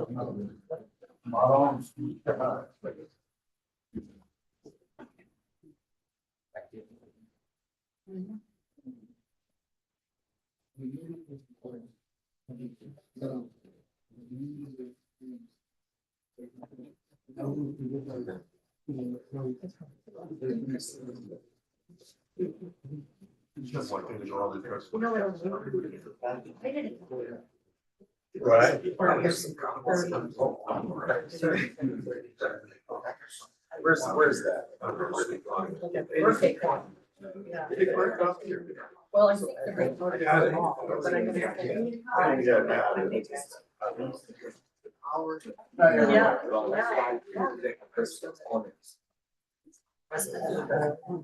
Did you find it? They're not, but Gary. Simon, who came up with that. All right, real quick, so this is a, resolution, even though we're in practice, we've been doing this, since the beginning of the year. It's a resolution to implement notice requirements pursuant to, New You guys Jersey gotta law, keep it down. advice on website and protocol preparation, and establish an ongoing monitoring and advisory protocol for applicants. This resolution that I drafted was taken significantly from the new law that went into effect for noticing as of March 1st of 2026. And it has certain requirements that we don't need to go into right now, but one of the things that I try to take the time to do is to include in there a non-binding protocol where the Board of Adjustment can provide advice and recommendations, non-binding, to applicants when they're preparing development applications and need to provide notice, right? Because we're not all land use lawyers that are, live in the township of Millburn. And so there is some recommendations in here as to essentially how to effectuate proper legal notice as of March 1st in terms of identifying, the right online publication service, et cetera. So Mr. Rosen had some a recommendation with regard to specifically paragraph 3 about the monitoring. Gary, do you want to comment on that? Yeah, I just wanted to make sure that we were clarifying, kind of when the monitoring would occur and how, when the reporting would be done, to the board. So, can't remember exactly what language we came up with earlier. Well, I think what- Effectively, I just wanted to make sure that it was clear when the monitoring. So that I think There has to be quarterly reporting. Right, well, so that Eileen, as the Board of Adjustment Secretary, would provide quarterly reporting to the board as to essentially any issues she's seeing with regard to noticing. So that we can amend as we need to, but if there's no issues, obviously she can just say there's no issues. It doesn't have to be any type of formal report, And every year, the board, based on those quarterly reports, can annually review our compliance with the provisions dealing with those. If it's not formal, then is there a compliance requirements then? There's no, the way the law, and there's in my personal opinion, there's a couple of holes in terms of, how to notify the public as to how to properly notice. And what this is doing is trying to give direction to the public how to properly notice without binding I'm us. all for that. If that's okay with you, is that an undue burden to your day? It's supposed to make it easier. I just post everything on the website. I don't care if it's. Which is awesome. I mean, see, the problem is so people who have to put a notice in the newspaper. So is it up to them to find out, does this newspaper meet all the requirements? Technically, the answer is yes, but what we're doing is we're suggesting here that the Star Ledger should meet the requirements for your notice. But we don't want to bind ourselves, so, you applicant need to do an independent evaluation, and contact the Star Ledger, but the realities that they're not going into. Okay, are we liable for the Star Ledger's failure to publish? No, Come on. not at all. It still becomes the applicant's. Ultimately, there was. If they don't publish. We're just trying to help them. Yeah. What's that? How do I find out if they're like the item? Well, we can talk about it offline, but basically, what you should do is contact the item and ask them, the burden's on them Okay, to demonstrate compliance with these requirements. okay. And if they, and sometimes some of these online publications are saying, hey, we're not guaranteeing anything. And then there's a big risk, right? And I think maybe it's tapped into, I can't remember which publication that's online has affirmatively taken a position of saying, we're gonna do all the research for you.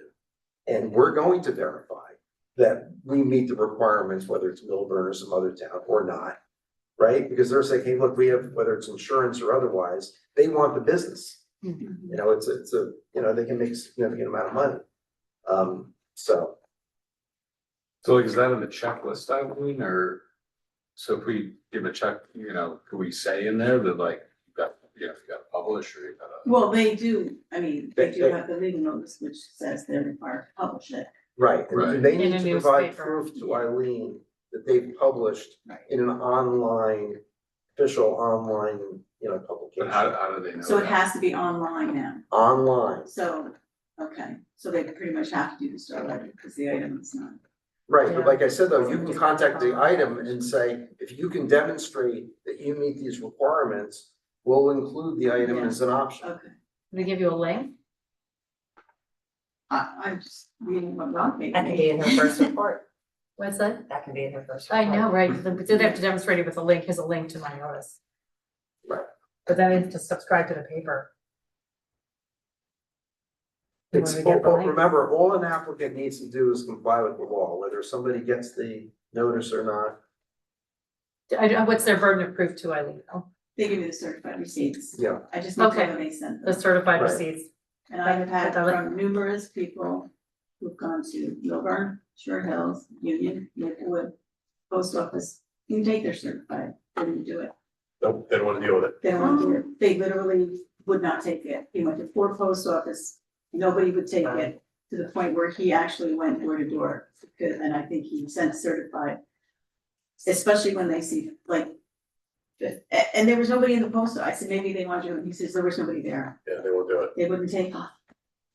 And it's not, That's why you don't waste your money on every return receipt requested, because you'll never get the card back. so it's unfortunate, because I mean, I've heard it from a few people who've had trouble getting in post office. Yeah. So is it a realistic, so back to my original question, is it undue burden on Eileen, and is it realistic? I don't think it's, I Okay, mean, honestly. so you said it's fine, okay. No, I don't. But it's the type of thing where, Initially, if we start having to kick applications because they're screwing up with the notice, we have to revisit that. Yeah. We're trying to be, Yeah, be- quality assurance. Right, citizen friendly. I mean, I think the clerk has, our township clerk has pretty much just, you know, taken on the item, Star Ledger tab. I don't know what research has been done as far as, do you meet these requirements? I'll have to find out. Find out. Let's find out. Yeah. Okay. So. Should we go on this? To do it. Do you have a motion to adopt the resolution of the Board of Adjustment Township of Milburn, new resolution regarding notice? A second? All those in favor? Aye. Anyone opposed? So, do I have to publish this on our public notice website? After you send it to me for final review. Have you seen it and read it? Yeah. Yeah. A few times. Oh, okay. Do I have a motion to adjourn? All in favor? Aye. Thanks for coming. To be a record, this is what This is how it worked in the past. This is like a normal. Really? Back when Joe ran the board, just spoke very slowly. So we Oh. got like all this kind of time regularly, at midnight. Or to bed goes late. And he, by the way, he wouldn't let you ever take a break.